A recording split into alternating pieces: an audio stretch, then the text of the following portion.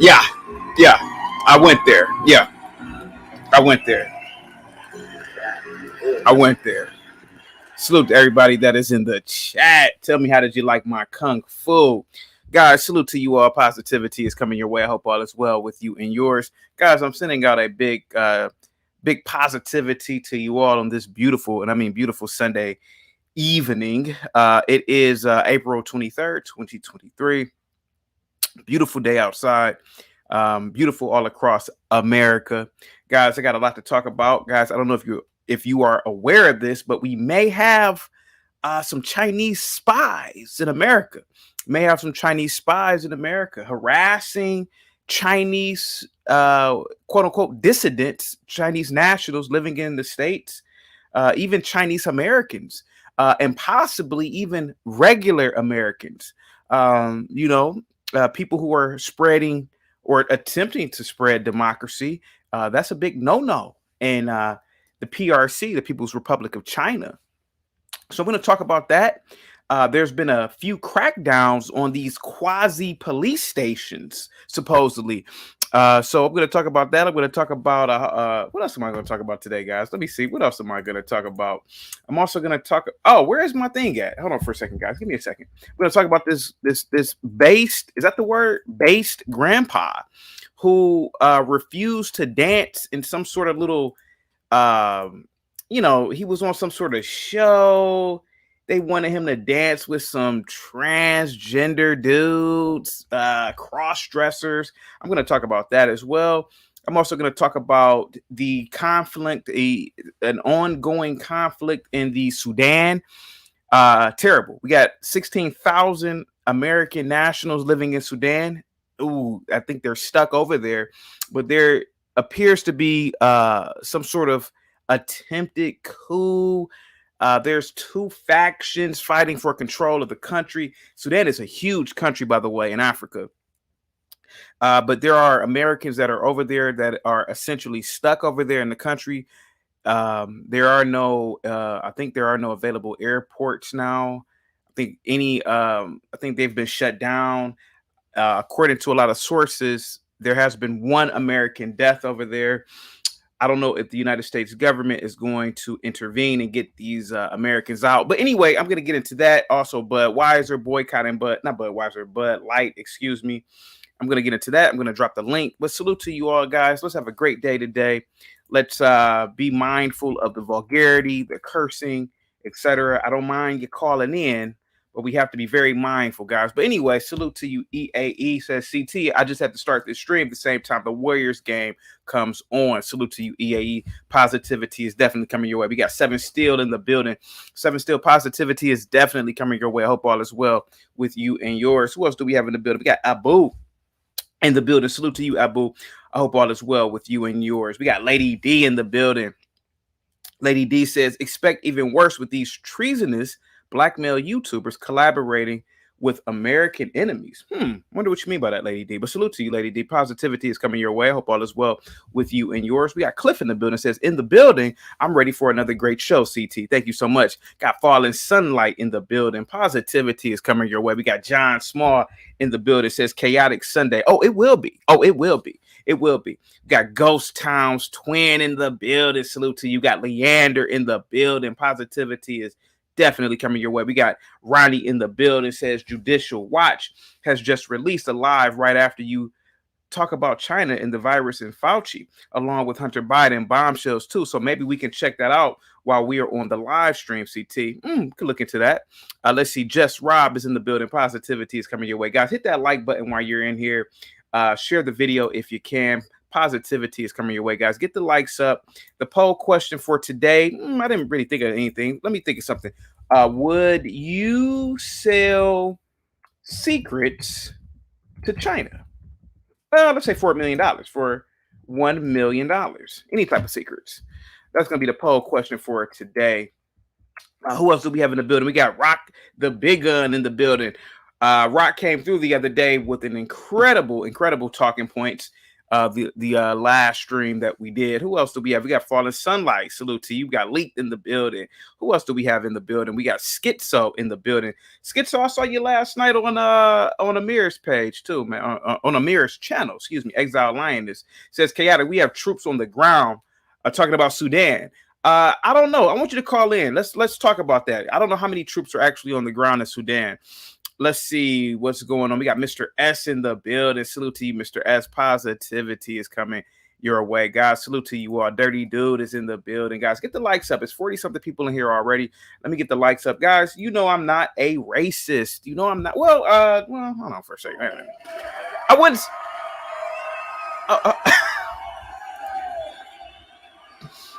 Got Luke Casey in the building.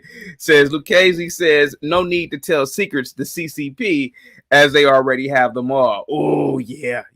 Let me see what the poll is like. The poll question says, would you sell secrets to China? 27% of you said yes. Oh, treasonous.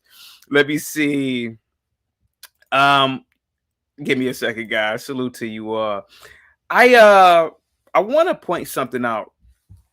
So, when I was younger, many years ago, when I was 18, which was 20 years ago, early 2000s, at my university, and look, I'm not racist at all. I'm not. But I observed a lot of things. And, this is only one observation from one dude who happens to get on YouTube. When I was 18, my college had some sort of satellite program with China. Now, hear me out. Hear me out for a minute. Now, a lot of these kids from China that came over, these were students that were a part of a program. It must have been hundreds of them. But one thing I noticed about these students from China when they came over, they stuck to themselves. Now, looking back at it, give me a second here. Now, looking back at it, I'm thinking, maybe they just sticking to themselves because they are in a foreign country. Maybe they're sticking to themselves because, language barrier, et cetera, et cetera. But then when you get older and you start really looking back at it, man, listen. Please forgive me for saying this. I think, turn it off. I think a lot of those Chinese kids were spies. Now, wait a minute. Now, listen. Just hear me out for a minute. Hear me out. Just hear me out. They were spies. And listen, I'm not talking about some villain in a movie. I'm not talking about some James Bond-ish, some cartoonish spy, right? But they were more like observers to a degree. It's almost like they came over here just to, gather resources, get the education, and haul ass back to China. It's like it was weird, but they never mixed and mingled with the black kids, the white kids. They didn't do it for some reason. And I'm telling you, man, I really believe that in China, man, they are telling those kids everything, your entire existence is based on China. It's based on the history. It's based on the current government. It's based on a Chinese-centric view. And if you are around these other people, you may get corrupted. And I see it even here in the States, man. Like a lot of these Chinese people, man, they don't. The masses of people don't mix and mingle with Chinese Americans, Chinese nationals, etc. At least from the perspective of the way I see it. I mean, at least from my experiences. And I feel like even the ones that are born here, and please forgive me, even the ones who were born here, man, a lot of times they still have this pro-Chinese view of the world. And China, uh, the number 2 population on the planet, largest army, if I'm not mistaken, on the planet. They're spreading their wings across the planet now. They're in Africa, building infrastructure. They're in other parts of the planet, subsidizing infrastructure, etc. And I really believe, man, and please, man, like I said before, I'm just some dude talking on the internet. But I really believe that the Chinese, they have this global mindset, like, not perspective, but they have this, they're gonna conquer the world without ever firing a shot. And that's what I really believe, man. That's what I believe wholeheartedly. I don't have any proof on it. But that's what I totally believe. Ghost Town says, CT, I'm about to spill the beans. I got top secret intel. Oh, yeah. Dirty Dude says, they were just learning how to build weather balloons, chaotic. Oh, yeah. Possibly so. Let me see who else is in the building.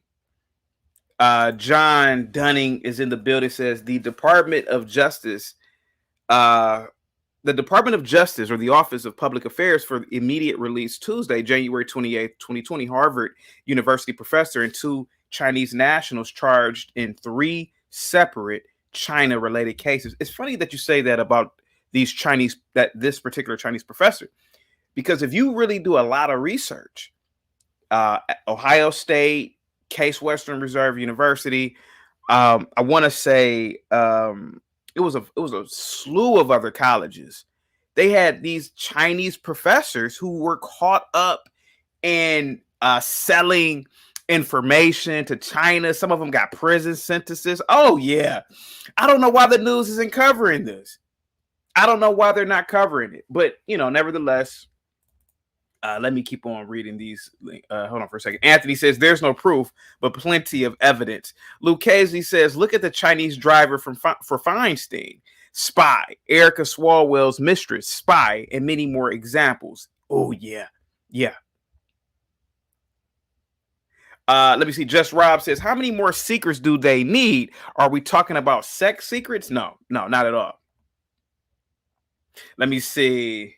Salute to everybody, man. Get those likes up. Positivity is coming your way, guys. I want to let you guys know something, man. I'm not racist, man. I'm not. But I'm just telling you what I see. And I really believe Xi Jinping, the current president of China. Man, I really believe that, people say America is pro-imperialism. Nah, man, I really believe it's the Chinese, to be completely honest with you. And they don't want their citizens really tainted with pro-democracy or democratic or democracy ideology. Oh, absolutely not. They don't want that. And that's why a lot of free speech, a lot of media is heavily regulated in China. And think about America, right? You come to America, you can get on YouTube like I'm doing right now, and you can spill the beans and be a Negro whisperer or a Chinese whisperer all day long, And these quote unquote secret police stations, they're monitoring and controlling a lot of these Chinese nationals who have the ability to get on YouTube here, who have the ability to get on Twitter here, who have the ability to have a soapbox here and spout all these, quote unquote anti-Chinese propaganda, if you will. Think about somebody here, think about a Chinese national here or a Chinese American here who is from the perspective of China, a dissident. Think about somebody here who can have a fan base of 50 million people and get the attention of 50 million Americans. Imagine one Chinese person here that is talking against the government in China, and think about movements here that can be successful here. They don't want that in China. China doesn't want all that protest. Are you crazy? It's a billion people, over a billion people. So, in my opinion, I think that's what's going on here. But let me read some of this article real quick. Give me a second here. Salute to everybody that is in the chat. Let me see. Master says, read the book Stealth Wars. Oh, yeah. Yeah. Let me see real quick. Give me 1 second. Guys, get the likes up. Get the likes up, guys. Salute to everybody. All right. Let's see here. Check this out. Two arrested for operating illegal overseas police station of the Chinese government. Defendants are New York City residents who allegedly operated the police station in Lower Manhattan and destroyed evidence when confronted by the FBI. So, while you guys are you guys are running around, trying to decide what's a female, what's a man, all of this nonsense. You literally have a lot of subterfuge and espionage going on right in front of you. Let me keep on reading this real quick. It says a complaint was unsealed today. This article is actually from April 17th. A complaint was unsealed today in federal court in Brooklyn, New York, charging 2 defendants in connection with opening and operating an illegal overseas police station. This is from this is from justice.gov. You can look this up yourself, which is located in Lower Manhattan. For a provincial branch of the Ministry of the Public Security of the People's Republic of China. Damn.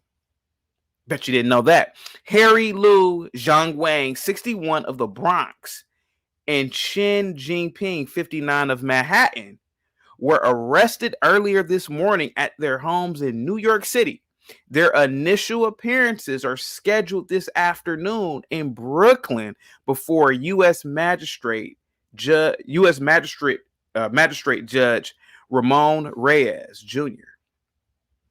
As alleged in the complaint, Liu and Chen are charged with conspiring to act as agents of the People's Republic of China, the government, as well as obstructing justice by destroying evidence of their communication with an MPS official.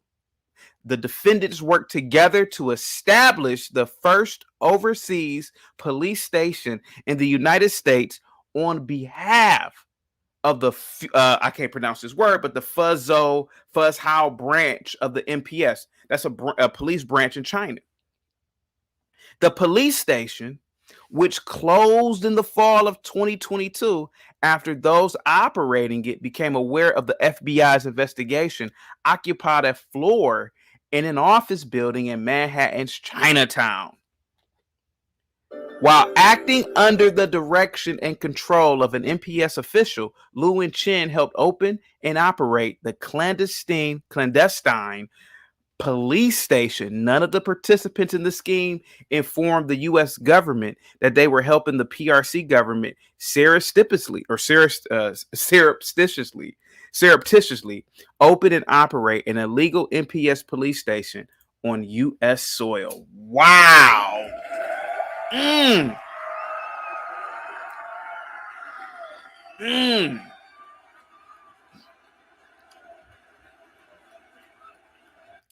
Imagine this for a minute, right? You don't like your government, right? So you come to America. And this is why I can't stand Americans, especially Black Americans. You think you're oppressed? You think you're going through something? Imagine this. You're a Chinese national. You're in New York. You make a comment. I don't like the government in China. I don't like that government. I don't like my government. And somebody comes to you and says, "Hey man, we heard what you said. And they show you a picture of your family back in China. And they say, "Hey man, we heard what you said, man." You know what that is? This is this is what's going on. It's wild. And I'm surprised nobody's talking about it. Damn. Could you imagine that? You're hell, you could probably be a Chinese American. Hell, you could probably be an American. Hell, they probably might come to me now. Hey man, don't be saying anything about China.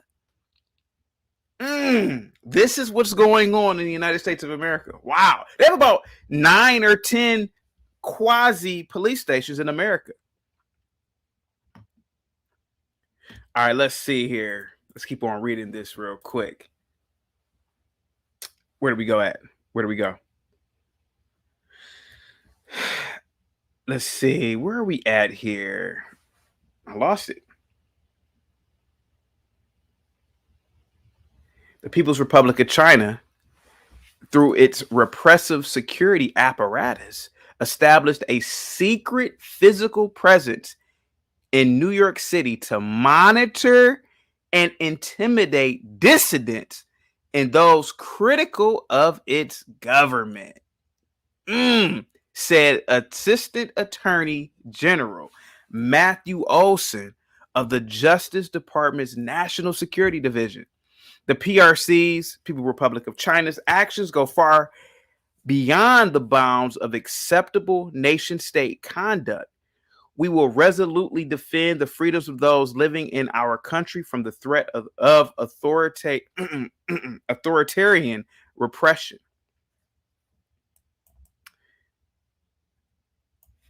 Imagine. You know why you don't hear? Check this out. In America, athletes, actors, actresses, these little woke professors, they have march and protest about, let's march and protest Donald Trump. You notice LeBron is quiet about anything dealing with China? Keep it real. Keep it real. Keep it real.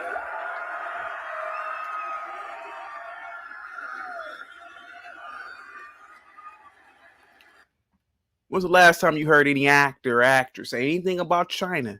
Anything about the Uyghurs in China? How the people are watched and monitored 24/7? You don't hear anything about that, huh? You didn't hear anything about this until I told you. No?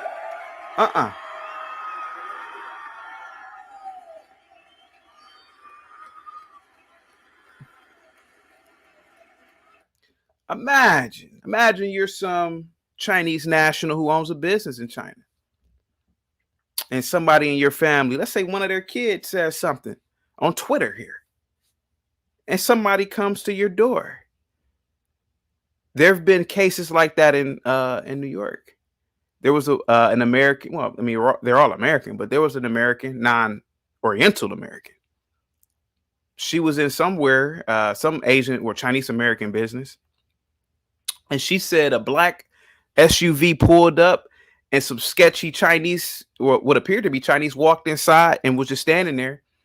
And she said, well, they probably were waiting for her to leave out so that they could intimidate the owner. See, you don't hear about this stuff.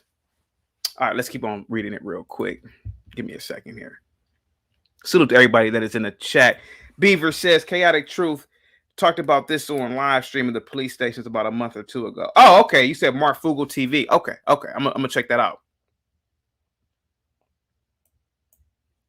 Yeah. How come LeBron isn't mentioning anything about this? How come who's another little woke? Who's another woke? Oh, Don Lemon. How come Don Lemon isn't mentioning this? Let's keep on reading it real quick. The article goes on to say that This prosecution reveals the Chinese government's flagrant violation of our nation's sovereignty by establishing a secret police station in the middle of New York City, said U.S. Attorney Breon Peace for the Eastern District of New York. Could you imagine, if you will, could you imagine if the New York Police Department, hold on for a minute. Could you imagine if the New York Police Department set up an illegal satellite police station in China and had its officers in plain clothes rounding up Americans over abroad, hassling, shaking down Americans abroad? Are you crazy? No, never. Let's see here. Let's see. People are saying the CIA does the same thing. Yeah, possibly. Let me see real quick. Salute to you all. The article goes on to say, not article, this is actually from the justice.gov website. As alleged, the defendants and their co-conspirators were tasked with doing the People's Republic of China's bidding, including helping locate a Chinese dissident living in the United States, and obstructed our investigation by deleting their communications. Such a police station has no place here in New York City or in any American community. Oh, this is absolutely terrifying. Because if you ask me, when does it stop? You got to think about it like this, right? Even what I'm doing right now, what if these people who are pretending to be some office, oh yeah, we're just here to help you with your ID, this Chinese office. What if their agents say, hey man, these Americans are running their mouth, and they start coming after us? Accidents might start happening. People may start getting injured. Hey, you think that car accident was a car accident? And that's what happened in California a few weeks ago or a few months ago. There's this Chinese guy, American Chinese guy. He's speaking out against the government or the Chinese government. And he said that somebody accidentally tried to run him off the road. Oh yeah. What if this starts happening to, let's say, like a lot of the Americans like to dibble and dabble in a lot of foreign affairs. Back in the 90s, you had a lot of college students that were protesting apartheid. But what if there were South African agents that came over here and started hassling these college kids? Didn't happen. But what if? But see, China has the power to do it. What if, and just hear me out, what if somebody comes knocking at your door? Oh, Chinese national spy knocking at your door saying, oh, okay. Hey, how's your family in Arkansas doing? Let's say you have family in Arkansas. They say, how's your family in Arkansas doing? And that's all they say to you and walk out the door. That's exactly what's happening to a lot of these people, man, in America. Let's keep on reading this real quick. Let me see. It is simply outrageous that China's Ministry of Public Security thinks it can get away with establishing a secret, illegal police station on U.S. soil to aid its efforts to export repression and subvert our rule of law, said Acting Assistant Director Kurt Ranow of the FBI Counterintelligence Division. This case serves as a powerful reminder that the People's Republic of China will stop at nothing to bend people to their will and silence messages they don't want anyone to hear. The FBI is dedicated to protecting everyone in the United States against efforts to undermine our democratic freedoms, and will hold any state actors and those who help them accountable for breaking the laws.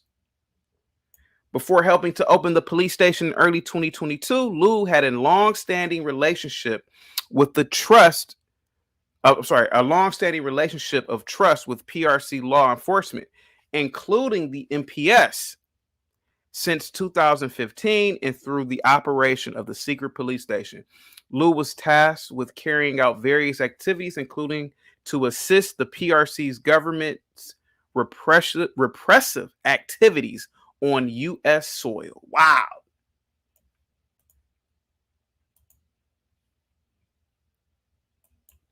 You ever knew somebody from somewhere else? They didn't want to learn the language.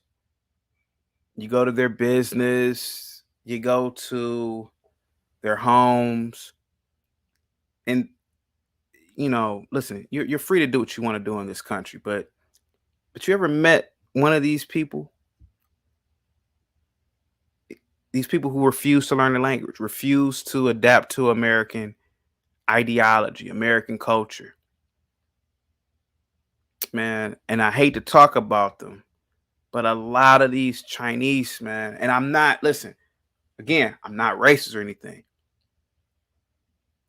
But even with a lot of these Chinese, man, it's almost like when you go into their businesses, you go into their establishments, it's like you go into a quasi land, like they have it. It almost feels like you're in China. I'm telling you. You ever go into a nail salon or one of those nail salons or with some female, and they have the lanterns and the music, and it's like they refuse. It's like they refuse to be American for some reason. It's like they're just here to get money, to get resources, and that's that. I'm not saying they're all like this, and maybe I shouldn't be saying this at all, but a lot of these Chinese, man, and I think a lot of them are spies, to be honest with you, man, to be completely honest with you. And again, not in a bad way or anything like that, but what I'm saying is that their interest are generally for China. And if one of them or two of them say, you know what, I'm all about democracy, I'm all about America, that one or two might be a big no-no, because that one or two may have a big voice. So they try to repress it as much as possible. Much as possible. Professor Ozzy says there's a Chinatown in almost every major city in America. Oh, it is. It is.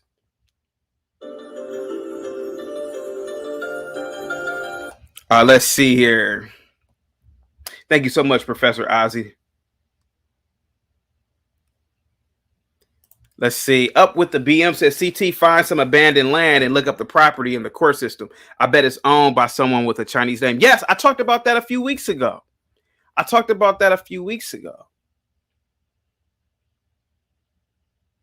the Chinese own a lot of property in America, a lot of land.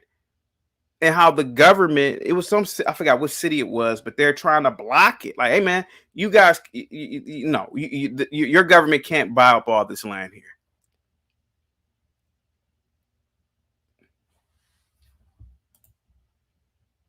Let's see here. Hillbilly says, would you trust a Chinese doctor to give you a shot? No, absolutely not. Nah, I don't know. I mean, I don't know. Maybe, I don't know. I've never had a Chinese doctor before. I've only had white and Nigerian. No, when I was a kid growing up, I did have a Black American doctor. I wonder if he's still alive, though. Let's see. In 2015, during the People's Republic of China's president Xi Jinping, his visit to the United States, Liu participated in counter protest in Washington, D.C. against members of a religion that is forbidden under PRC law. A deputy director of the MPS awarded Liu a plaque for the work he performed on behalf of the PRC government. In 2018, Liu was enlisted in efforts to cause a purported PRC fugitive to return to the PRC. The victim reported being, check this out. This is one of the guys who was arrested for this police station in New York, this Chinese police station. In 2018, Liu was enlisted in efforts to cause a purported PRC fugitive to return to the PRC. The victim reported being harassed to return to the PRC, including threats of violence made to the victim and the victim's family in the United States and in the PRC. That's crazy. That is absolutely crazy when you sit back and think about it.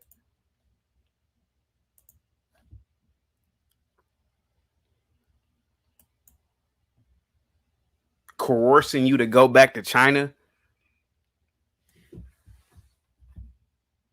Keep on worrying about transgenderism. Keep on worrying about the basketball games. Keep on worrying about all that stuff, guys. Let's see. Hold on for a second here. In 2022, the MPS official sought Liu's assistance in locating an individual living in California who is a pro-democracy activist. In turn, Liu enlisted the help of another co-conspirator. Later, when confronted by the FBI about these conversations, Liu denied that they occurred. Wow.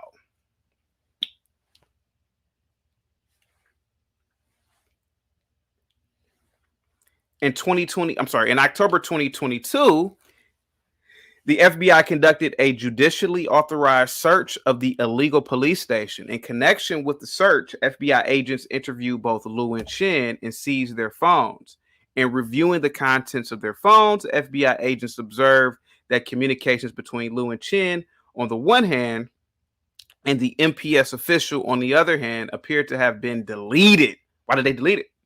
In subsequent consensual interviews, Liu and Chen admitted to the FBI that they had deleted their communications with the MPS official after learning about their ongoing FBI investigation, thus preventing the FBI from learning the full extent of the MPS's directions for the overseas police station.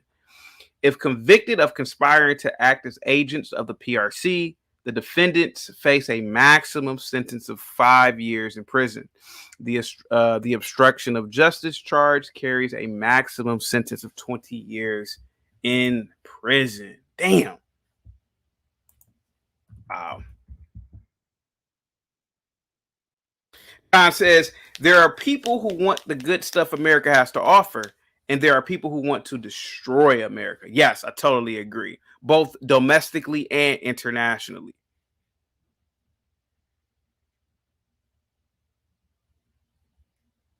Let me see.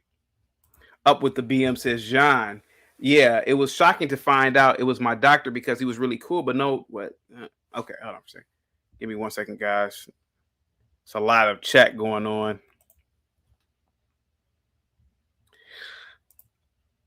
Five individuals charged. This is from justice.gov. 5 individuals charged variously with stalking, harassing, and spying on U.S. residents on behalf of the PRC secret police. This is from March 16th, 2022. Defendants participated in transnational repression schemes to silence critics of the People's Republic of China residing in the United States and abroad, including by attempting to disrupt the campaign of a U.S. military veteran and candidate for U.S. Congress in Brooklyn who expressed views critical of the PRC, and by scheming to destroy a PRC dissident's artwork criticizing the PRC government.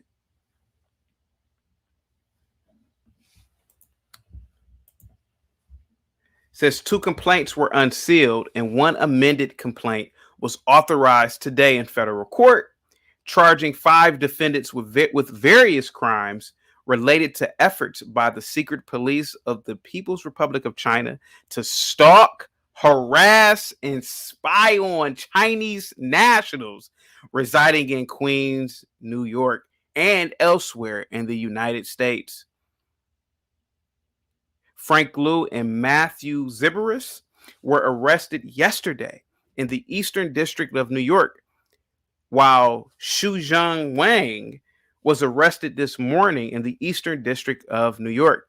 Their initial appearances are scheduled this afternoon in Brooklyn before U.S. Magistrate Judge James R. Cho.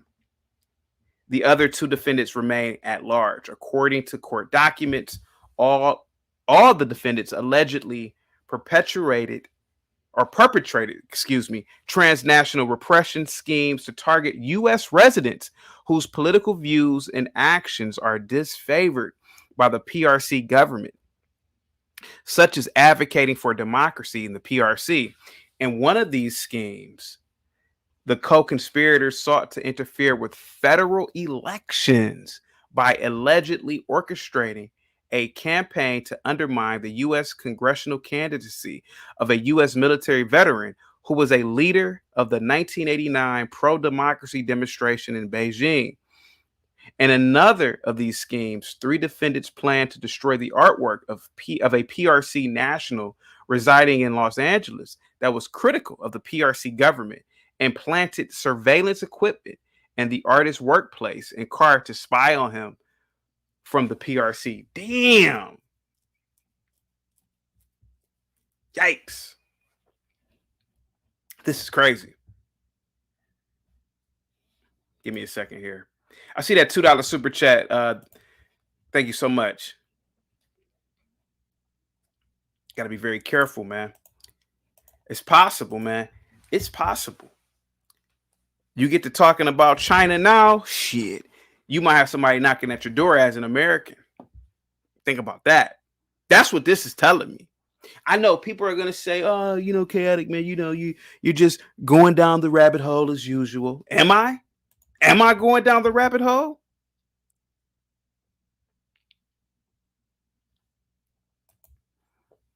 Or is it possible that in America, man? Well, you know what? In America, people don't really care really about. I mean, I hate to say this, man, but people don't really care about what's going on overseas because people are too caught up on race and you know who's sucking whose penis in the bedroom. That's what we care about in this country. We're too worried about transgenderism in this country. Sick stuff. You know, so people don't really care about this stuff. People don't really care. Let's see. Wait a minute. Hold on for a second. Balkan says China understands that in order to stay in power, they need to control the conversation everywhere, even in other countries. Yes. Oh, yeah, I can see that. And what I'm fearful of is, are they going to do these tactics on non-Oriental Americans? They're already muscling their own people. Like I said, imagine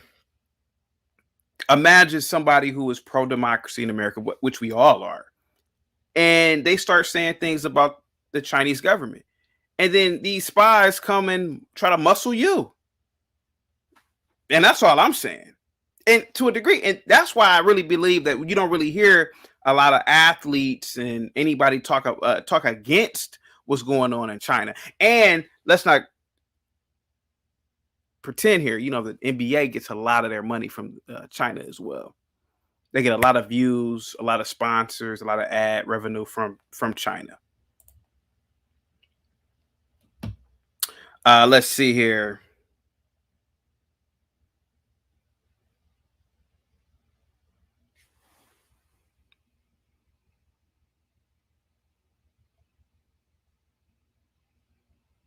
Mrs. NYC says, I hate to say this, chaotic, but not everybody is pro democracy in America. Just saying, we got a lot of people allowing others to destroy within. Yeah, I agree.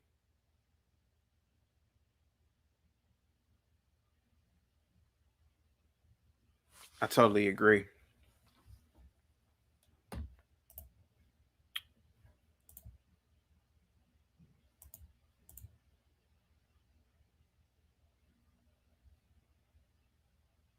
Transnational repression harms people in the United States and around the world and threatens the rule of law itself, said Assistant Attorney General Matthew Olson excuse me, of the Justice Department's National Security Division.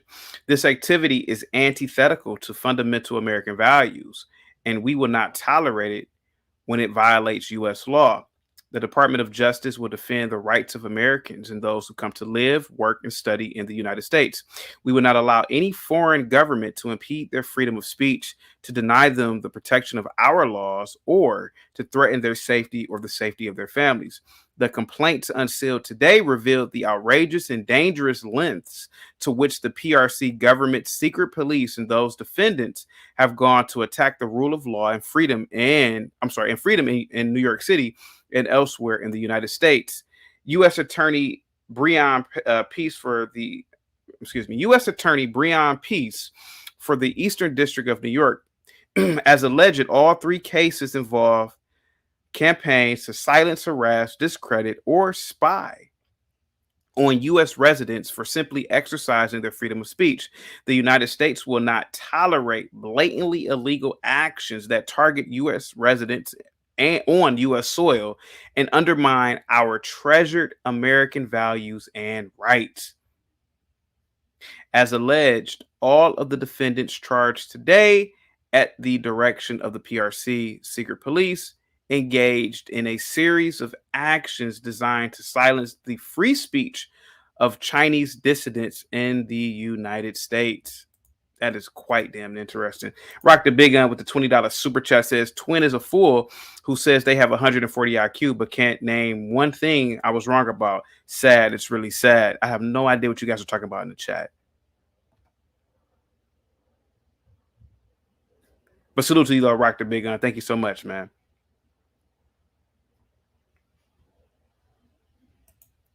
Thank you so much. I really appreciate that. United States versus, man, these some weird names. Quim Jung. Oh, man, come on. Let me see. Quiming Ling, 59, of the People's Republic of China, is charged with conspiracy to commit interstate harassment, as well as conspiracy and attempt to use of a means of identification in connection with the interstate harassment conspiracy. As alleged, Lin works on behalf of the PRC's Ministry of State Security. The MSS is a civilian intelligence and secret police agency responsible for counterintelligence and political security. Damn. This is what's going on in the United States right now. Beginning in September of 2021, Lin hired a private investigator in New York to disrupt the campaign of a Brooklyn resident currently running for U.S. Congress. Wow. Talk about political interference. That's crazy. Let's see here. Let me drop the link real quick. Give me 1 second. Let me see. Richard says, can't read the Chinese names. No, I can't. Let's see. Let's see. Could you imagine going to another country and hiring someone in their country to alter or create some sort of subterfuge in their elections? Man, you'll be swinging from a damn tree, man. They'll kill you.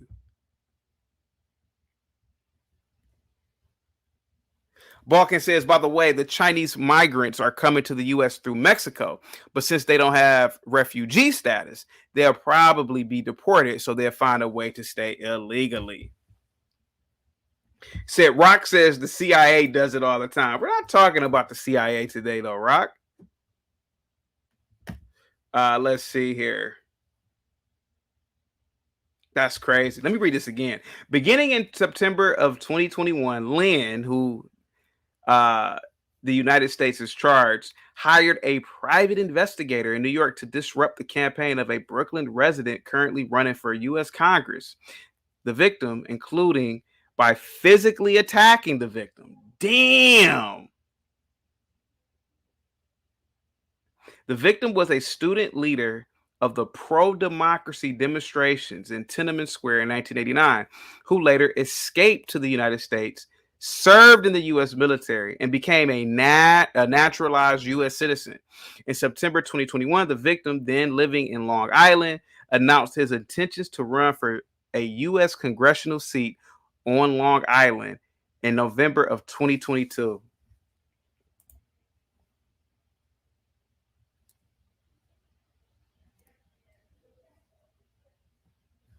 Let me keep on reading this real quick. In hiring the private investigator, Lynn explained that if the victim was selected during the June 2022 primary election, then he might be elected to be a legislator.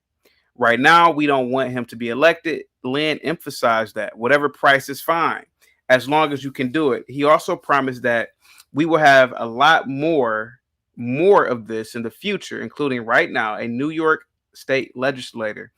Lynn explained to the PI that Lynn was working with other unidentified individuals in the PRC to stop the victim from being elected to Congress. Damn.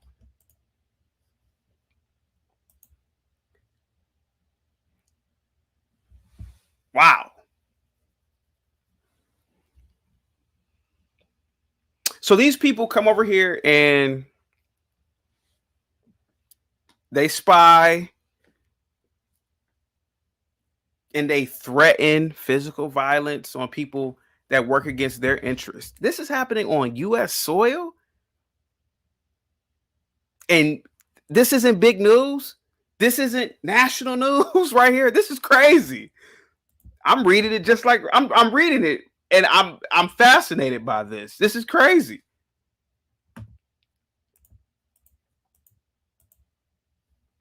As alleged, Lynn first asked the PI to provide information about the victim, including the victim's address and phone number, which the PI later provided. Lynn also requested that the PI unearth derogatory information about the victim, or if not so much information could be found, manufacture something like what happened to a famous pianist. That request referred to an incident in Beijing in which the pianist was reportedly detained after allegedly being found in the company of a prostitute. Lynn later reiterated that if the PI could not uncover a scandal, then or if the PI couldn't uncover a scandal, then create one. Lynn also encouraged the private investigator to find a girl or to see how he goes from for prostitution, take some photos or something of that nature. Wow, that's crazy. Khan says China has infiltrated almost every aspect of our lives. They are operating a propaganda machine over here as we speak. Could you imagine this? So whoever they're not naming the person, but the person is of Chinese descent, served in the military here, became a naturalized citizen. I guess it wouldn't benefit the Chinese government for this person to, run for Congress.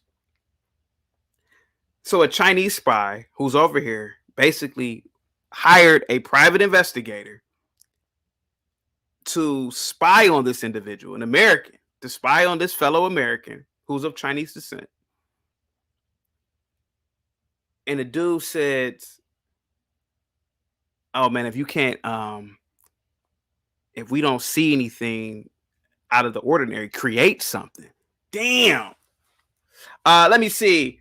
Jordan says, "CT, how much to boot for 25 minutes?" I have no idea what you're talking about. You're gonna have to be more clear with that.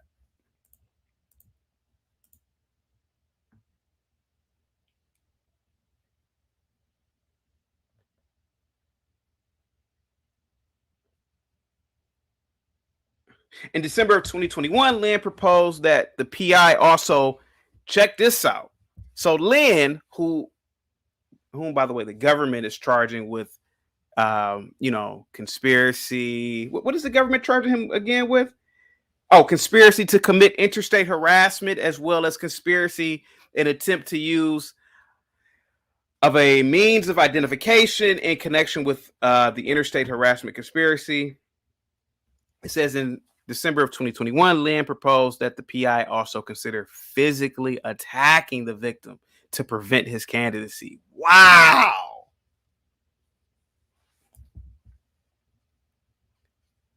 You can start thinking now, aside from violence, what other plans are there? But in the end, violence would be fine too.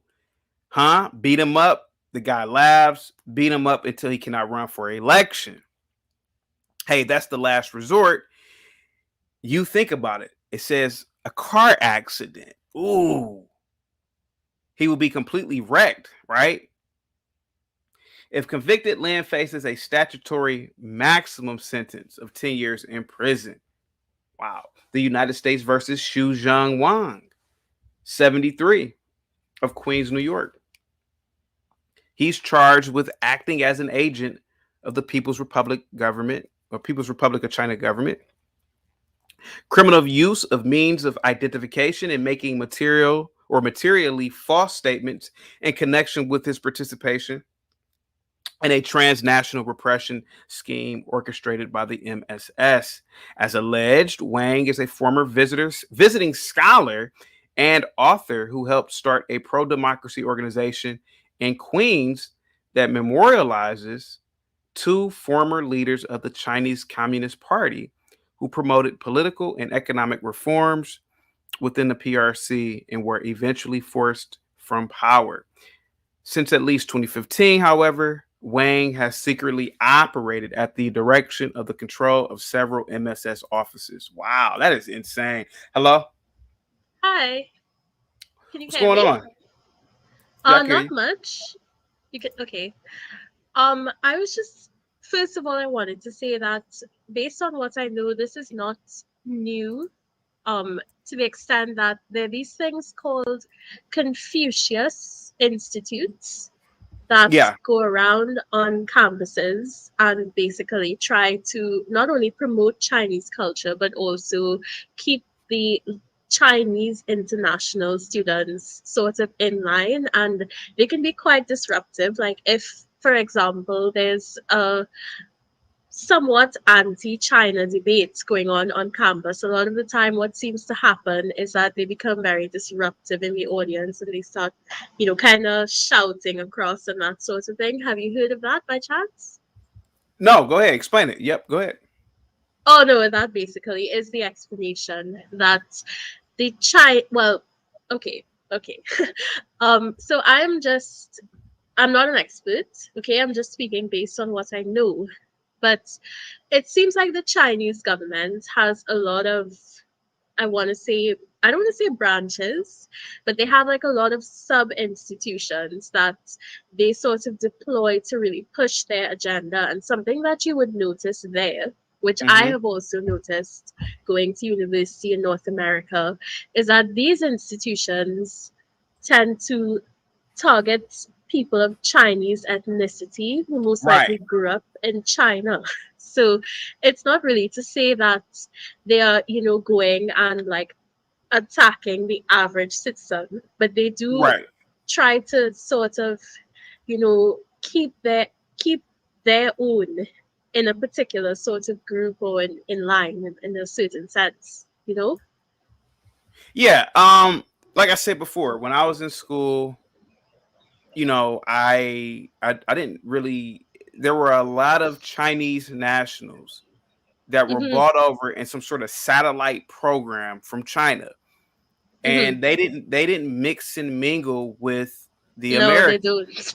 They And I they didn't eat think about it back. together, they Yeah, live together, they yeah, they didn't mix and mingle. And now that I've gotten older, I understand geopolitical. I proficiently understand it. I'm not an expert in it, Mhm. I believe that they have a culture of wherever you go on the planet, you are a Chinese. And I believe that's what, yeah, and I believe like these organizations are nothing but spy networks. And I know it sounds crazy, but the evidence, I'm reading off the evidence right there. Just in New York, the FBI had to shut down what appears to be some sort of Chinese organization who operates out of an office, but it's a spy network. And I feel like that is a way of conquering, like, being in this country and the people here who are, or Chinese nationals, or I would even say like Chinese Americans who are born here. ABC's It's still American born Chinese. yeah, it's still a way to keep them under control.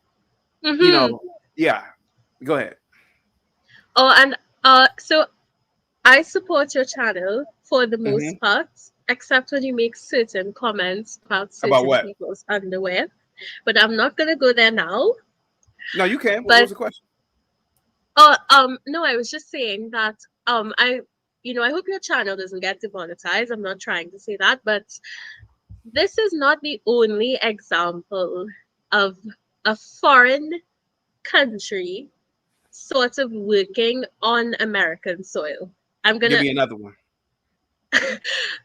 So have you heard of? I think it's pronounced Elon Umar. I could be pronouncing that wrong. Oh, the congresswoman. Precisely, Yeah, what about right? her? She's like Muslim. Yeah, she's from She's Somalia, I a think. yes, and I believe she's actually. I'm not sure if she's actually a refugee. From what I understand, she is a refugee. Yeah, she is. Right. So she sent particular tweets, posted, whatever, about how sort of the legislative agenda is swayed by particular lobby groups. And she was removed from a panel recently because of her comment, because of her tweet. She said it's all about the About Benjamins, hmm right? yeah.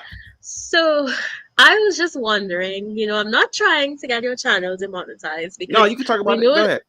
we know that is I don't want to say endemic to YouTube right now.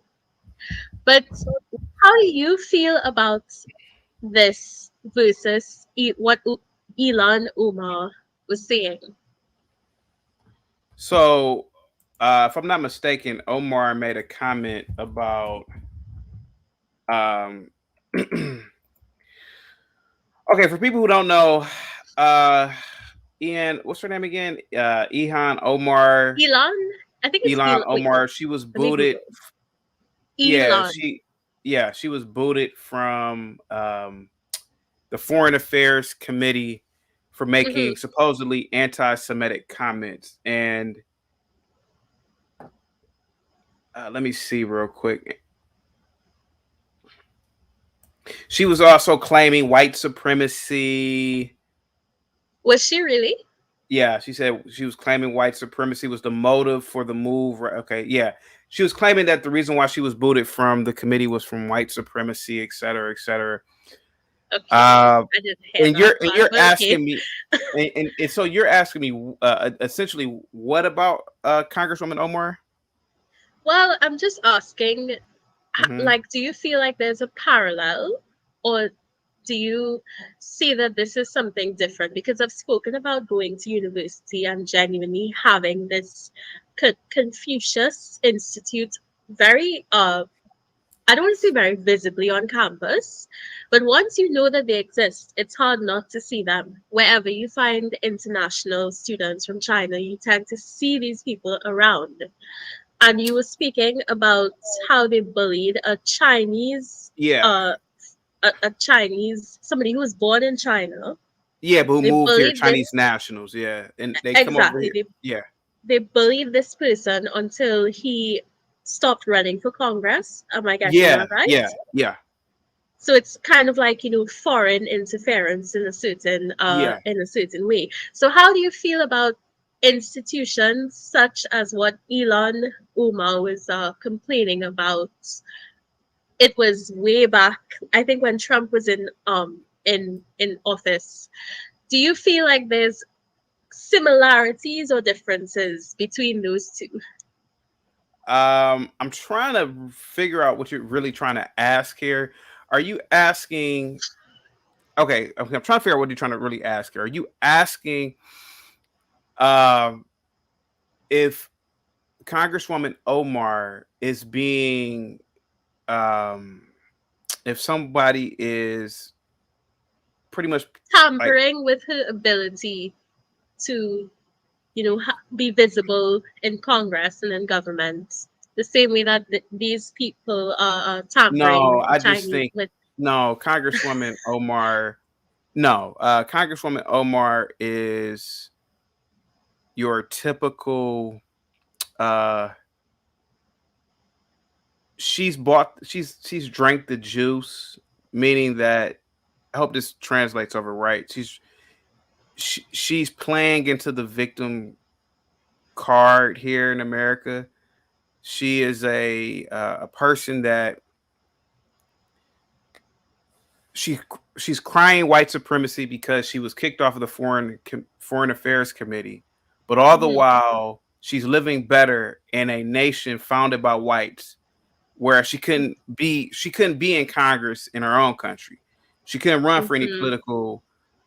She couldn't do anything in her own country. She would never go back to her country and let's be honest and be a resident there. I think it's a little bit different to a degree compared to what's okay. going on. Yeah, I think it's different. Yeah, Mhm. yeah. I think that's what you're asking. But go ahead. Go ahead. Oh, no, no, no. That Mhm, was what I was asking, because a lot of mhm. people are speaking about interference, and they tend to particularly, No, nobody's interfering with Congresswoman Omar. She's an idiot. She's not a good congresswoman. Yeah. but can you give me an example of Uh, why? Because as a I'll give young you. Oh, black I'll definitely give you an woman, example. The fact that she got kicked off of the Foreign Affairs Committee and blamed it on white supremacy.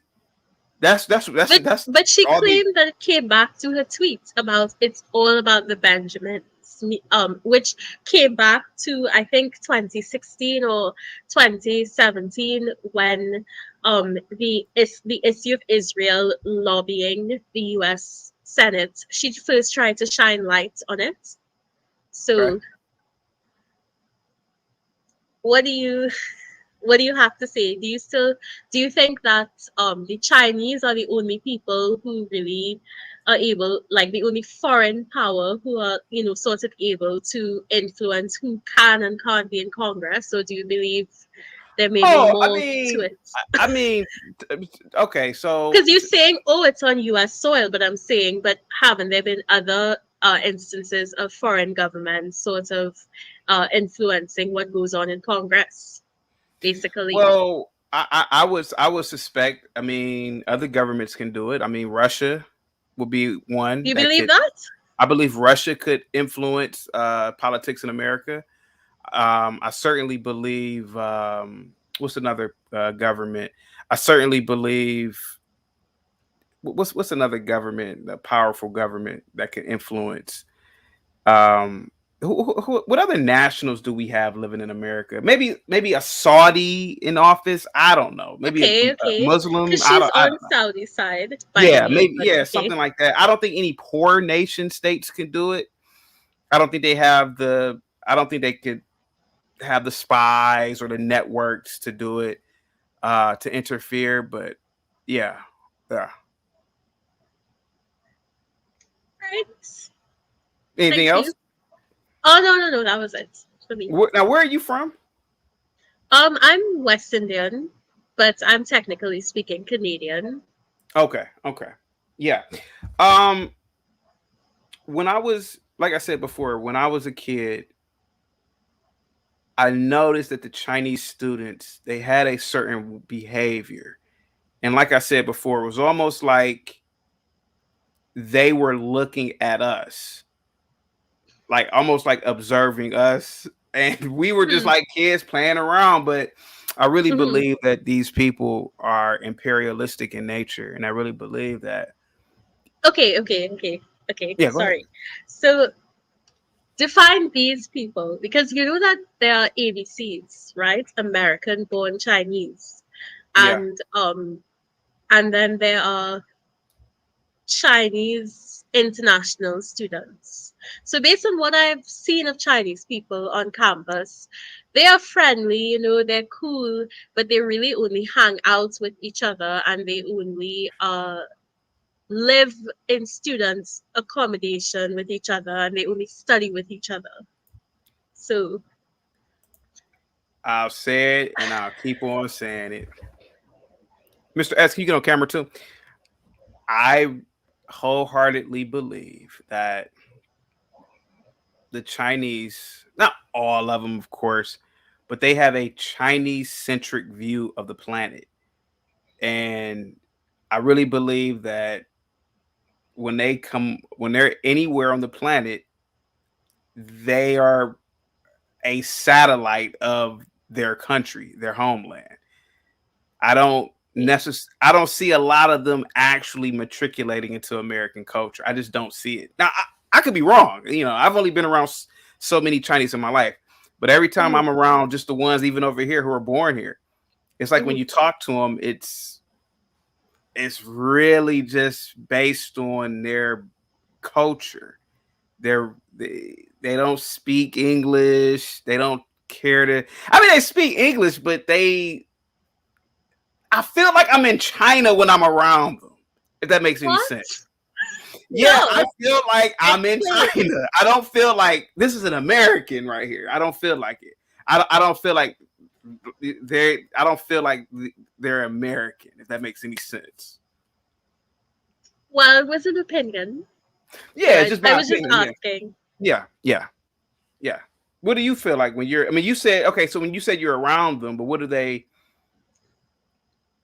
Um, I don't have like any specific. I don't feel like I'm in China. But I feel like with the international students, they are very clique-ish, clique, Yeah, like click. yeah, I don't know how you pronounce it, but they do tend to stay together. And I'm yeah, saying that before I learned about the Confucius Institute, I actually never noticed them. But when I did notice them, what they were doing was, for example, derailing debates about democracy. I've been to one about the death penalty in China, and there was this Chinese student who was sort of, very vigorously agitating for the death penalty in Canada because he was saying that in China they they I guess I not trying to get anybody demonetized, but they shoot the person and make the family buy the bullets. And he was basically pushing that argument as something that needed to be more adopted in the West. And there was like a whole group of people with him, and I didn't know who they were. But from what I understand, they were the Confucius Institute. So I don't, I feel like there's certain things that they only do with each other. And there's certain times when they allow their nationality to come out a bit more, as probably do most international students. yeah, But it's a different thing when there's a separate institute that has a presence at like open campus debates, for example, and you sort of have like these, I don't want to say mouthpieces for Chinese legislative attitudes just coming out in open debates on campuses. Do you date a Chinese man or something? What? No. Oh, How would okay. that even come up? Okay. It's just you know a lot about Chinese people. Okay, okay. And what university is this? Because I'm sorry.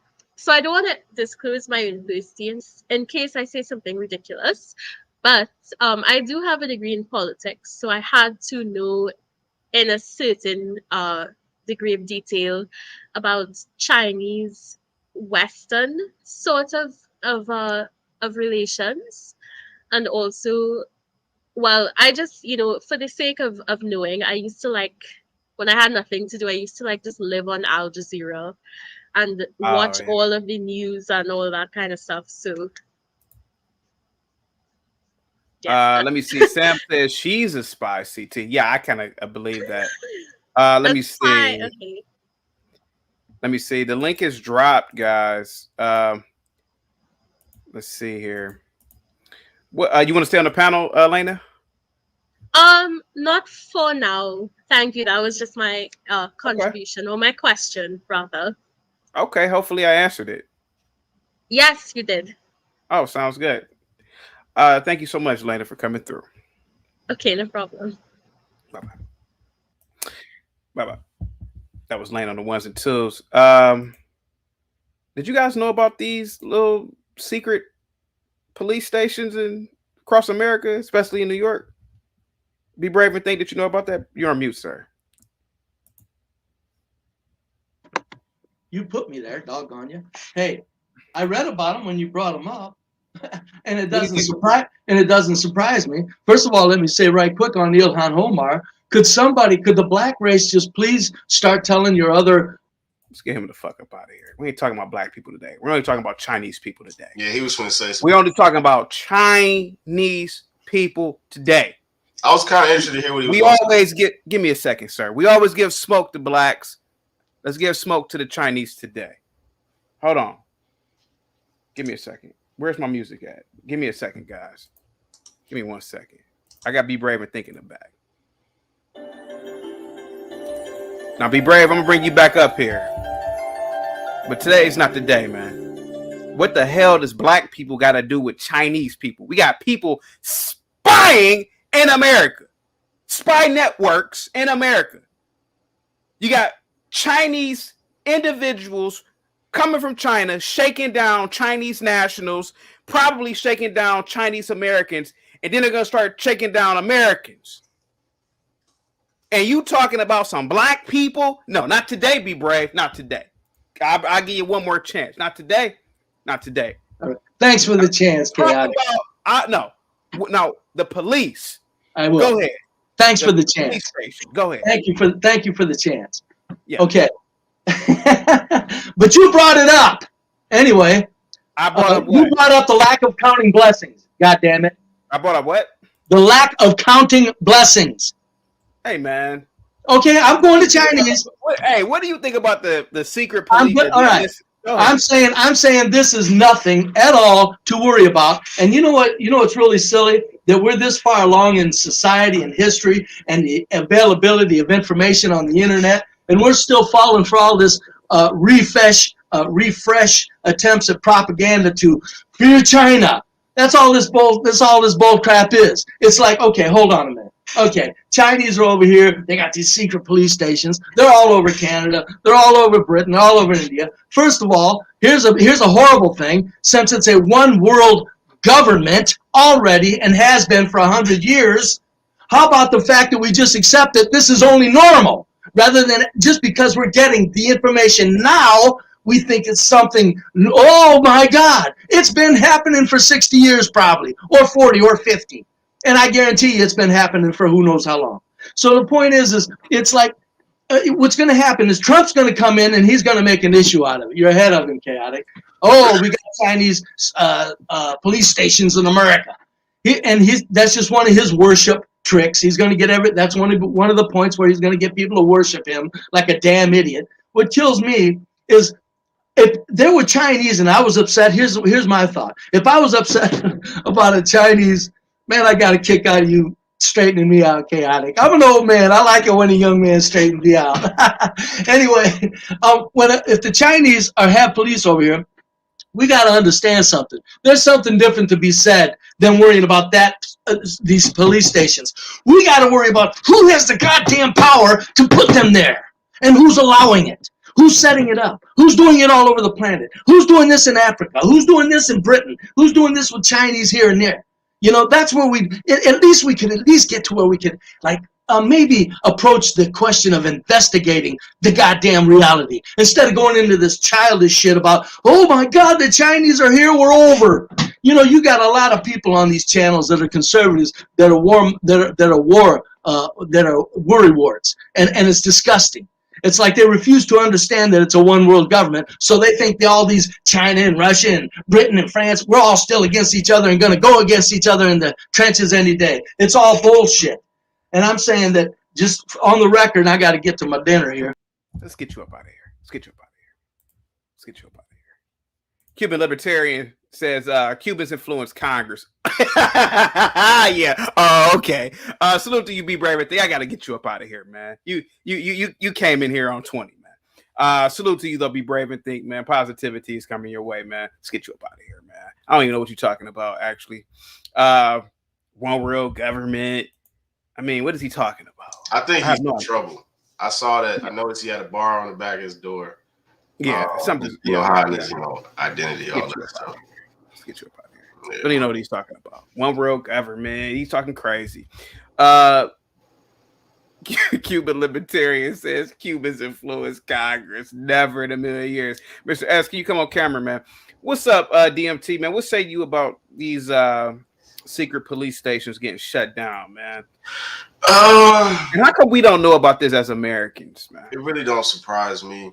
I remember a couple years ago out here in Houston, they shut down one of the Chinese consulates because they were getting, word that Chinese were sending their people here to kind of steal U.S. intellectual property. They were specifically sending them to universities. And it was crazy because I had just came off doing research at Rice University underneath a Chinese principal investigator.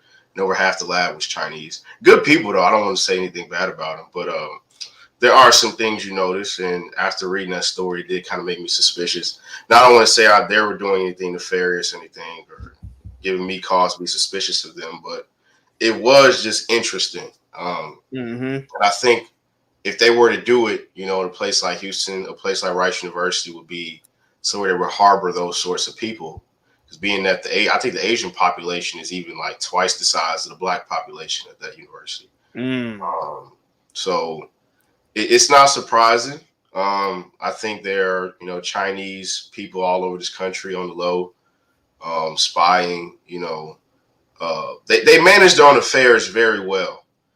In their communities and how they operate. They're very, because I notice other immigrant communities like Indians, or Africans, or even Europeans. I've worked with some Ukrainians and Russians that have come over. The Chinese always seem to really stay to themselves. Yeah, more so than others. Very tight knit group. I had the privilege of talk with some of them, learning a little bit about what they do. I remember they used to order food on the WeChat app, and like nobody else could order this food they were ordering from. Like I think I'm assuming it was straight from Chinatown, but they'd come deliver it. I was like, "Oh, how do you do that? Can we do that?" They're like, "No, you can only order this on the WeChat app." I'm like, interesting, but they bring like a whole smorgasbord of food. Yeah, and I'm like, this is interesting. So them having their own way of doing things. And having a secret police does not surprise me at all. It's just about how much we allow it. It seems to be that we allow a lot of this to happen, and we claim China is our enemy. But I don't know. I just think we give a lot of them free reign, and it's hard to tell who's who because how they operate. They're very tight knit and very secretive. So even if they are good people, they may be related to or working under people that have nefarious acts. So you never know. It's just a strange situation to be in. I mean, I guess the thing is that as Americans, at least in my opinion, we worry about nonsense. You could pretty much see that on YouTube. We fancy ourselves with who said what. Did you watch Power? How much weed is smoking this weekend? And here you go. You literally have people from an enemy state. Let's be honest, an enemy state. I know we do a lot of business with China, but it's still an enemy state. You have these people literally getting caught setting up satellite. spy networks in America. You could look this up. Causing subterfuge in the government, because that's what happened with that congressman. Manipulating elections. And nobody cares. Nobody cares. That's one of the problems I have with conservatives. Even when we do get a hold of information, the people doing nefarious stuff, they don't do nothing. No. You know, it's really hard to like I've seen all this information about even the Biden stories coming out and what he's done in China, his business dealings. And I'm like, nothing's gonna come of it. I don't know why y'all be like, a bombshell was just released. So and so found out that the CIA was coerced by the Biden administration to put out a letter, etc. I'm like, okay, well, what's gonna happen? Same thing with this situation.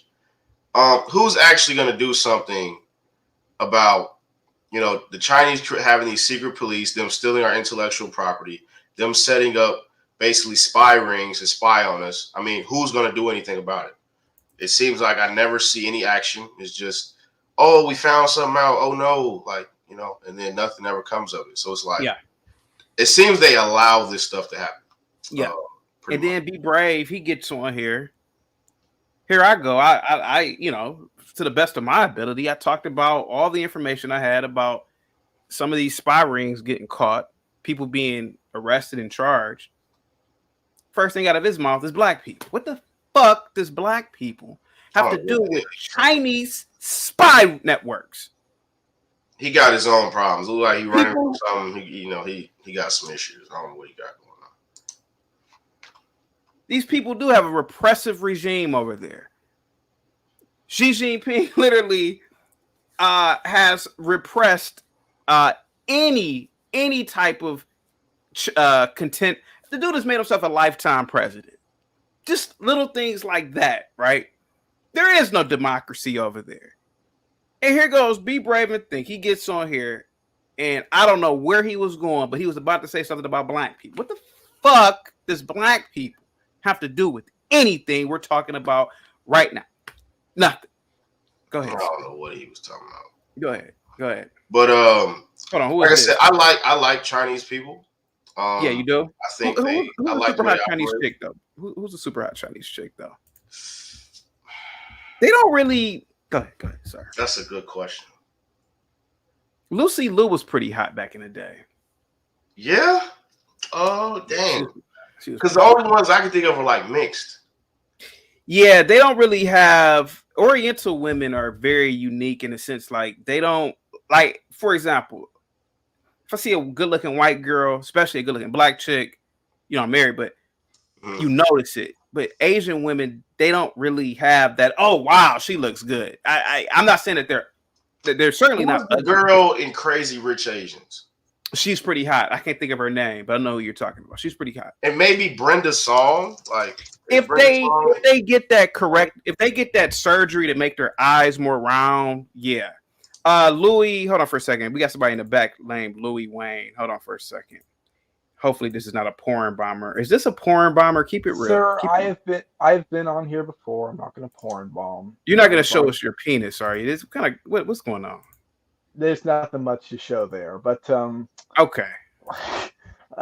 Honestly, I think it's very strange that y'all are talking about this today. But like, I remember seeing like articles about Chinese police stations, and I think it was New York last year. Like, I remember seeing that stuff last year. So it's like, and also this isn't anything like new. Like Israel and China, like they've both been like, there's always articles, if you know where to look, of like their agents getting caught like infiltrating this or leaking secrets about this. Like it happens all the time. I mean, I'm not happy about it. It's just like I don't consider this very unique personally.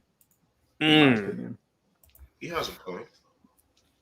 Like, why did Be Brave bring up black people, sir? And we're talking about China and spies. Why did he do that, sir? Are you asking me? Yeah, did you see what Be Brave? I have no idea. I caught like the last 5 minutes or like the last minute of film, but like I don't know. His mask looks weird. He looks like a strange individual. So yeah, I can't. Yeah, he's the Grand Dragon of the Ku Klux Klan, if you ask me. Is he actually? I don't know if he's he still is. in the back chat? Is he still in here? He could come back. He just pissed me off. Like, I mean, you know, normally I don't get mad at Be Brave and Think, but we always give smoke to And he Negro. says some silly stuff like, "I love it when a young man checks me." But Like, it's like we always talk about black people. The day that I'm talking about Chinese, nobody. It's for some reason. It's a global government. Blah blah blah blah blah blah. Why can't we ever give smoke to Chinese people? Well, I mean, it's very strange to me, honestly. It's like if you get caught doing something wrong, like we need to discuss this and we need to make sure it doesn't happen again. But you're right. This is not any time to talk about the black community with this shit. Yeah. Tia Carrera. Interesting. Hold on. Let me ask you a question, Louis. I don't know how old you are, but I'm 38. I've seen a lot of behavior in the Chinese community. I remember. Do you think that they practice colonialism without shooting a gun? I think that any powerful country has a brain, practices some form of colonialism, and I think the Chinese are very ethnocentric, and I think they're going for it. So yes, I would say, like, I have looked a little bit into like what they're doing in Africa. Like, they're not showing up in like red coats and rifles and whatnot, mowing down Zulus, but they are showing up with bank loans and trapping the natives. So yeah. Like I said, I went to school with a lot of Chinese, and I'm talking about Chinese who were bought over in some sort of like program. Mm-hmm. And like I said before, they didn't mingle with the American students. Like, they were always together in groups. They didn't study with anybody else but them. And now that I think about it, I'm thinking, man, I'm willing to bet they were told, hey, wherever you go, you are a Chinese, and these people are savages, talking about the Americans. Do you think that was happening even back then?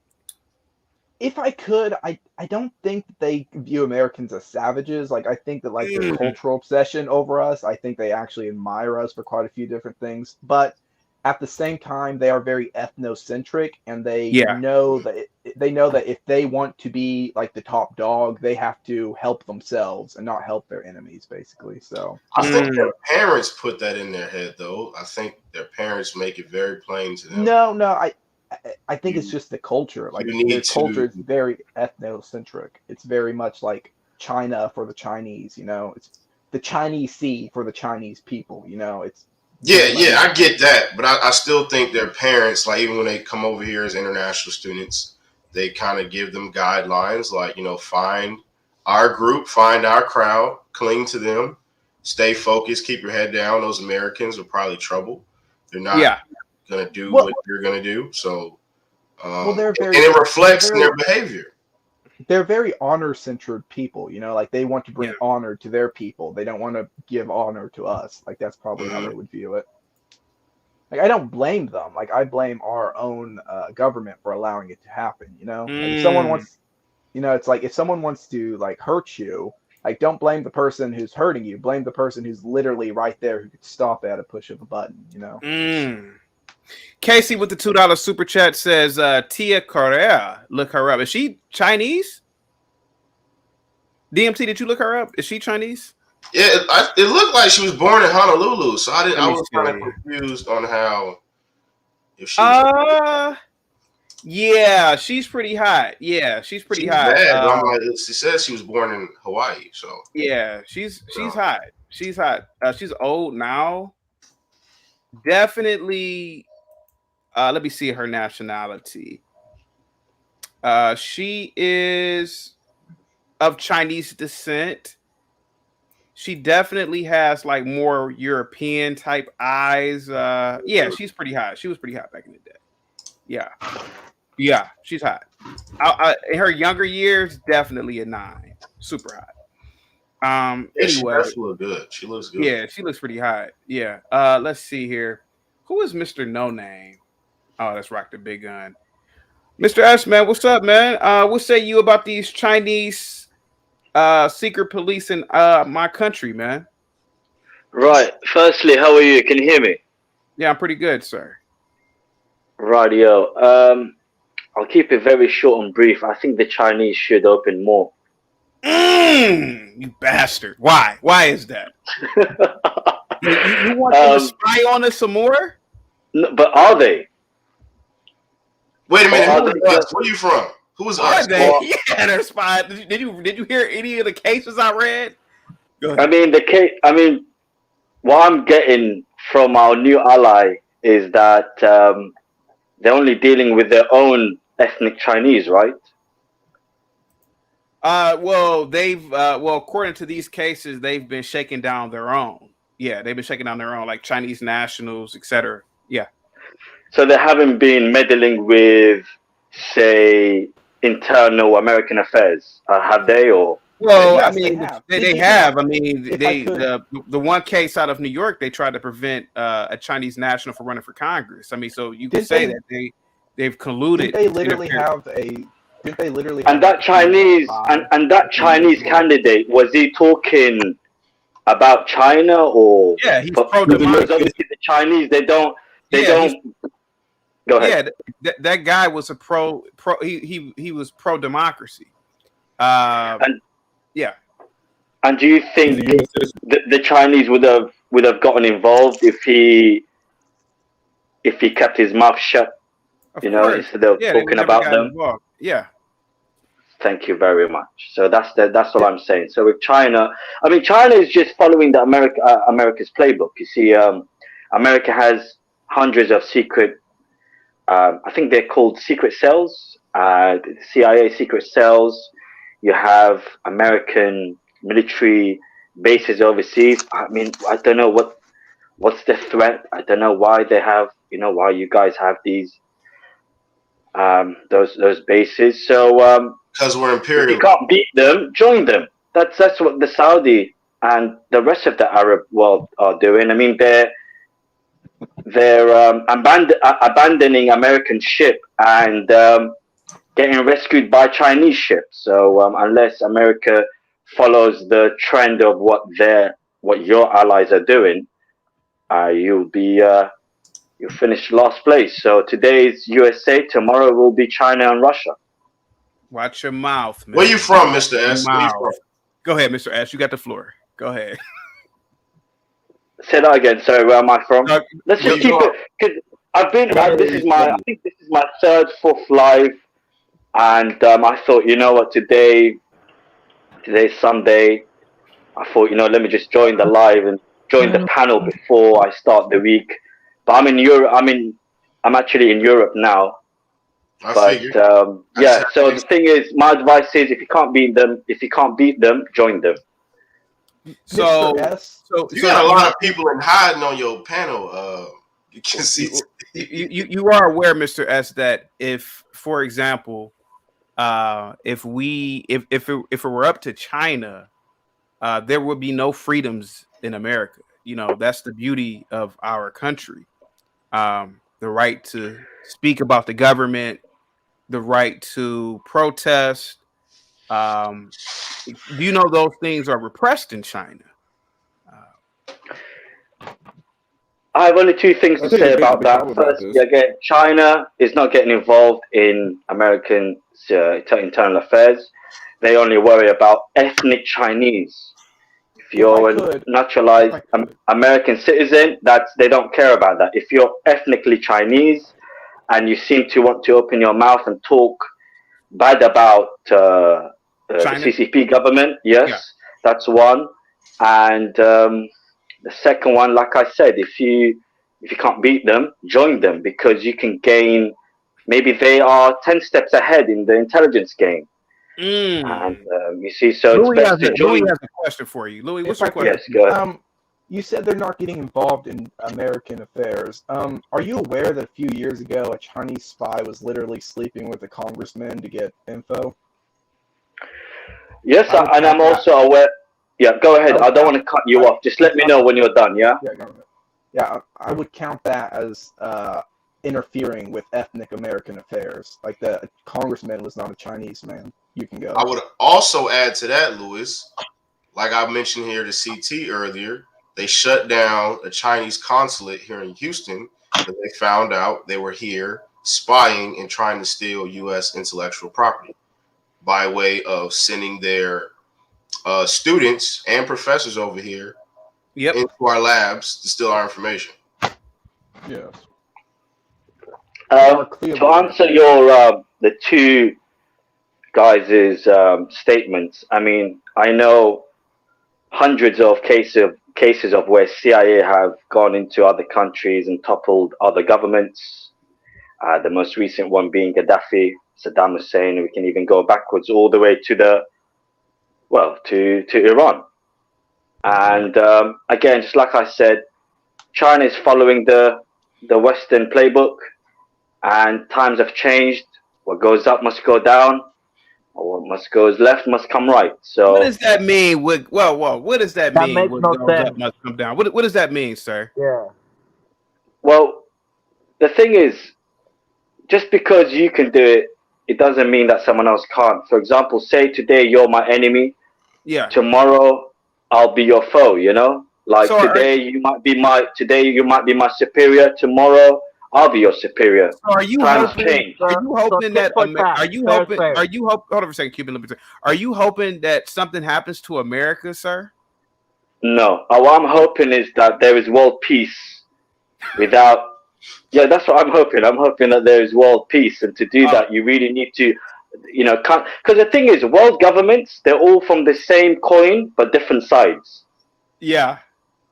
So we should all be in unison. You've got the Russians, friends with the Chinese. You've got the Saudis, friends with the Iranians.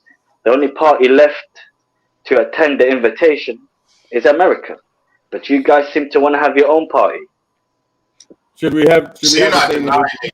You're just saying like, well, y'all do it, so they just kind of copying off what America already does, right? Well, you guys were the savages. You guys were barbaric with it. You guys we're imperialists. You didn't know? You guys are gangster with it. You guys were the equivalent of drive-bys around the world. It's time for the let the Chinese have the last chance. And also us Arabs need the intel.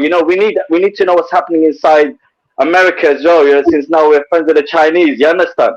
We smash. Yeah, we're the guys. Absolutely, hang on.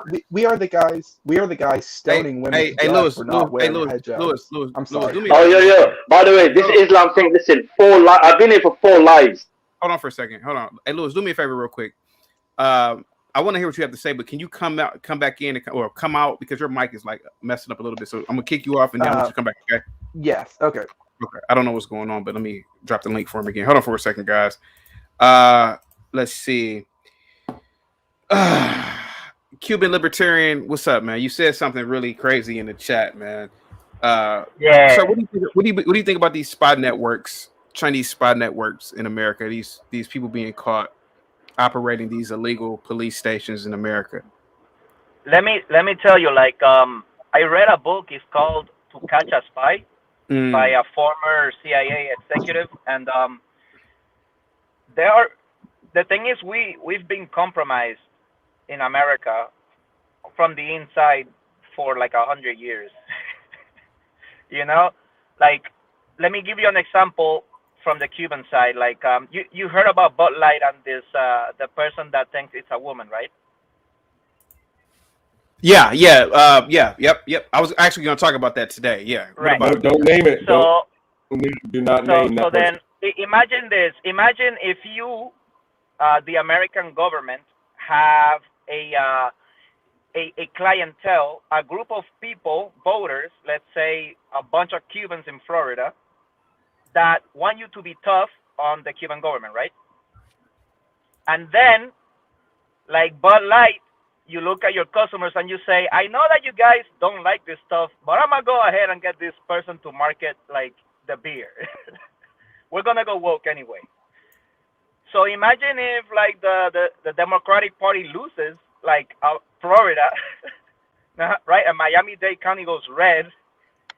And even after it goes red again in the midterms. And the same party still softens up to the Cuban government. You're losing Florida, but you don't care. You still go soft on the Cuban government. That just lets you know that, yes, there's a bunch of lobbies working here. There's a bunch of like different scholars. Like from the Cuban side, we know because we speak Spanish. So like we know all these professors. There's a bunch of like legal naturalized professors, and Cuban professors that come from other countries, from Spain or wherever, and they teach in American universities. And then they try to like mess with the minds of Latin college students, you know? So I can only imagine what's going on in like Chinese language,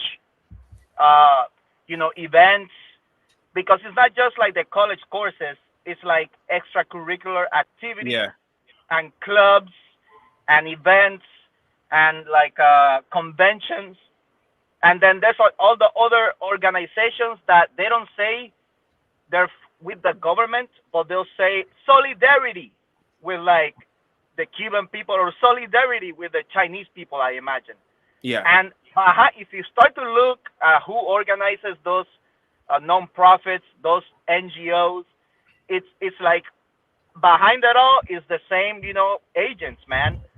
But if I am a normal person, and I know this by just doing a little bit of Googling, you don't think the FBI and the CIA know what's happening, bro?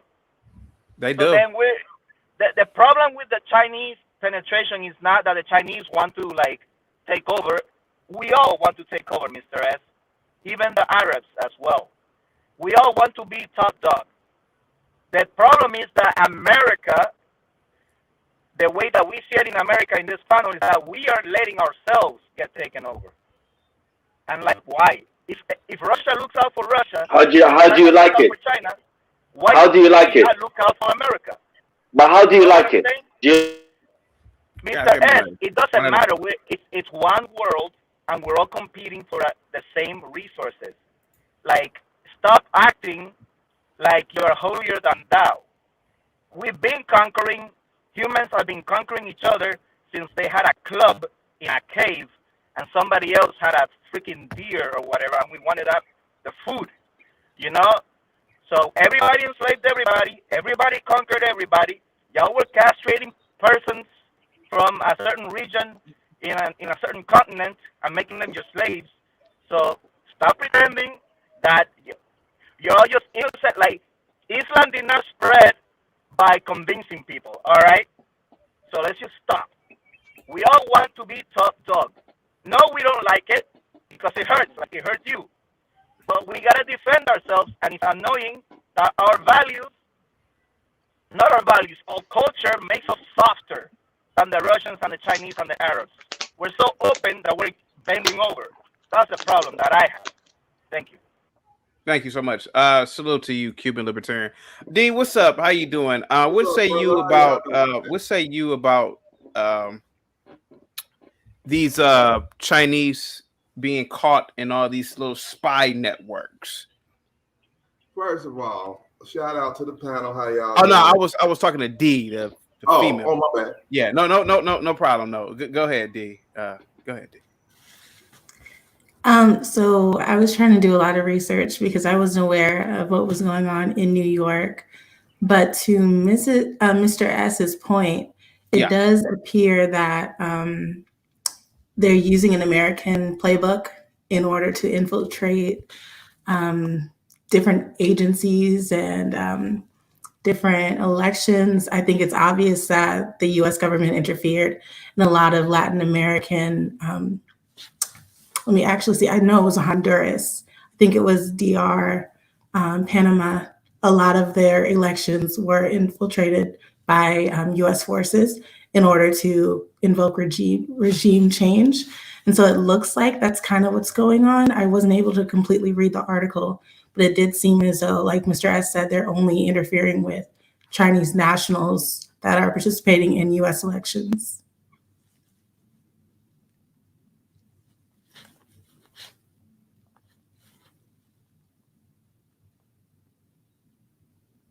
You're muted.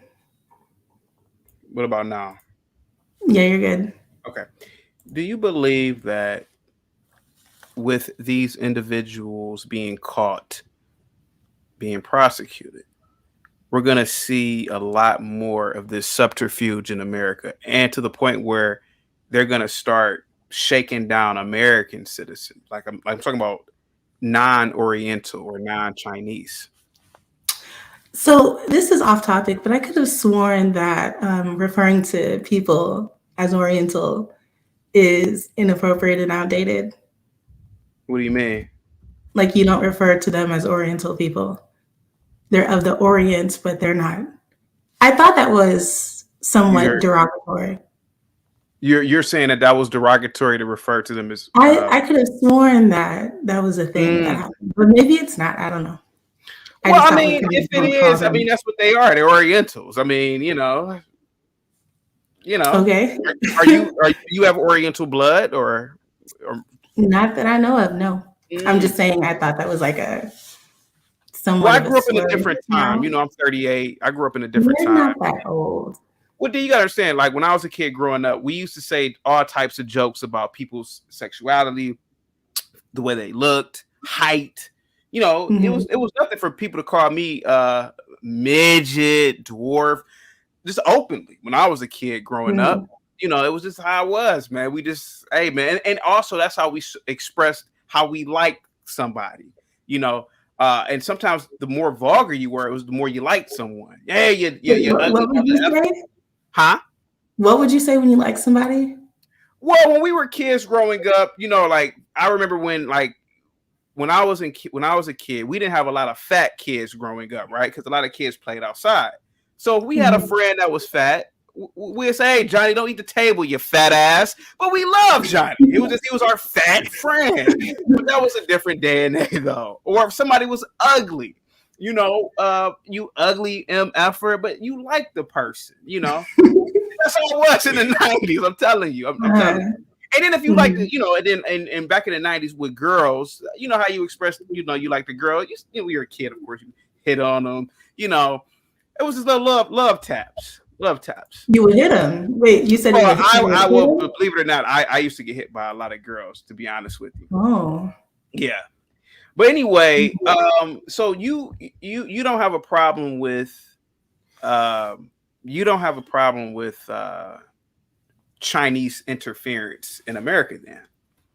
No, I didn't say I didn't have a problem with it, but I do feel that it was a foundation that was laid by U.S. forces over time, over a long period of time, from you know, World War the First and Second, the way that we tend to invade and not leave and keep our forces, not necessarily spies, but we have presences overseas in countries long beyond their. So why is that a bad thing? Political.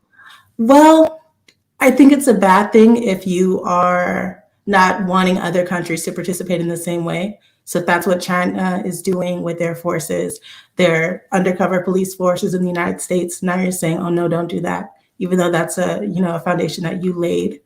I think that's problematic. Okay. Let's do this. Let's do this. If the Chinese, in my opinion, if the Chinese controlled the planet, I don't believe large groups of people that are not of Chinese descent, I don't believe that they will reach heights in society that people have reached in America. I said it. So I believe that. Yeah. So I believe that, yes. Is imperialism wrong? Yeah, I guess. I mean, but the thing about America is that in America, you can have a Lloyd Austin. You can have a Kamala Harris. You can have, in parts of the country, you could have Hispanic politicians, and it's a melting pot here. If China controlled the Western Hemisphere, this is what I believe. Every facet of life will be controlled by Chinese people, and they would never, ever acquiesce power to anybody. I really believe that. I believe that at companies, every company, it'd only be Chinese. In C-suite positions, managing partner positions, etc. If it's a city, only the mayors, that's why I believe, man, it's very dangerous to have these people inching their way into our society. I really believe that, and I believe that's why it's important that America just dominates the planet. Because we bring But it's the truth. We bring democracy everywhere we go. We bring democracy, and we bring a form of democracy, sure. Yeah, we bring order and democracy. And like I said before, man, these people have a culture that goes back 6,000-7,000 years. You know, it's not good to have these people just in our country doing these things, spying, shaking down people. I don't care if they are Chinese nationals. I mean, come on, what is it? They're shaking down people. Oh, you're preaching pro-democracy here, and we don't want that. It's too much, and it's terrifying. Actually, it's terrifying. And I've been around these people, and I'm not trying to be racist. I know it sounds a little bit off-putting, but like I said before, America, just the beauty of America, in my opinion, is that it allows for people to reach levels of success based on talent and hard work. I believe, like I said, if Chinese people were able to dominate America, it'll just be Chinese only. That's what I believe. I disagree, though. Hey, I could be wrong, right? But tell me why you disagree. Come on, let's go. I think that kind of what you said, a lot of the brain power that comes out of a lot of East Asian countries is that they are very skilled in certain manufacturing and technological industries. However, they don't produce a lot of artistic talent. They don't produce a lot of, athletic talent. And often what you see that they're, borrowing from Western culture is a lot of what we produce, which they are typically unable to produce. So they're not making, they don't have a lot of these inventors that are coming out with these, I can't think of it right now, but I do feel like in order to be able to spy, or in order for them to don't do that. In order for them to, have something that they want to spy on, we have something that they don't have. Caping for these people. I'm not caping for them. I'm just trying to make sense of it all. Because that's where a lot of my hair comes from. I mean, what is it about these people? It's like we give, not you, because you don't do it, but it's normal to give smoke to hillbillies, to niggas. But I noticed this when you start talking about Chinese people are like, why are you talking about them? I'm telling you, man, it is dangerous to have these people running amok. It's dangerous. Running amok. Do you know that they are the number one travelers in the world, the Chinese tourists? Oh, I didn't know that. Yeah, and I'm telling you, man, when I'm around them, it's like I'm telling you, man, it's like they're spying. I noticed it even when I was a kid. It's like they're just looking and gathering data and then always taking pictures. Look at this building here. I'm telling you, man, I've noticed that ever since I've been a kid. And I'm like, think about it, right? Think about it. I don't know if you're old enough, but when it was the stereotype of the Chinese. They'd just be taking pictures and stuff when they come to New York. And I'm like, why are they always taking pictures? They're doing too much. Go ahead. No, I had no idea that was going on. Ask your mom or your dad about that. Ask them about the stereotype of the Chinese back in the day, like in the 90s. Go ahead. I feel like they'll come back with something really racist, but I will. What's up, Big Ant with the $10 super chat? Says, ask D if she ever been out of the country. And I'm not talking about a vacation spot. Yeah, she went to Dubai as a teacher. Yeah, I lived in Germany. My dad was in the army, so we were stationed there. Oh, yeah? What was his rank? Sergeant. Oh, okay. Tell your dad is he's still alive, right? Mm-hmm. Oh, tell your dad, Chaotic says, thanks, tell him I said thank you for killing our foreign enemies so that I can be free to do it over here. Where did he serve at? He served in Afghanistan? Yes. Yeah, Desert Storm. Oh, yeah, the 90s. Oh, okay, good. Mm-hmm. Good. I think that war how long did it last? Like 4 or 5 days we went in there and just, was it 4 or 5? How guys in the chat, how long was Desert Storm? The first one, like 5 days. But anyway, so yeah, I mean, and that's what I'm saying. Like, even with the Middle East, right? Yeah, it's fine to Oh man, I might have to put this one on private because I'm about to get really racist. Listen, let's be honest, man. Man, I don't want no Middle Easterns controlling this fucking country. Let's be honest. Look how they control their own. Look at how they control the Middle East. I don't want that shit brought over here. I like hyper capitalism. I like the free market. I like that. I don't like those. I mean, don't get me wrong. I like their cultures in dosages. You know, I don't like the culture overall. I feel like the Chinese culture is old. And let's be honest, the only reason why China has made incredible inroads is because of capitalism. Before all of the cities in China, before all of this industry, they were what? Not feudalism. That was more Japan. They were just more an agricultural society. Just 60 years ago. It's capitalism. That's what it's all about. And I don't want to speak Mandarin. I don't want to. I like freedom of. I like being able to talk freely and talk against the government.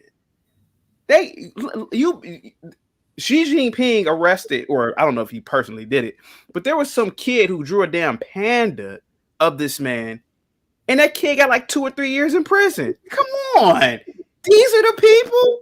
Stop it. I don't want these people controlling anything. I'm not gonna lie to you. I'm gonna have to put this video on private. What say you now? Now, you know, and then you tried to check me about saying Oriental. Stop.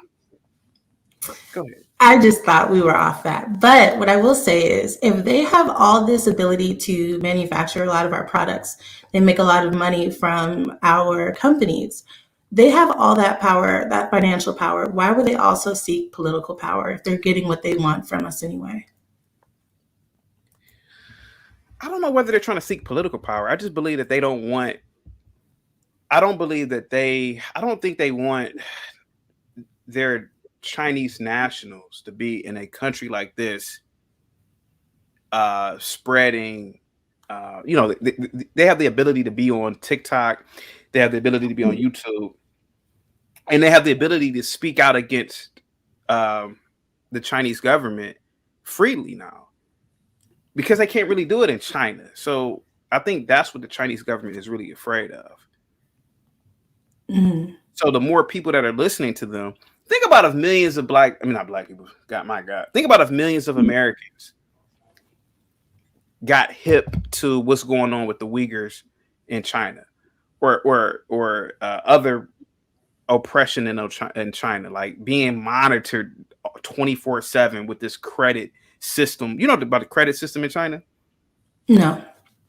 Oh, man, look. So they have this social credit system, right? So basically, if you don't litter, if you don't speed, it ups your credit score, your social credit score. Oh.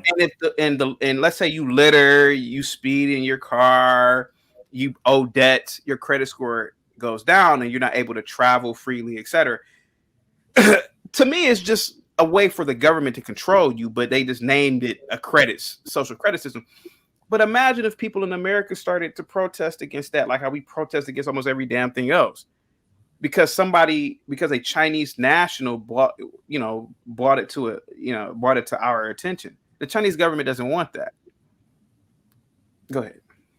I don't think they're at risk of that because Americans are pretty nationalistic, pretty self-centered. We tend to not protest what's going on in other countries. So I think that would be kind of a moot point for them to fear something like that happening here. They've been protesting, their own people have been protesting for a very long time, and it gets very little news coverage here. I don't think Americans are. I've heard that they protest a lot over in China. I did hear that, though. Yeah, students are protesting, I believe. Yeah, and do they get locked up? Yeah, of course they get locked up. Yeah. Yeah. Are you pro-China? No, but like I said, my stuff comes from over there. Oh, okay. Have you ever been to China? No. Oh, okay. No. Okay. No, have you been to China? No, I wouldn't go there to save my life. No, I don't want to go there. I don't want to go there. Yeah. Okay. No, I think that I mean, again, it's a place where if you say something wrong, you might end up in the gulag. Don't you think? Yeah. If you, No, I agree. Yeah. A place like that is terrifying. I don't know, but let's see. But what else say you though? Go ahead. I mean, that's it. I just feel like the most that they could gain from us is money, and they're already getting that from us. So why would they want to control, like have us speaking Mandarin? They get nothing out of that. I think they just want to keep our factories, keep our industry over there, and they're good. Let's see. Eve says, "Girl, leave that Chinese hair alone. There's way better hair you can get elsewhere." I have no idea about this. That's true. Let me bring people back on the panel real quick. Hold on for a second.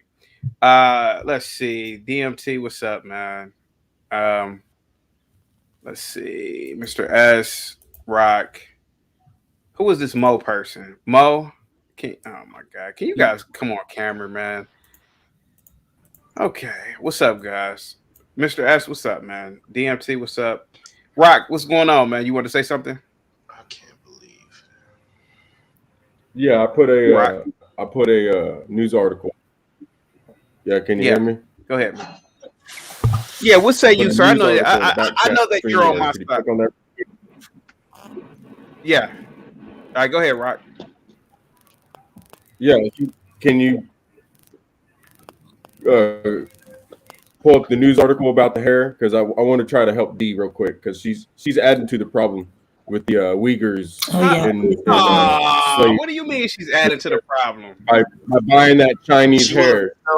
I need to address this, sir.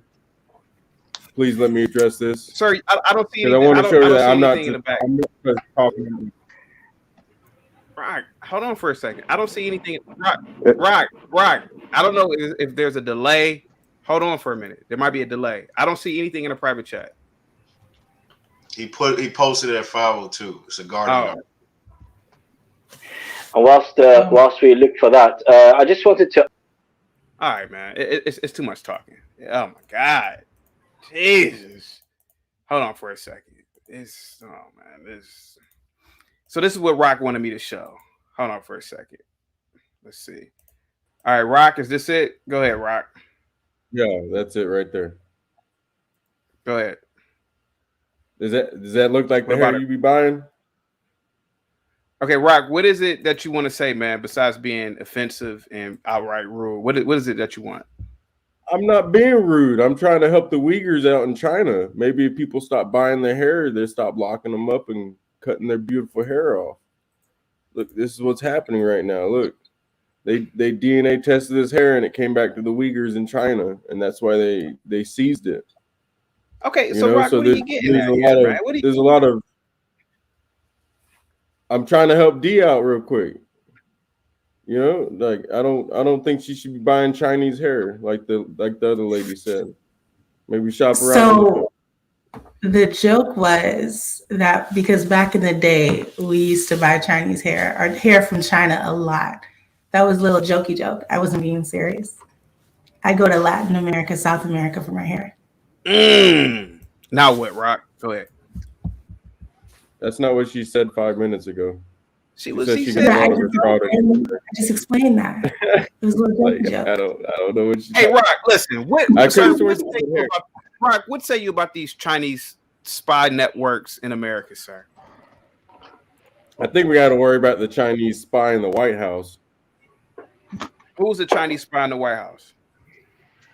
Joe Biden and Hunter Biden. Okay, now we're talking. Go ahead. Yeah, I got proof up there too. There's another link in there if you want me to resend it, I can. But Joe Biden actually had an office with the CCP in Penn State. He had an office shared with them.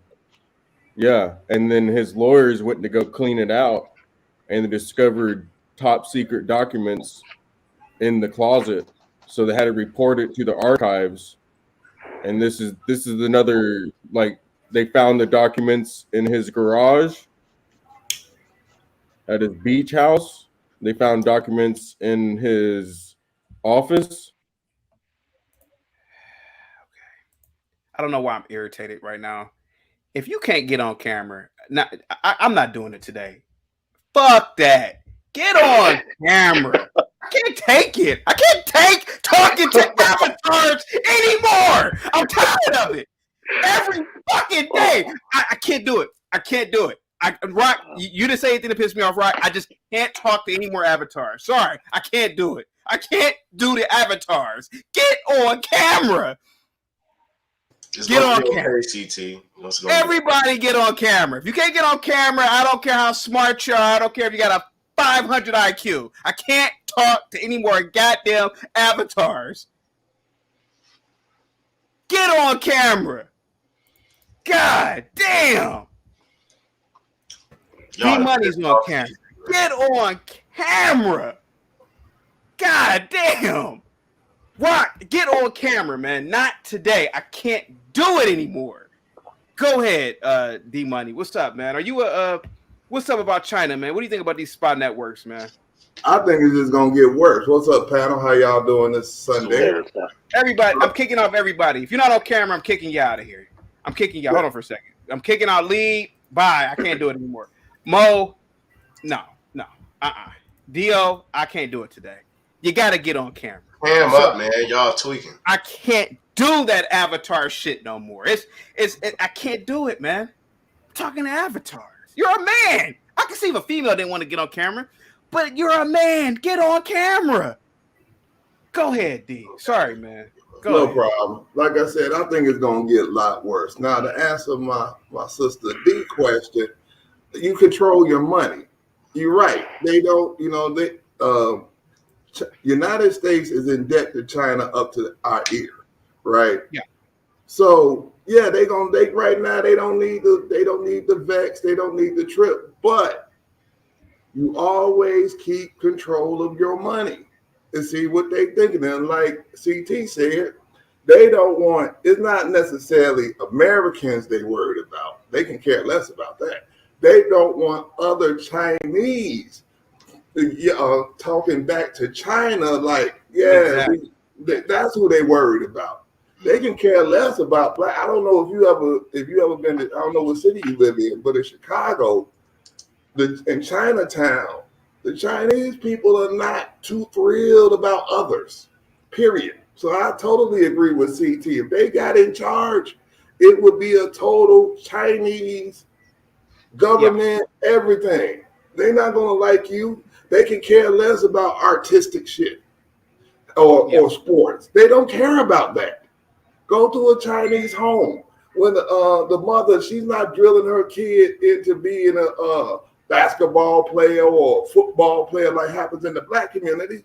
They drilling business, math, drilling, and some art, yes, but to make them smarter. They're not trying to be big time musicians necessarily. It's to stimulate their intellectual.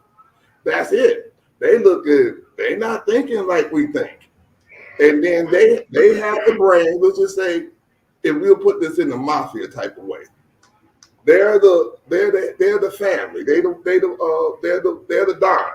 They're watching their money, but you outsource other parts what you need to other families. China's the brains. Russia's going to be the muscle. Yes. Now you're talking. Go ahead. See, so while they're getting tougher now, just thinking we happen to go to war and nuclear, that's a whole different story. But if it goes to war, which is kind of tricky right now, okay, alone, you have the Russian military who's already D-Money, hold that real quick. Hold on for a second. Mo, are you a female? No, I'm not, bro. Let's get you up out of here. I told you. The dude's got a cam up today. I told you. Nuh-uh. The dude's got a cam up. You got a cam up today. You got a cam up. I'm not doing it today. You got a cam up. You got a cam up. Yeah, you got a cam up. My God, I'm tired of talking to avatars. I ain't gonna lie to you. It's getting. I can't do it anymore. You got to cam up. If you ain't camming up, hit the super chat or something. I don't know, man. What do you think? D 50. D the girl. Oh, you talking to me? What'd you say? If you ain't camming up, what should be $50 for a non-cam up for the avatar? Sure. Yeah. Go ahead, D Money. Go ahead, man. So all I was saying, like, so why? Okay, you have Russia, a military already full of killers. They don't need to get meaner. They already killers, right? Now you have China, who have put their programs to make their men in the military tougher, more masculine. Then they short of injecting them with steroids, right? And then they're gonna team up with North Korea, all right. And then if it gets to boots on the ground, where it's just mano a mano, you got Russia and China toughening up against a military full of D Money. Excuse me one more time. Are you gonna cam up Bad Hombre? I'm kind of like driving. Let's get you up out of here too. Not today, man. Not today. You gotta be on camera. No offense, no hard feelings to anybody that I kicked off. You gotta be on camera if you're a man. I'm tired of talking to avatars, man. I can't take it anymore. And Rocky of smoking weed.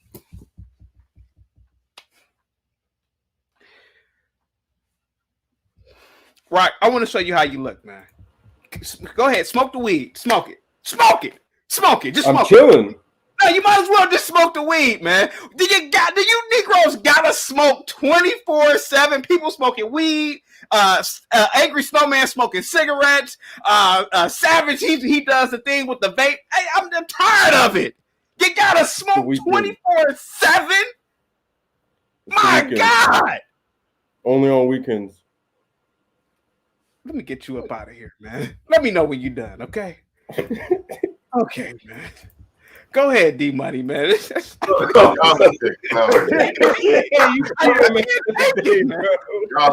guys see why I stopped teaching, man.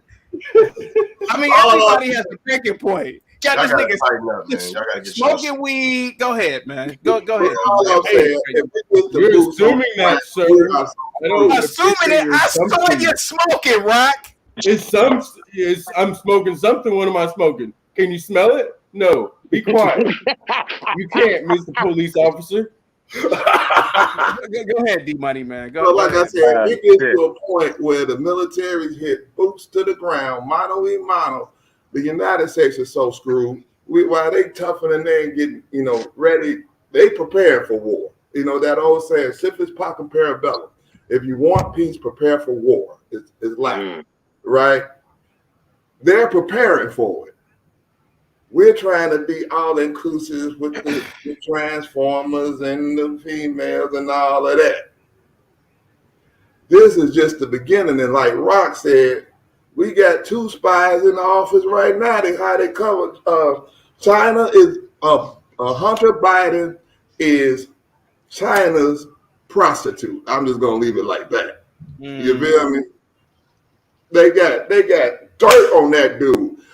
And then on top of that, an incompetent dude gets a multi-million-dollar contract and nobody can actually say what the hell he does. And then his daddy, we all know about his daddy. We don't even need to, that'll make me have to. I put an article. That'll make you roll up one talking about Joe Biden. You feel real talk. So I think it's just gonna get worse. It's gonna be more of them pop out. But just because you catch one, how many are there that you don't catch? All right, Smitty, real quick, what say you, sir, about these Chinese police stations in America?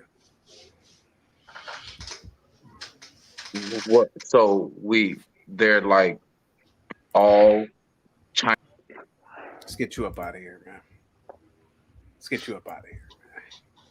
Smitty, did you know anything about what we're talking about, man? No. Just yesterday.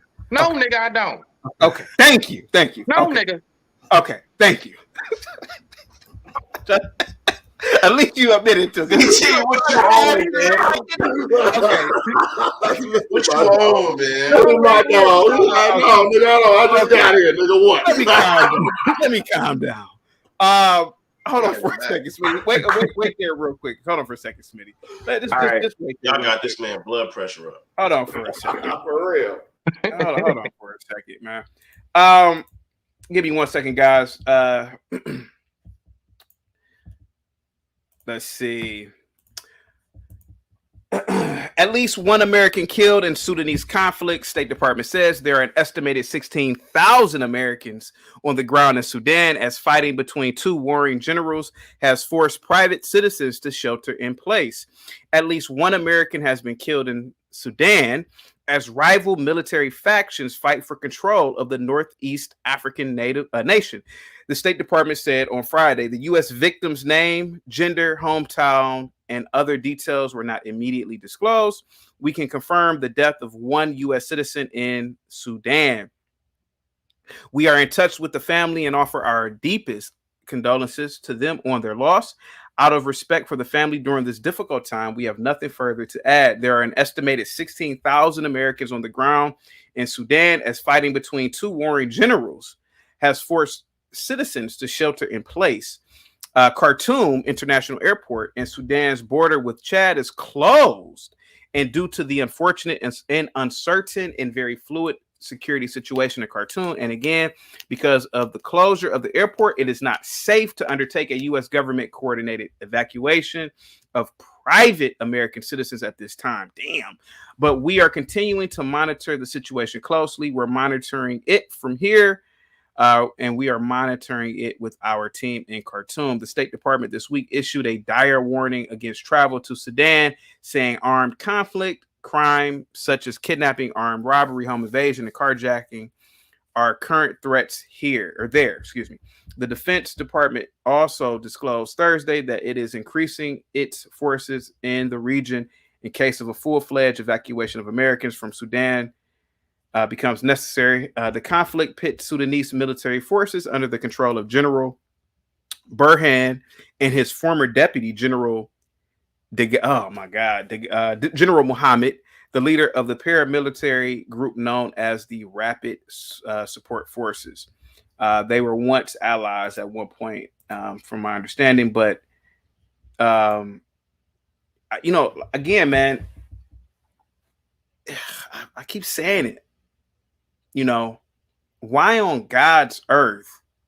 I can understand military personnel having to be there, but why on God's earth are regular private? I saw this one lady. She looked to be of Indian descent, East Indian American. She's over there saying she's trapped. They don't know what to do. And Sudan is huge. It's just a straight line. It's like 750 miles. Imagine having no airport, no way to get out by plane. It ain't like you could just drive in these gas stations and stuff. You're pretty much trapped in hell, if you ask me.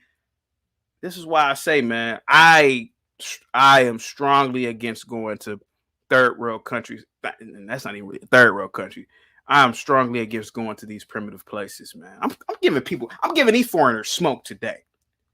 We always give Americans smoke, especially Black Americans. It's time to give other people smoke too. And it's unfortunate with those Americans being over there, man. It's unfortunate. Let me see. Let me bring everybody back to the panel real quick. Shout out to everybody again, man. It's just I can't take that Avatar nonsense, man. Guys, what say you about the situation in Sudan? Let's go with Rock first. Rock, you ready? Go ahead, Rock. Yeah, if I remember correctly, this has been going on since Obama, this war. We actually had a bunch of special forces that were ambushed and they were all killed. There's about 30 to 40 of them. It's kind of crazy that it's still going on. That America hasn't, fixed the problem like they supposedly do all over the world all the time, starting all these wars and backing these certain military guerrillas factions for their own cause. And Why the hell are people over there? I don't know, no man. idea. I really don't know. There's some stupid people in this world. That's all you know. That's a fact, Jack. So Okay. I think Biden ain't gonna do nothing. He's gonna use it as a distraction. You know, if he does do anything, it's gonna look like Afghanistan, and I don't want nothing like that ever happening again. That's the reason China, all these other countries looking at us like we're fools because of what happened in Afghanistan.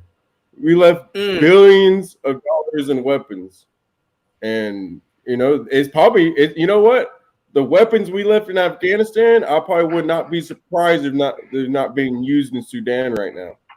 I can almost guarantee you that some of the weapons that were left in Afghanistan are being used in Sudan because there is a all over the world, just like America's kind of got a religion. Every other country has a religion, okay, and there's basically two religions. All right, I'm not going to say much more about that, but you know they kind of they know each other, so they can get things from each other. So thank you so much. If weapons from Afghanistan are there, and I would blame Biden for this. He armed them. Mr. S, thank you so much, Rock. Mr. S, one American killed 16,000 Americans on the ground in Sudan. I know you think it's a joke, you think it's funny, but what do you think about those Americans that are pretty much, look at you, go ahead, laugh, go ahead, laugh it up about those Americans, sir. But what say you about those Americans in Sudan, sir? Well, it's almost like you love the fact that they're trapped over there, don't you? Go ahead. No. I mean, they're my fellow Arabs as well. You know, let's not forget. Just because they have an American passport, it doesn't, you know, deduct the fact that they're not Arab. Well, they are Arab. Okay, so going back to the Defense Department saying that they're monitoring the situation, right? Yeah, go ahead. Yeah, so the CIA, they've got boots on the ground. They're monitoring the situation. That's the television polite word of saying we've got troops on the ground, because the British Foreign Office, they've said they're keeping eyes on the situation, which again is just another word for we've got troops on the ground. This is a proxy war. We've got the Saudis involved, the UAE, the West, the French, Americans. So let's not be fooled by the fact that it's only two armies fighting against each other. So everyone is involved. This is a new Afghanistan, unfortunately, Iraq. I mean, there's oil in Sudan, you know, and just like America's facing a situation now. The Sudanese are facing a situation now. It just goes back to power. Nobody wants to lose power. I mean, Germany during World War II, they didn't stop fighting all at once. Some took more time to surrender. You see, so America doesn't want to lose power. China wants to gain power. Sudanese army chief doesn't want to lose power.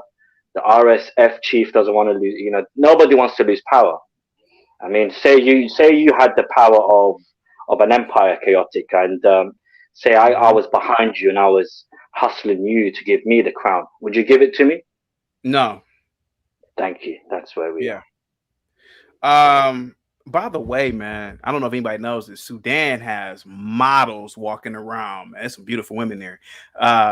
Shithole, but it's beautiful women there. DMT, what say you about the Sudan conflict and those poor Americans that are trapped in what I call hell?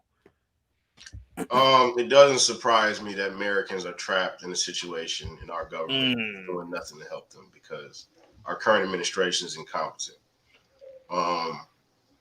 I would like for us to be able to put together a cohesive plan of action to free the Americans that are there, but I'm not very confident that will happen based on what I've seen in our exit of Afghanistan, leaving billions of dollars of equipment over there that, like he said, is probably being used right now in these wars.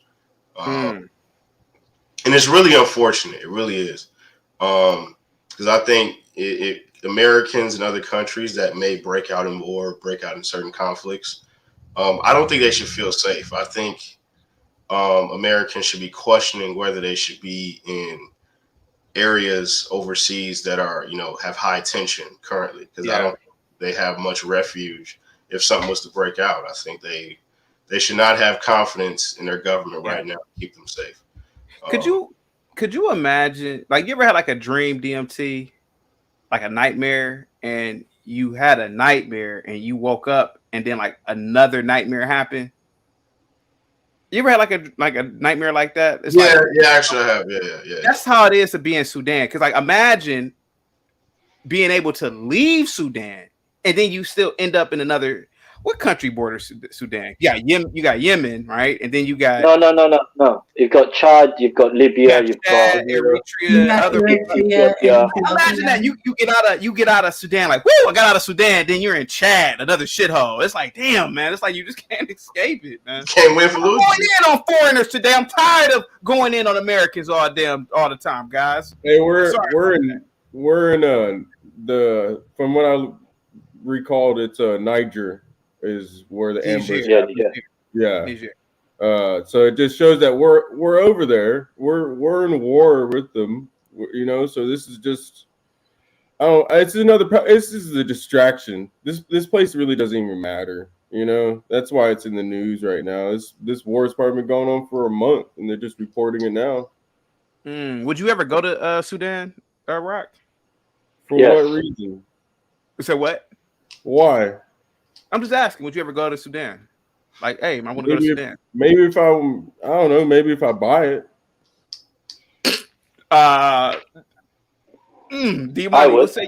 D-Money, what say you about the Americans in Sudan and being caught in this most likely will be a civil war over there? 400 people already dead, by the way. It's been going on for a while. They overturned the government, and now they're fighting each other. Yep, that's what's happening right now. And those two guys were backed by the U.S. Yeah, to overturn the government. Now they're fighting amongst each other because they want more control. Who's the hottest Sudanese model on the planet by now? I don't know. I don't follow models like that. Ducky Thought. She's super hot. This is a proven fact that power corrupts, and absolute power corrupts absolute. That is proven.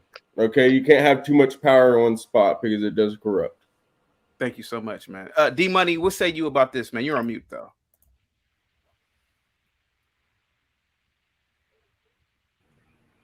All right, you got me? Yeah. Well, I'm like this. I'm first of all, to answer your second question, would I ever go to the Sudan? Hell no. I don't even want to go to the continent. I don't even, real talk, there's not too many countries in the continent of Africa I want to go to. Real talk. I'm be real. I'm not saying it's not beautiful over there. I'm not saying none of that, but hell, you got to get a whole shitload of shots before you even leave to get over there. All of that. I'm good on that. I didn't have to do that to come to Colombia. I didn't have to do none of that, But first of all, the United States saying, I feel bad for the Americans trapped in that hellhole. Then you can't get out. Oh my damn! Just like, oh wow, right? So that's problem number one. Problem number two. Unfortunately, the United States, this is my opinion, just because they say we have eyes on it, or we're monitoring the situation, they don't really give a shit. That's just telling the people what they want to hear. They put it in the news story, so it'll eventually go away. In about 30 to 60 days, you won't hear about this, okay? And unless somebody fits the narrative over there, like being a basketball player who belongs to the Alphabet Mafia, nothing gonna happen. Right. Yeah. That's all I got to say about it. You know what I think? Chaotic. Can I just say one thing? Yeah. Here's what I think. I think America would have loved to put their hands on that Sudanese oil, but they ain't got no money. All the money is gone to Ukraine.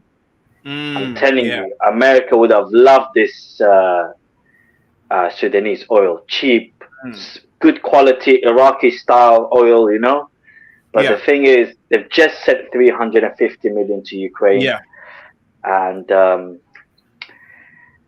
so they're involved in the wrong war. But Sudan is a lovely country, by the way. I mean, I don't mind visiting. They've got old Roman colosseums because the Roman Empire. No, never been. I have Sudanese friends, but I mean, you sound like a white person in America that says I have black friends right now. No, I've got because I mean, he's an Arab to me, but his class as an Arab, but he's of Sudanese nationality. So, so you would definitely go to is it Djibouti? No, Khartoum. Yes. Khartoum. Yeah, sorry, I would. DMT, did you already go, man? Yeah, you came to me. Oh, okay. Smitty, what say you about this conflict in Sudan, man? And would you ever go to Sudan? Keep it real. No. No, I don't. No. I like well-paid roads and central heating and air. To be honest with you, sir, I like Wi-Fi and They have Wi-Fi in Sudan. Yeah, but it's good. Yeah, I don't know. See, so I mean, nothing personal, but if I go visit anywhere outside of America, it has to somewhat at least be on par with America. I'm not gonna leave from here and go somewhere where like goats and shit just run around free with no tags and collars and stuff. So that's not really my kind of cup of tea. I'm just being honest with you, sir. So no. I love North America. Yeah. Oh, okay. We have very nice malls during the holidays. And if you were in charge, how would you get these Americans out? These poor Americans. If I was in charge, how would I get the poor Americans out of where? Sudan? Yeah, if you were the president of the United States, how would you get these 16,000 Americans out of that hellhole? All right, one, I would try to think, okay, are there people still in, where was that, Afghanistan, Americans that got left when the Taliban came through? Where was that at?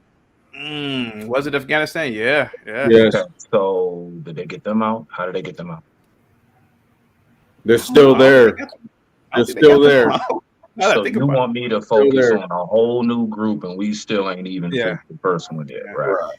I feel like if you are an American and you go to a place where the United States government has gave a do not go travel advisory, hey, that's pretty much it. No fly zone. Yeah, it's like they told you, hey, don't go there. Like even in Mexico, they said don't go to certain parts of Mexico. And I feel like if you go there after the government issues the travel advisory, it's like, hey man, you shouldn't have went there. We told you not to go there. Why don't you go there? They don't like us. I'm from the days where our parents would tell us, don't do certain things. And then if you climbed a tree and fell out of it, we didn't sue the neighborhood. Just let you know how stupid you were for climbing a tree after I told your dumb behind not to. Yeah. Wow, you guys are savages. Yeah. D.sex. So they say. Savages. What say you about these? That is alleged. What say you about Someone these poor? said they don't even like us. Who doesn't like us? I'm saying like majority of foreign nations, like when they hate Americans visiting, they were like, oh no, they don't like us. They don't want us over there. They don't like Black Americans. I ain't talking about Black Americans. I'm talking about American. Period. Especially money.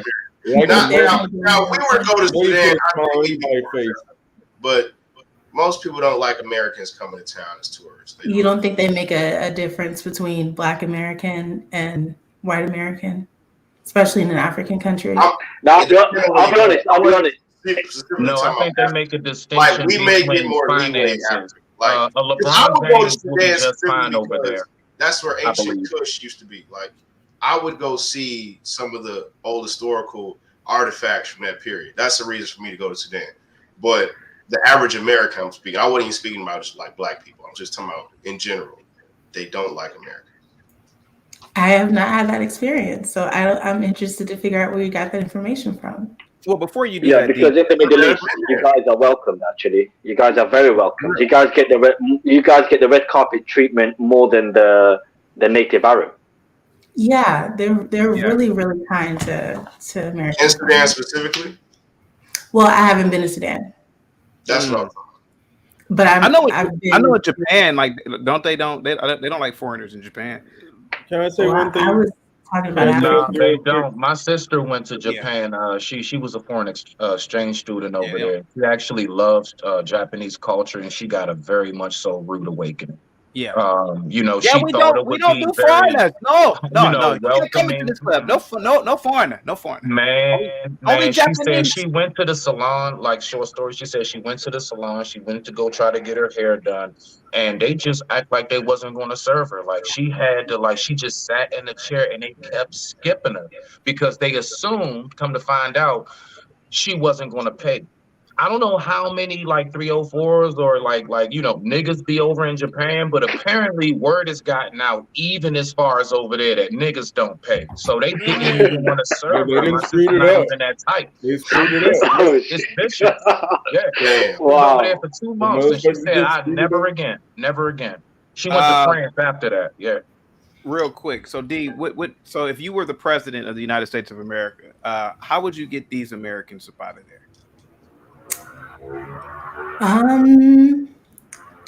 I would see if there was a way to at least get them to Ethiopia and then evacuate them from Ethiopia. Because I think we have good relations with Ethiopia. You ever had a bad dream and you woke up and you were still in another bad dream? I feel like that's like being in like Sudan and you go to why Ethiopia. are you saying that? Stop. Okay. I'm sorry. Because Ethiopia is paradise. Oh, okay. Ethiopia is gorgeous. Oh, please. I don't know if you've heard. Years. Ethiopia is beautiful.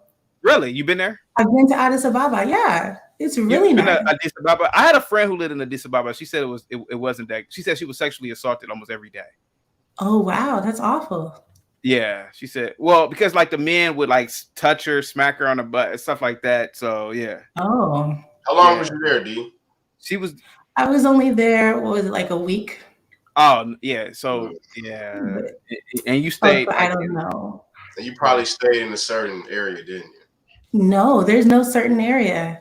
Everything is developed. When I went, they were just now getting their railroad.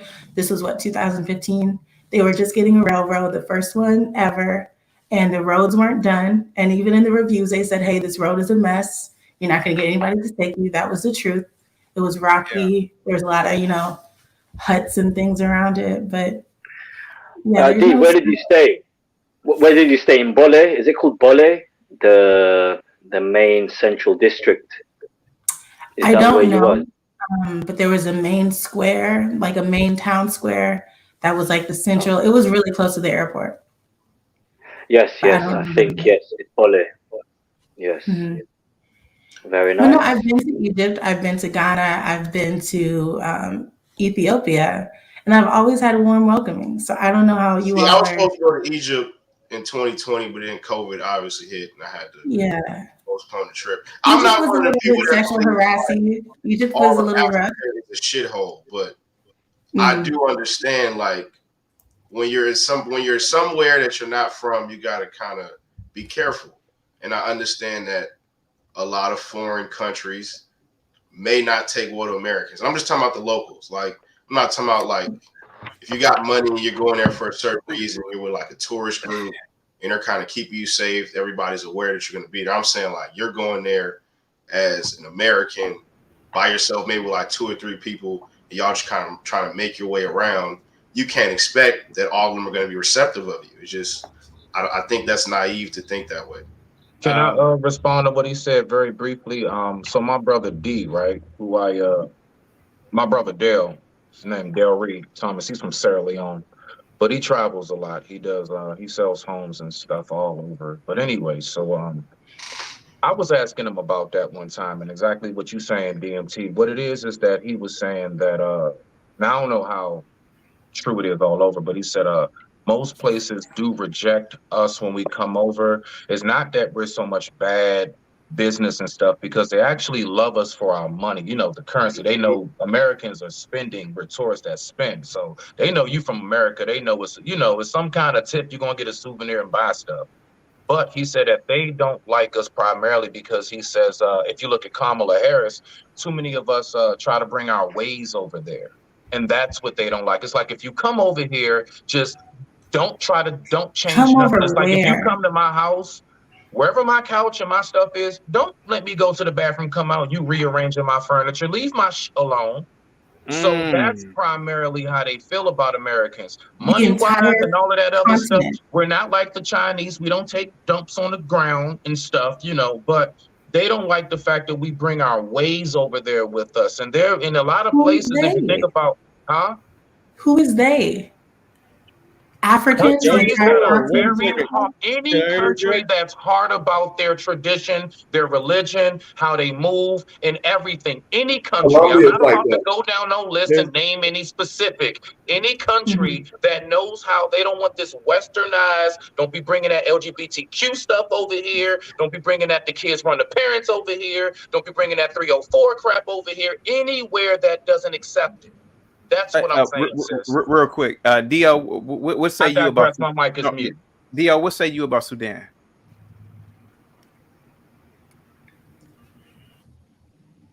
Dio? Honestly, if they had a travel advisory not to be there, I'd say just leave them. I mean, can you hear me? Oh, yeah, I can hear you. Wow. Savages. Yeah, I mean, if they had a travel advisory, there's no reason for us to bother. We need to quit babysitting our citizens. They need to act like adults, and they need to suffer the consequences when they fail to. We cannot afford to keep trading warlords for idiots. We did that already with Russia. We don't need to do it with Sudan. But the thing is, sorry to cut you off. Every other country, they've sent ships, boats, planes, Hercules aircrafts. Saudi Arabia has just evacuated 150 of their citizens. They're sending 4 ships to Port of Sudan. The Spanish have sent their military. South Koreans have sent their military. Are you telling the Americans are running out of money to put kerosene into their planes to send the Hercules to evacuate 19,000 citizens? I mean, what's the problem? What's the issue here? Mr. S, I don't know where you're from, but we have long since passed the point of running out of money. We have been in the red for decades. We have been living off of credit cards to pay off credit cards. So no, we don't have the money to indulge idiots anymore. We didn't have it 20 years ago. We didn't have it 40 years ago, but we kept doing it anyway, and it kept getting worse because we kept doing it. Maybe if they start dying, people will quit being stupid. What if then you ask for a refund? Just maybe from the 300. What if we just leave them there? Why get a refund? Why? No, what if you take some money from Ukraine? Just take some money out of that, yeah? From, say, for example, the Ukraine money. Million. You think we wanted that money to go to Ukraine? Is going. Yeah, the Ukraine money is going nowhere. It's going right back into the coffers of the lefties and the elite. Are you not touching that money? They're not touching it for some little plebeian serf. Okay, that's dreaming. Never gonna happen. So what happens if, say, for example, God forbid, all those 19,000 American citizens, if they all get, finished and die, whose hands is filled with blood? Then we Biden, go take the oil. Government. Whoever killed him. It goes to whoever killed him. Then America has learned a very important lesson. If you go into a war zone, you're going to get killed. So America is willing to sacrifice 19,000 of its own citizens. Is that what? Is that what? They sacrifice themselves. They sacrifice themselves. I don't think we have an obligation to bail them out. We left but they didn't. But they couldn't predict the future. They didn't know that war was going to come and stuff like that. They had a travel warning. They knew not to be there. The war has been going on for years. No, but the war only started literally 7 days ago. No, dude. Are you understanding who's warring right now? No war starts in 6 or 7 days. 2 warlords that had control of the government. 2 warlords that had control of the government is at war again right now after going to war with the government. They must got CNN where you live at. No, Rock is right. These 2 individuals were once allies, and what happened was that obviously they're jockeying for control of the government. and they've created what will potentially be a civil war. So that's what's going on now, and everybody else is just caught in the crossfire. So yeah. Mr. S, this is a very simple explanation of what the state of America. We're no longer serious people. That's what you got to understand. We're not serious people. Oh yeah. By the way, guys, are allowed to happen. Real quick. By the way, did anybody watch the fight last night? I did. Yes. Oh my, yes. I called it. I said he's gonna get knocked out in 7. So he's gonna get that body. You didn't say 7. I beg your pardon?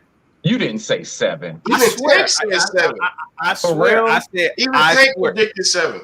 I texted my college buddies. I said that boy's about to get knocked out. You need to play them numbers. You need to play that round at a time. You need to play them numbers, CT.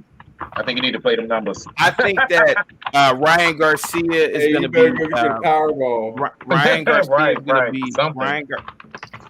Ryan Garcia is going to be a journeyman boxer for the rest of his career. Is somebody typing Morse code? What's going on? No. He needs match number 2. He needs to rematch him.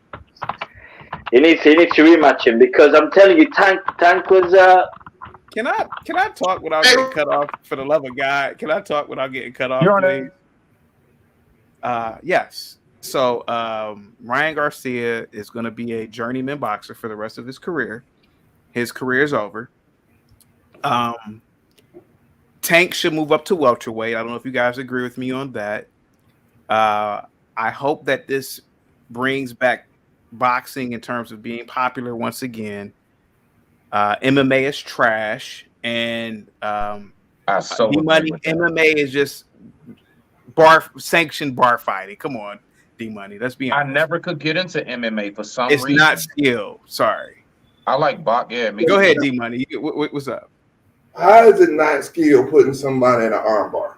How is that not skill? Wait. You asked the question. I'm trying to get an answer. Let me finish. Let me, somebody's thought it's mixed martial arts. Okay. Can I tell you why it's not skilled, sir? Go ahead. In my opinion, it's not skilled because I have seen quote unquote superstars get knocked out and beat by nobodies in MMA. Nobody can't beat Floyd. That's the difference between boxing. Nobody's can beat the top. Who was the celebrity that beat somebody? I want to look that up one day. Who was the celebrity that fought MMA? Oh, Shaq or who? Joe Rogan? What? Say that again. Who was the star that played that fought in MMA and beat somebody? I want to look that up one day.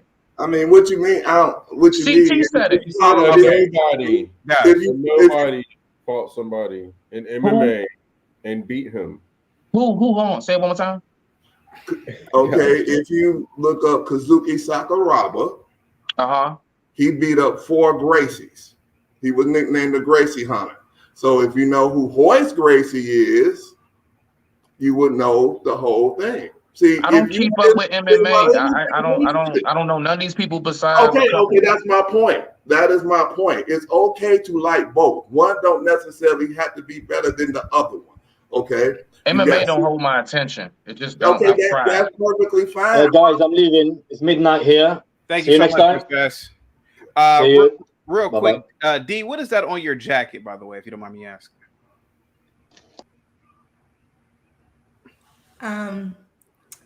It's a logo. Oh, okay. I thought it was something else. Never mind. Yeah. Yeah. So I thought the fight was good. I didn't see all of it, but I thought it was a good fight. Yeah, Tank does need to move up. DMT, does Tank need to move up to welterweight?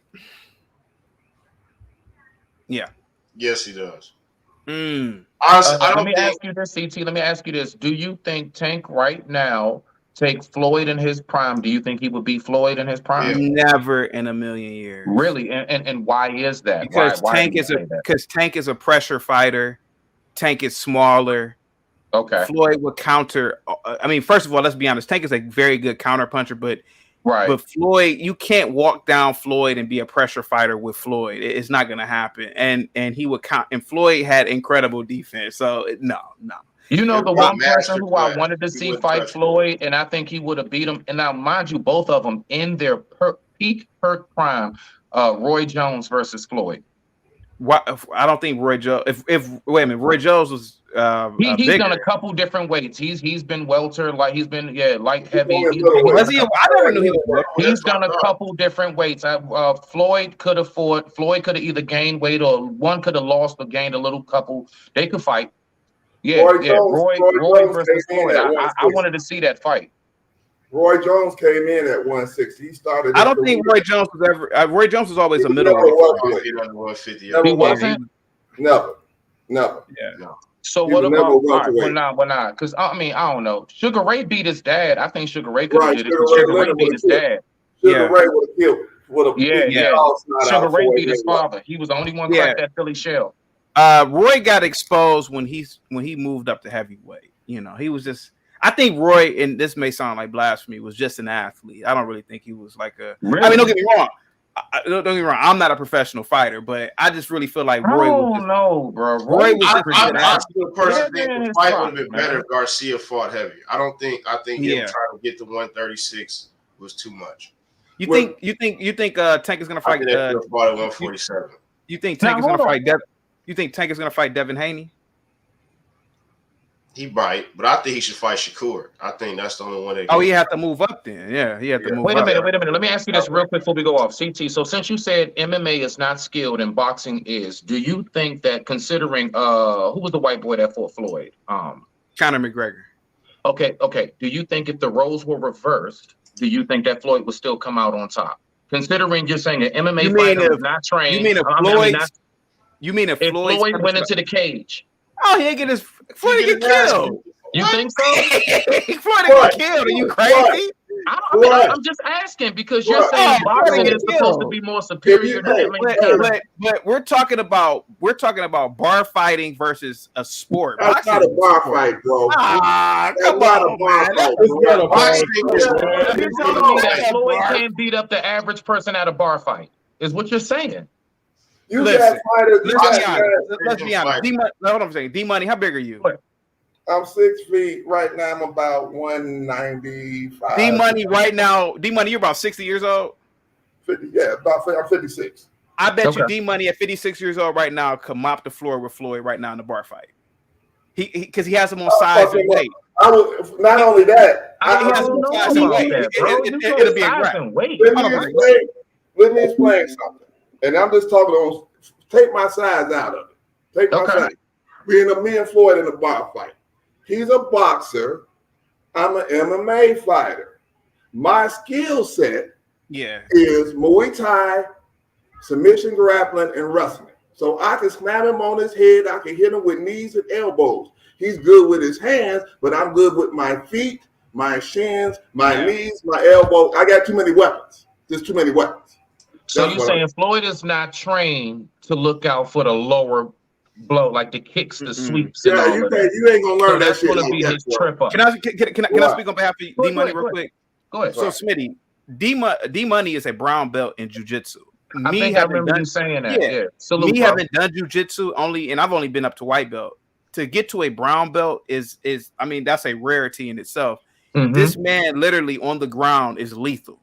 Like jiu-jitsu, in my opinion, is the most lethal form of martial art on the planet.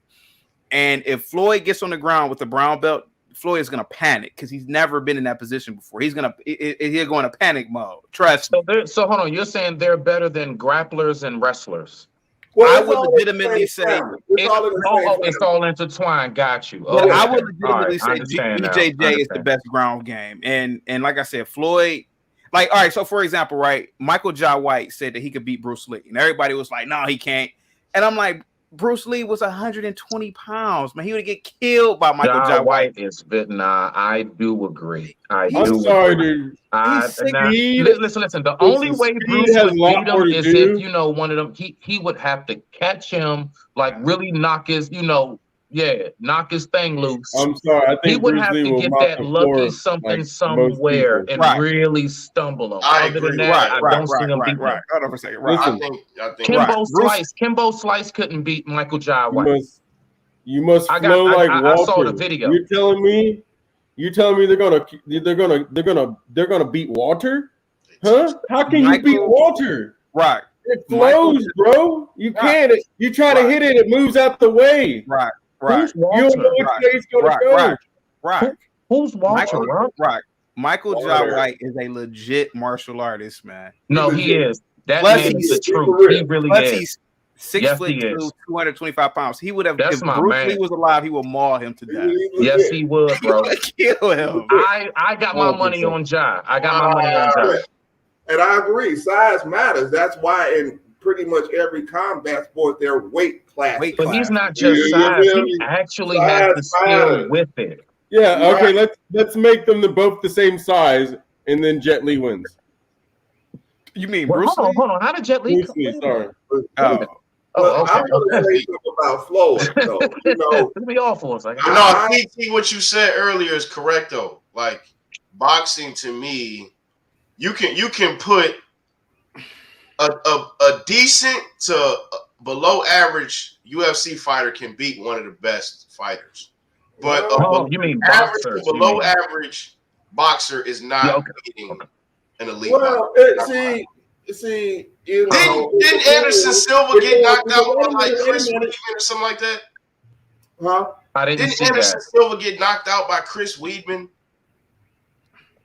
Yeah, everybody get decapitated by Hey, that's how fake. Hey, listen, hold on, real quick, y'all, real quick. We gotta make this real quick, this point.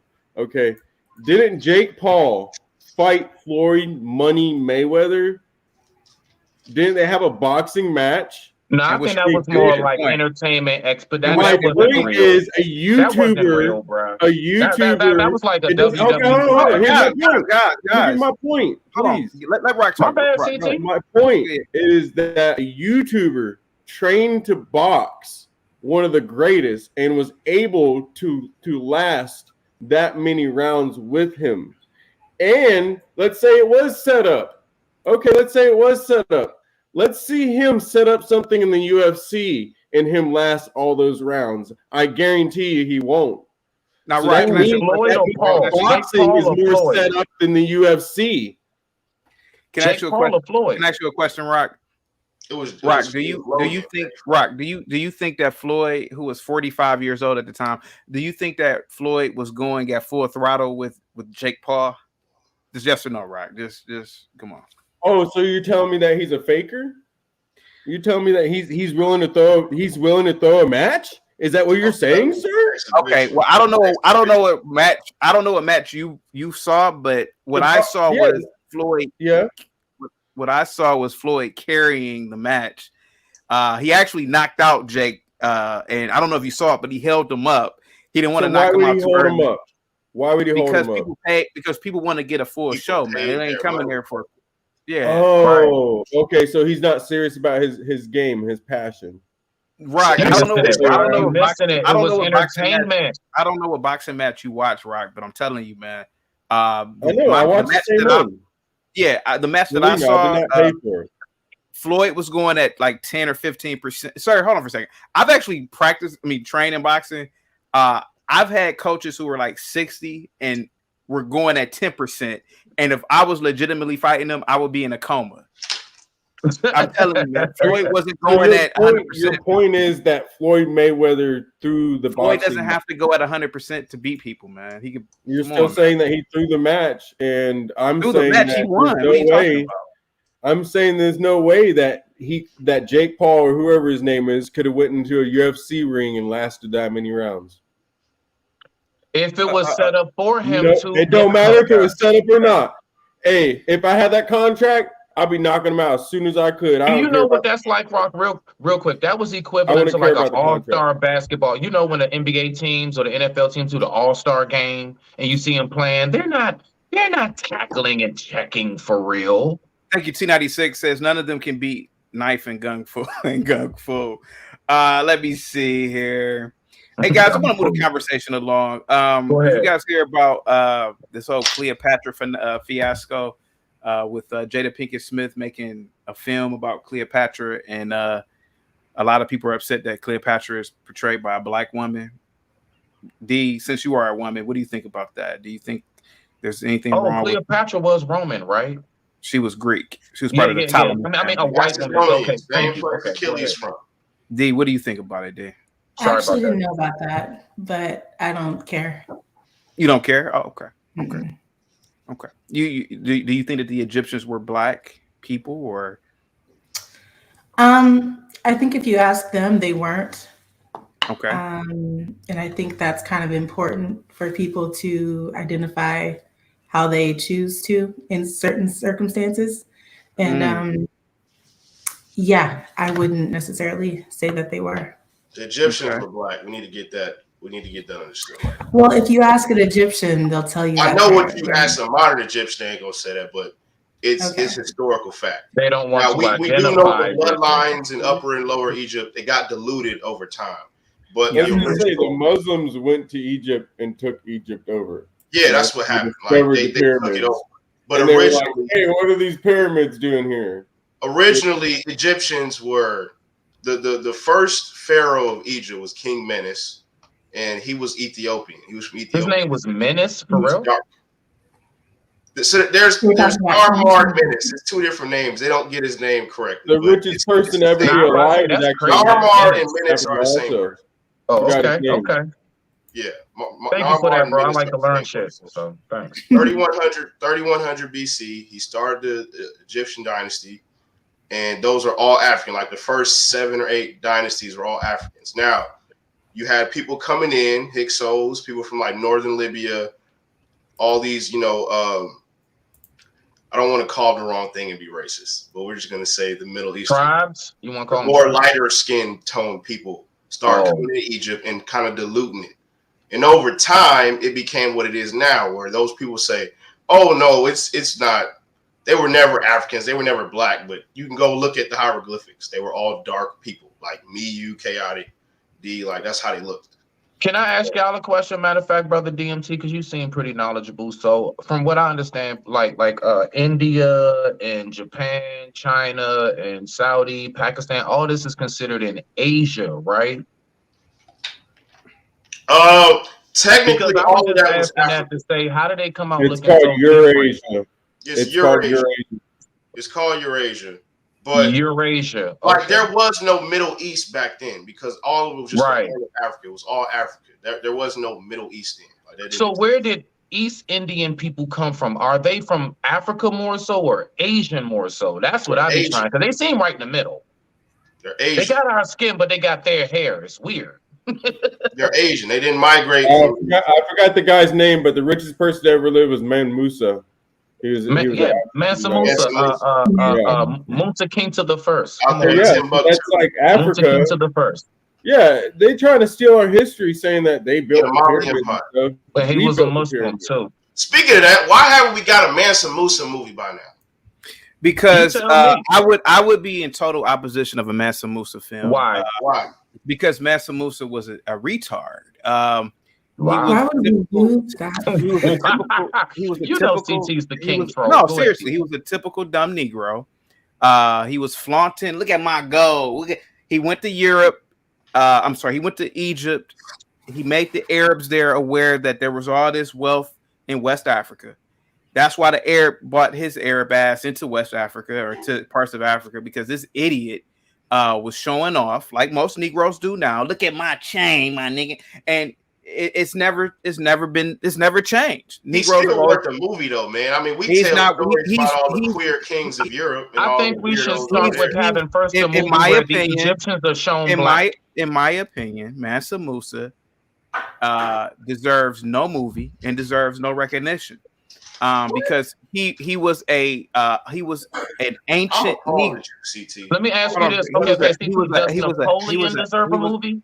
Again, Napoleon built a nation state. He built. Does he deserve a movie? Yes, Napoleon deserves a movie. Wow, he built stuff.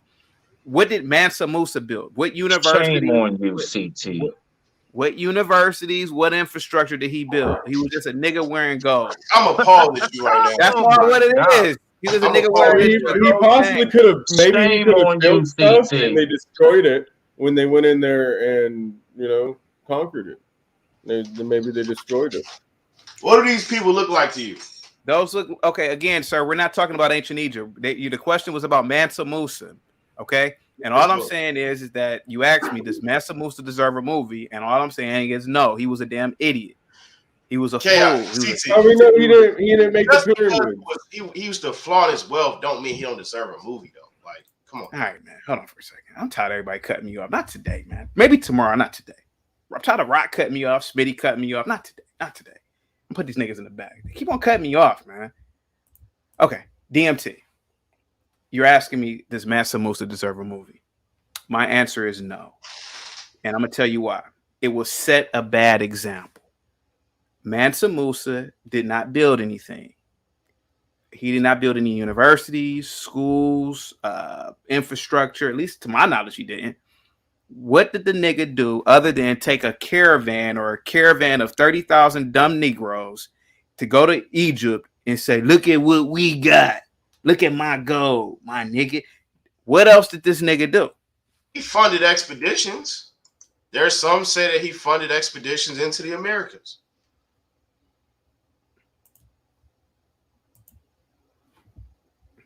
I'm just saying, like, I think the story is worth being told. Like, we tell stories about kings all the time. We talk about Louis the 14th. Like, Louis the 14th built. Louis the 14th built. Did he build Versailles? Because he built Versailles. Really? Yeah. That's he built Versailles. He got a whole movie and a TV show just about Versailles. But we can't talk about one of the richest Africans in history. But Versailles is still there. And look at it. Look at it. I mean, come on, man. It's beautiful. It's immaculate.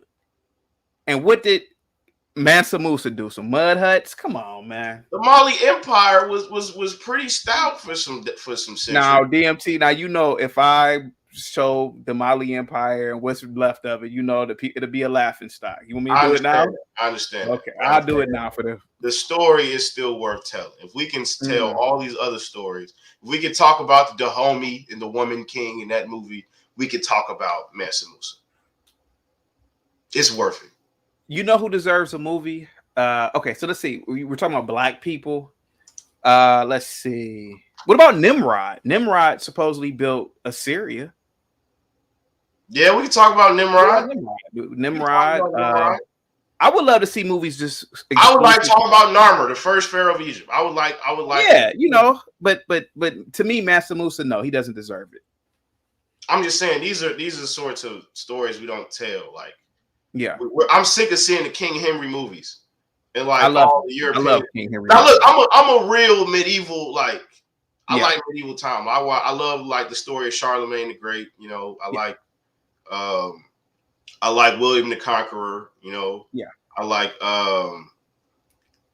King Louis the 14th. I like what he did, even though he was kind of sweet for my taste. But you know, it is what it is. Let's see, King Henry V has a pretty good story. Who else? Some really good kings.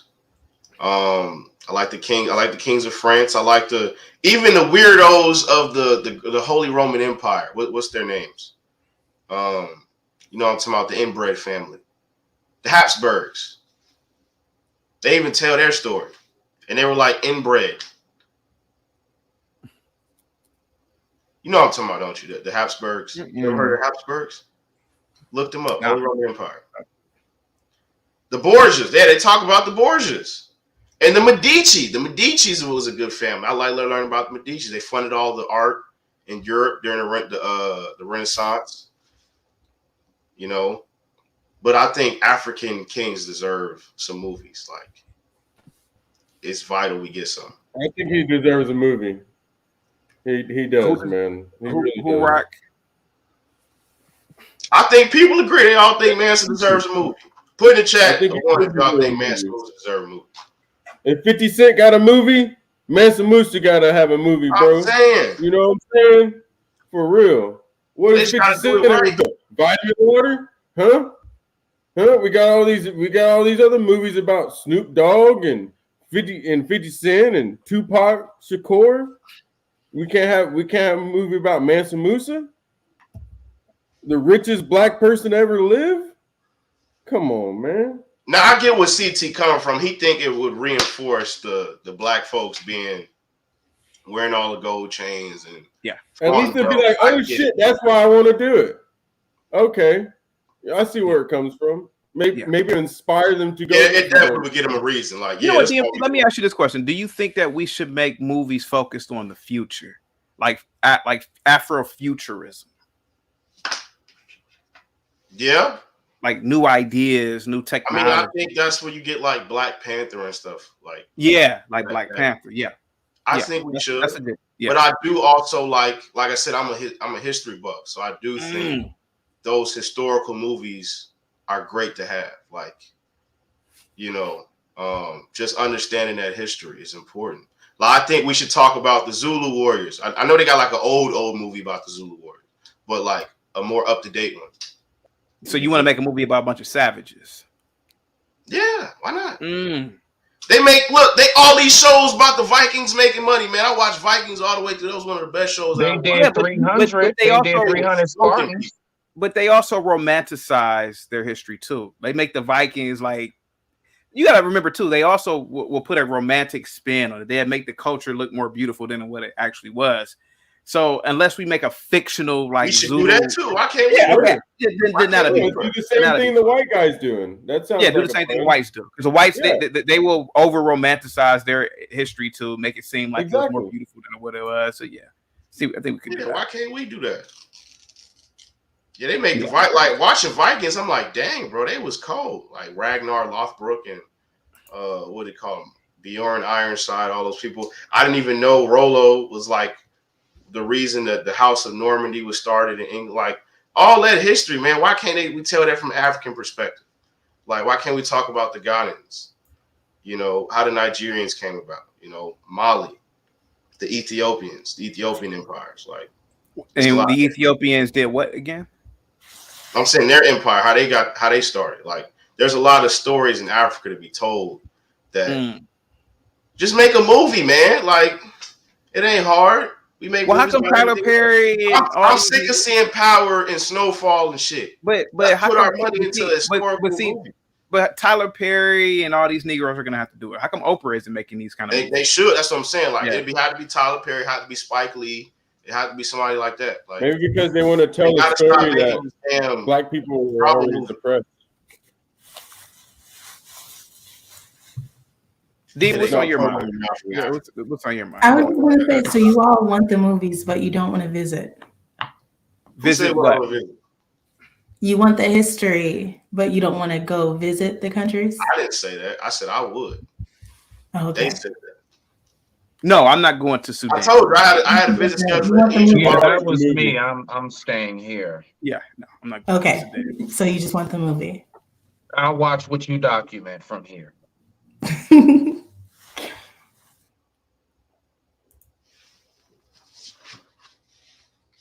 Let's see. Check Cash David says the word Viking doesn't represent a race. I don't care about the movies. If they are good, I'll watch. Okay. Let me see. Astro says Cat of Truth Live. Look up Kingdom of Aksum, fourth greatest world power of all time. Aksum. Sam says, CT, Nigeria has some crazy, awesome history too. The walls of Benin are very impressive. Yeah. What do you guys say about Phil Jackson said that he stopped watching NBA or the NBA because of all the Black Lives Matter nonsense. Did you hear about that? I didn't hear about that, but I'm not shocked. I mean, honestly, I didn't know. I thought Phil Jackson was more like a what's the Spurs head coach? What's his name? Pop. Yeah, I thought he was more like a Pop guy, like a real liberal. But that's interesting that he's definitely. Yeah, Greg Popovich get on my nerves. Like, yeah, that's why the Spurs suck these days. Let me see. Art says CT. Okay, I'm married, by the way. I don't know what's on you guys' mind, man. I don't know. You got me on the African history tip now. I was going to share some books. Oh my God! What are the books, man? What are the books? What are well, y'all need to go get this one. I read that book in college. Yeah, you should have. I know some have. If you haven't, go read it. And then you should go get this one too. Oh my! I read that book too. In Nile Valley, yeah, I read. This is actually why I was gonna go to Egypt with Anthony Browder. TT, I got something I want to ask you that I'm concerned about. I mean, it's a little off, but I really think it's real, CT. What's up, man? Follow Smitty now. CT, I really do believe that they are trying to prepare us for a zombie apocalypse. I'm not playing. Very serious. I want you to pay attention. Peep game. Notice the flood of zombie movies and stuff that's coming out. Notice how they continuously show us a lot of bad news as far as people being deleted and so on. What's that to do is to numb us. I'm giving you my whole theory behind this. It's to numb us, right? Then now think about it. Now we got this new drug out there called Flocka and Trank and stuff, and people real deal are looking and acting like zombies. All right? They give us the video games continuously. There's so many different zombie video games. And then you have preppers. And I think I want to become one. Because at this point, CT, I just want to stock up on batteries, canned goods, tarps, and guns. I'm being honest with you. Because at this point, CT, I really do think that they're trying to push us into. Now they start off with the shows. Now I'm not playing. I'm not even joking right now. They get us real effed up with the shows. They have us with a hard time figuring out what is truth and what is not. Right. So everything is diluted. Everything is like mixed up. So they confuse us first. Now hold on. Now what are they doing? They're trying to get rid of like all the like. People owning guns and stuff, the assault rifles. Why? So you can't defend yourself. Martial law. I'm very serious about this. And so I really do believe, CT, that with everything going on and with these drugs out here now, CT, that the government is truly trying to implicate a martial law and a zombie apocalypse. So that way the American people can once again rely on them like we never have before. And I also think it's for population control. Smitty, you ever seen Coming to America? 18 times, sir. Remember when John Amos told Prince Hakeem to stay off the drugs, son? I'm playing with you. I know, Smitty, I'm playing with you. No, I see where you're coming from, Smitty. I'm telling you, man. I see where you're coming from. No, I'm serious though. Like, I know what you're talking about, man. It does seem like. No, it's like, you seen the movie Bird Box? Everybody laughing. You seen the movie Bird Box? Ones that they want to stay like this. Oh yeah, that's right. Because whenever somebody from the village is speaking the truth, they always try to have the people laugh at them. Whole time, old John in the basement know what he's talking about. Ain't nobody laughing. But have you seen the movie Bird Box? Anybody seen that movie? Oh, that was so gay. I'm sorry. Can I say that? I mean, stupid gay. Like, not as in the movie prefers penis. No, I don't mean. I watched it in and out. I really didn't like pay attention the whole time. It was a good movie. What's up, Flex? Henry, man. What's up, Flex? What's going on, man? What say you, sir? About anything? Tell them, Flex. Well, one, I mean, if there was a zombie apocalypse, they said technically the zombies would only be able to sustain themselves for 48 hours, then they would die off. So even if really? Something like that would happen, yeah, they wouldn't go on and be able to live for months because of the degradation of the body and everything, and the food sources. It wouldn't last long if something like that was to happen. So would they really be slow like in Night of the Living Dead, or would they be really fast like in 28 days? I don't know, but if you ever seen people on fentanyl, that's the closest that you're gonna see to zombies. Oh, so they'll just be nodding off. I ain't worried about that. I don't know. But CT, I agree with you. Mansa Musa does not need a movie. If you wanted to see a modern day Mansa Musa, just pull up a Slick Rick video. Yeah. Put it 5,000 chains on, and there you go. We don't need any more. No, sir. That man traveled with carriages made of gold. That man had gold plated elephants and rhinos and cattle, bro. Like, that man, he actually brought the value of gold down. when he walked the earth. Seriously, I remember that because I had to do a report on him. Mansa Musa, yeah, man. He brought the value down. He had so much. I was reading when he while he was in reign. Yeah. Yeah, That's how I much was he had, reading bro. that It was when ridiculous. he went to Mecca, he clothed everybody in the finest garments and had them had a golden staff. Oh, he passed out a lot. So he was a simp. 60,000 people. So he spent like $10 billion at the time worth of gold. You can't be something that didn't exist at that time, That's sir. There we go. See, that's Boom. never been done before. Riddle That's me never this. been done since. He's done Also something chaotic. never done. I want to give props. We got a black woman on the panel representing black women correctly. Last week you had that should Lizzo be the face of beauty, but if Lizzo was like D dissects, then you might be able to make an argument. I've never seen Lizzo look like that. Is that simping, sir? Exactly. Is that So simping? what is what simping? I'm No, messing I'm with you, giving bro. I'm listen, messing I'm with giving you, respect. I'm giving respect to the ladies on the panel, and we gotta call it out when we see it, because I know black women are like, we always trash them, so we got a I just legit gotta know a little bit representation better right so I here. can stamp her. That's all. If I see a little bit more D and I get to know you a little bit better, then I can claim you. Not yet. So we But might you have cool little so girls. far. Hey, chaotic. My daughter subscribes to this channel, and they see women like this on here. You know, we need to take control of our image. Period. Black women, black men, and we always talk about this. Kevin Samuels always talks about this. So whenever we have a chance to represent ourselves well, we need to. And I don't see enough black women representing themselves well in the YouTube space. Flex, thank you so much, man.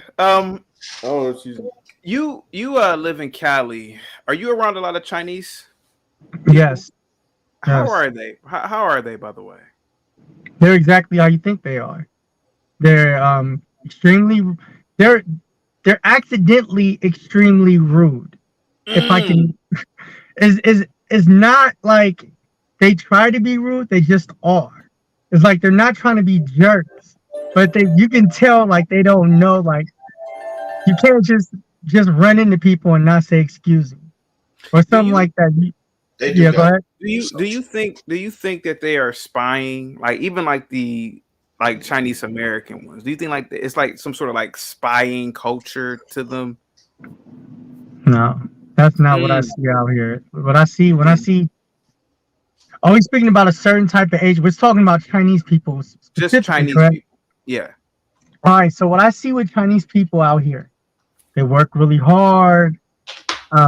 They keep to themselves. They stay in their areas. Like you can, if you want to find Chinese people, you know exactly where to go to find them. They're not really integrated with everybody else. You go to Chinatown, or there's certain cities that you go to, like you go to Daly City or South San Francisco. They'll be in bunches there, but they're not really integrated with the rest of the population outside of school and college. So they pretty much keep to themselves. Are you familiar with the Chinese like these spy networks going on, like these sort of like quasi? Yeah, well, I'm talking about with this these Chinese police stations that essentially are spy networks that have been getting shut down by the FBI. You familiar? Oh man, is it true? Absolutely. I mean, did you used to watch 24? Did you ever used to watch 24? Jack Bauer? No.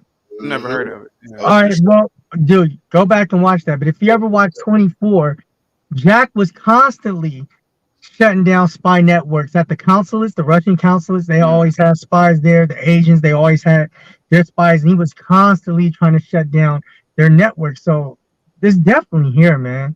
It's just that we hear about it when things get out of control, and that's when we hear about things. Usually a week or two or a month or two too late. By the time we hear about it, it's already been out there. They say COVID was already here during the summer of 2019. But once it got out of control, then we start to hear about it in February 2020. That's usually how it works with everything. I can tell you something that's a fact. I had COVID Thanksgiving of 2019, and I almost went to the hospital. I was so sick. And I just, I knew it was just the flu, but it was a really bad case of the flu, and usually I don't go to the hospital for nothing. So, and a lot of times they don't. Happened, I was like, okay. Then when COVID came out, I think it was April of the next year when that happened. I was like, That's dang, February. It was right when Kobe Bryant died. Right when Kobe Bryant died is when things started hitting. Do you think that would you be willing to live under a system? No. Okay. No. And why not? Because I'm American. This is the best. We have a flawed system, but it's still the best system. It's still the best system.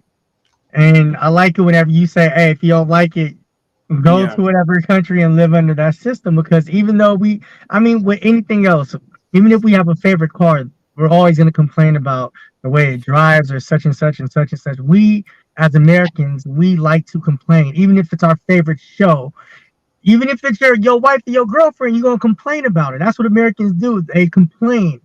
But at the end of the day, we hey, tell me I'm lying. But at the end of the day, wait. Hey, brother Flex, but watch this though. You want to know why Americans are known for complaining? We are known for complaining because unlike most people in the world, we are afforded the luxury to complain about stuff. We are.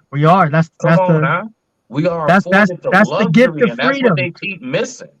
Honestly, the gift of freedom is just the right to complain.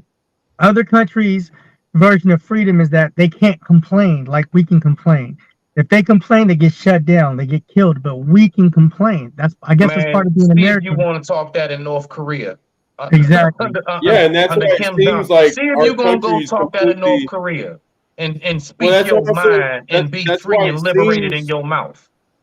That's why it seems looking from the outside in that we're so just discombobulated when it's really. See if you're going to talk that in Russia cities under Putin. It's just these few cities that are out of control. And if we would build a fence around them, and I think Trump tried to do that. Didn't he say a wall? That fixed a lot of it. Let them go ahead and go Judge Dredd. Let them do the Judge Dredd thing. That's how I think they want. That's what the Democrats want. They want a Judge Dredd in all their cities. That's what they want. A Judge Dredd? What? Yeah, no, wait a minute. A Judge Dredd? Hold on, D. Where did we just go? You sound like you got recalibrate the GPS. We got to get back on the beltway, sir. Well, how do you feel, D? What do you think? What you think, D?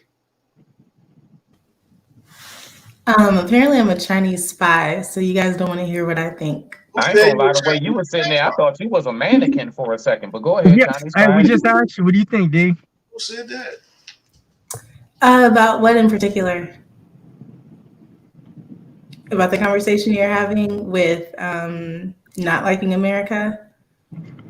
The complaining, the rights, spy. I think that you made a point about complaining. Smitty made a point about complaining, but I also think the reason why Americans complain so much is because the complaints typically lead to some type of progress, much like, obviously the American Revolution started with a lot of complaining and then somebody did something about it. So while it's a privilege to complain, I also believe that, especially in America, it's a call to action for some, and then usually something gets done.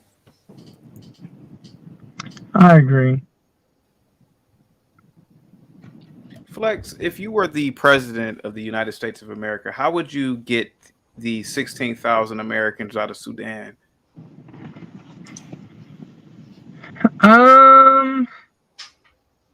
All of it has to do with there's always a price. If we said, Sudan, name your price, we can get whoever we want to get out of Sudan. But do we want to get these Americans out? Who's important over there? If there was somebody important enough to get out, we get them out. If there was somebody worth bartering for, exchanging for, or Brittany Grinder to make some headlines, then we would do what was necessary to get them out. But if it's people like you and I, we stuck. Like those Americans that were stuck in Rwanda during that time period, and they were just stuck over there. They would just be stuck. And sometimes, you got to be careful about where you visit. You got to do your research, do your homework. Yeah. And because you never know when something's going to break out, because you may very well be stuck, and you can't be that. I'm an American, get me on the first flight. That only works on TV and doesn't even work there most of the time. So I would only go to places to where we're in lockstep with America, like Europe, Italy, places like that, where they know what time it is. But when you're visiting these offset countries that may not think how we think, then you might be on your own. Hey, CT, can I ask you a question real quick, just so I understand? Yeah. So the host, the Americans in Sudan, like I do somewhat understand, like when they was in Afghanistan or whatever, when they got trapped, I think a lot of them was like business or whatever stuff. Why, like, was it a tourist attraction place and they got caught? Was it business? Were they foreign exchange students? Why did they go to Sudan? So there's I'm trying to figure out if they're worth even picking up. That's all. So are they worth the gas money? Some people are over there for humanitarian efforts. Like okay, I can understand. Like that. What do they call those groups? I can understand that. You know what I'm talking about, right? Missionaries. Like missionaries. A lot of white people over there. So you're not just talking about people visiting. Non-profits. Like non-profits. Yeah, they get paid to be over there. Yeah. I would say, yeah, nah, don't just leave people like that stranded. Nah, all jokes aside, nah. I mean, I just wouldn't go. I wouldn't go to a place because it's so hard to find people to genuinely come outside of themselves and do for others. So somebody like that, I would say afford them. Definitely get them back home. Because last time I checked, I could have sworn, like last time I checked, we got pastors that have like private jets. So I don't understand why we can't send, at least 1 or 2 747s or something. So, I mean, I would say for that, yes. All jokes aside, no bull. If you're talking about humanitarians and people doing missionary work, nah, man, don't just leave them people stranded. You want to know why? Because that will set a rolling ball for other people not to want to go out and do stuff if they see like, what? So if I go, I mean, at least if they knew like, shoot, if something went down, I know my country got me. I know my people's going to come get us. But to just leave them stranded and stuff, I don't think that's cool. And that's just me. I digress. My mic is muted. Yeah, Ross Girl said, teach for America, missionaries, Nah, man, go get them people, bro. Go get them people. Yeah. Red Cross. Yeah, correct. And D, you said you have been to the Sudan? No, Ethiopia. Oh, okay. You stayed there for a week? Yeah. Okay. How was it? It was beautiful. It was really peaceful. The food was nice. It was light. Their food is good. I'll admit that. Yeah. Yeah. You get harassed as an American. What, you get harassed like what, for money? What'd you say? For money? Like for tips? Sometimes, yeah, to buy some gum. A little girl followed me and my mom almost to the airport so that we would buy something from her. And then usually there's this thing that happens that I don't know if it's just me, but when you go to a certain country, everyone asks you what country you're from. Like if you're Sudanese, because I'm darker skinned, me and my mom were asked if we were from Sudan. Even in Kenya, they ask you, or you're not from, they know you're not from there. And they kind of want to figure out where you're from. So it was a weird experience, but the country is beautiful. How did the men treat you? How did the men? Yeah, how did they treat you? I didn't really interact with a lot of men in Ethiopia. Mm-hmm. Did you have a toilet? Did you have a toilet in many places of business? I didn't go to the restroom in a lot of places. I kind of learned from traveling to not really explore that area. Just do. Did you have a bird? Is it called bird? It's like an Ethiopian steak. I heard it's really good. Did you try that? No, I didn't try that. Oh, okay. No, I was wondering if you had it. Okay, thanks. I'm not a foodie. I'm not really adventurous with the stuff that I eat. Yeah. I got you. You ordered the spaghetti. Yeah. Whenever I'm on a panel and I'm talking to East Africans, particularly when I'm over at Afrodama's panel, and some East African is trying to give a smoke to Americans, I say, cam up and show me your toilet. They never do. They That's because it's a whole out back. CT, you know. Cam up and show me your Stop toilet. it. No, but I'm Stop. really like, listen. A lot of these Africans, I'm talking about East Africans, they have so much smoke for Americans. And I'm telling you, and the one question that I always ask big time, B. Cam up and let's see your toilet. They can't do it. They can't ask them. Listen, ask them. Hey, Cam up and show me your toilet. I bet you they won't do it. Bet you they won't do it. You know what's wild? Because I have a lot of African women try to holler at me on social media, and you know how is it just me? You know how I always know she's in Africa when she sends me a picture?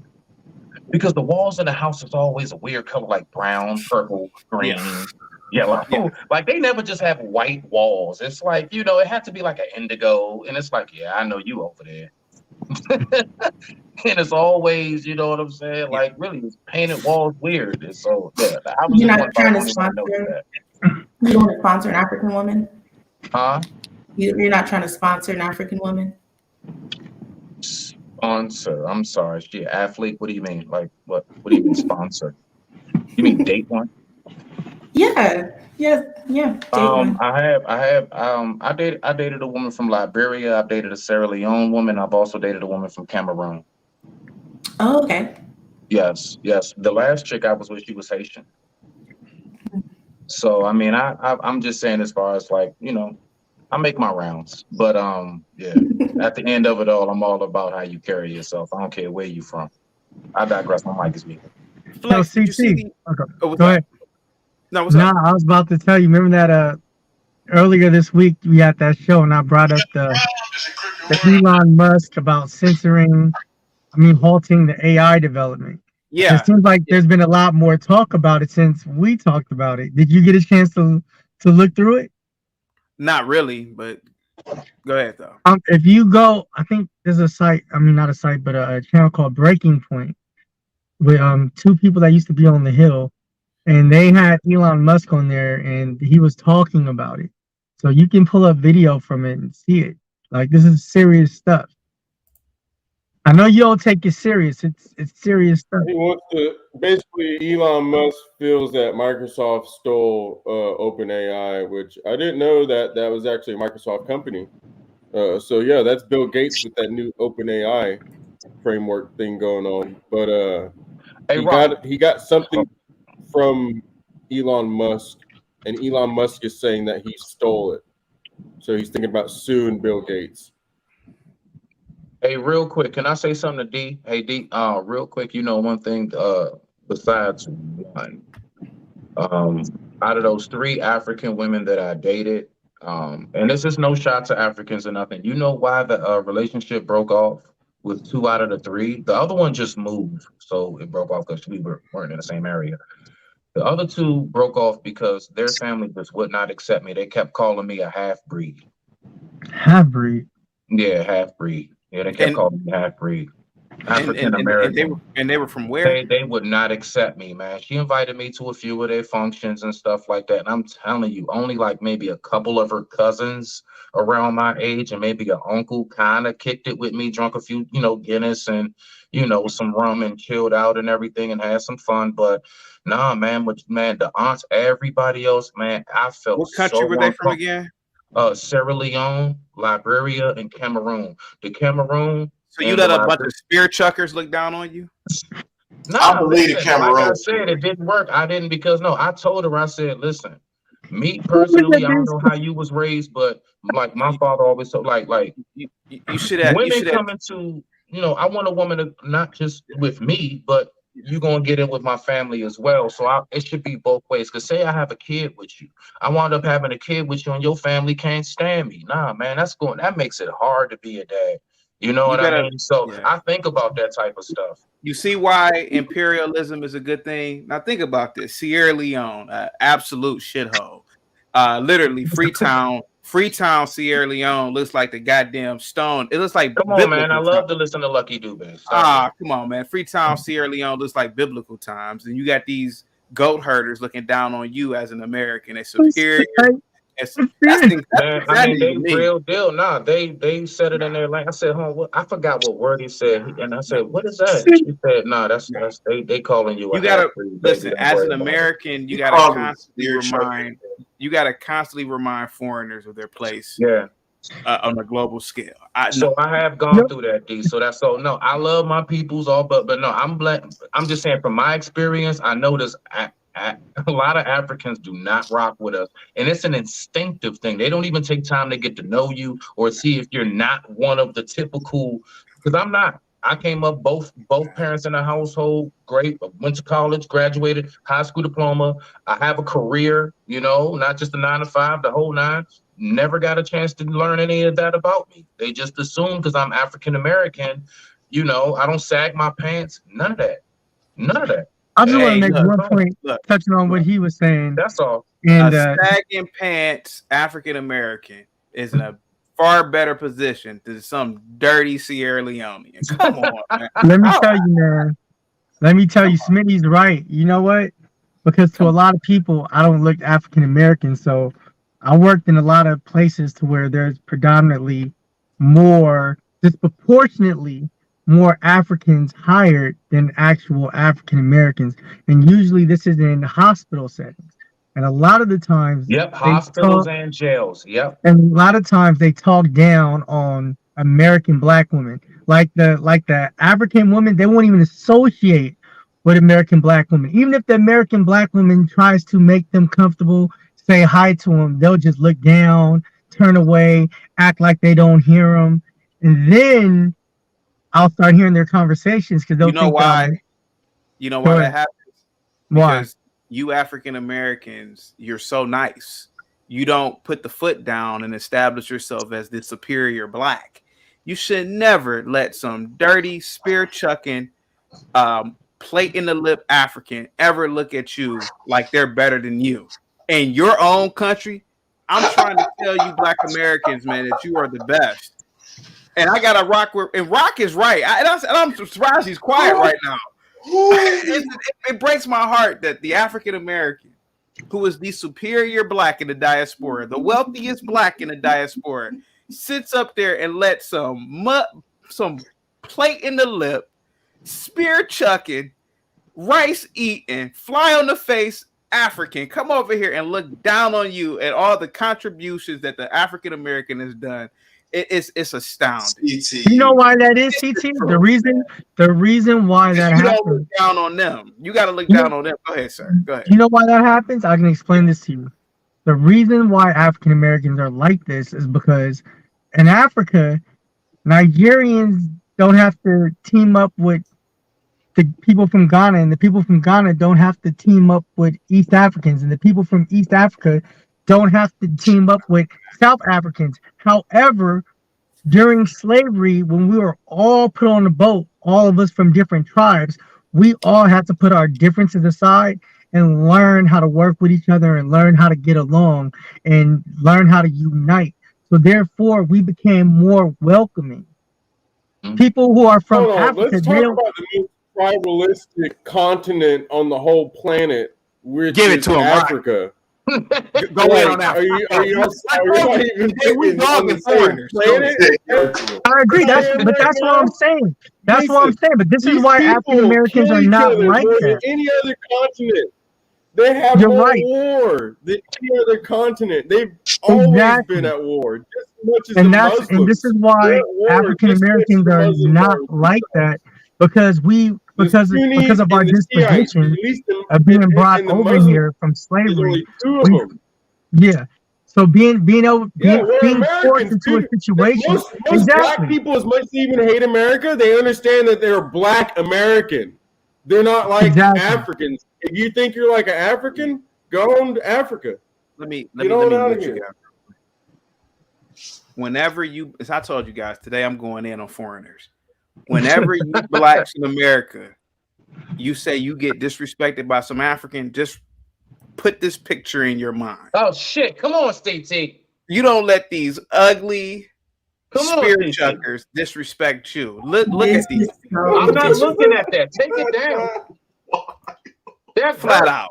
That's what Flex, wherever you work at, wherever you work at, you send that lady, that Black American, that picture, and you tell her, show that picture to those Africans. Show that picture. CT, where your people from? It don't matter. I told you going in on foreigners today. I'm an American.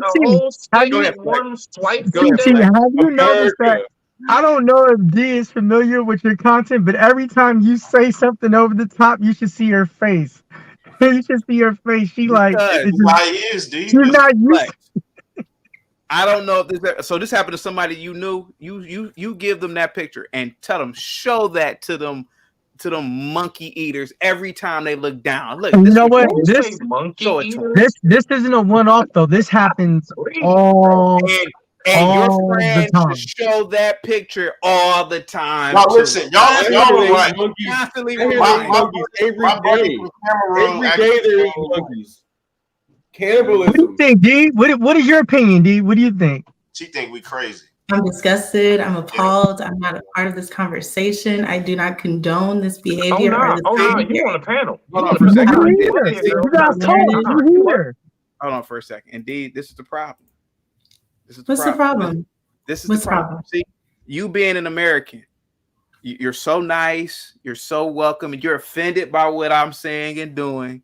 But here goes Flex. He's telling you how these spear chuckers behave amongst Black American women who are the wealthiest Black women, pretty much the wealthiest women on the planet, because there are white Ukrainians, white Bosnian women who would love to trade places with the Black American woman.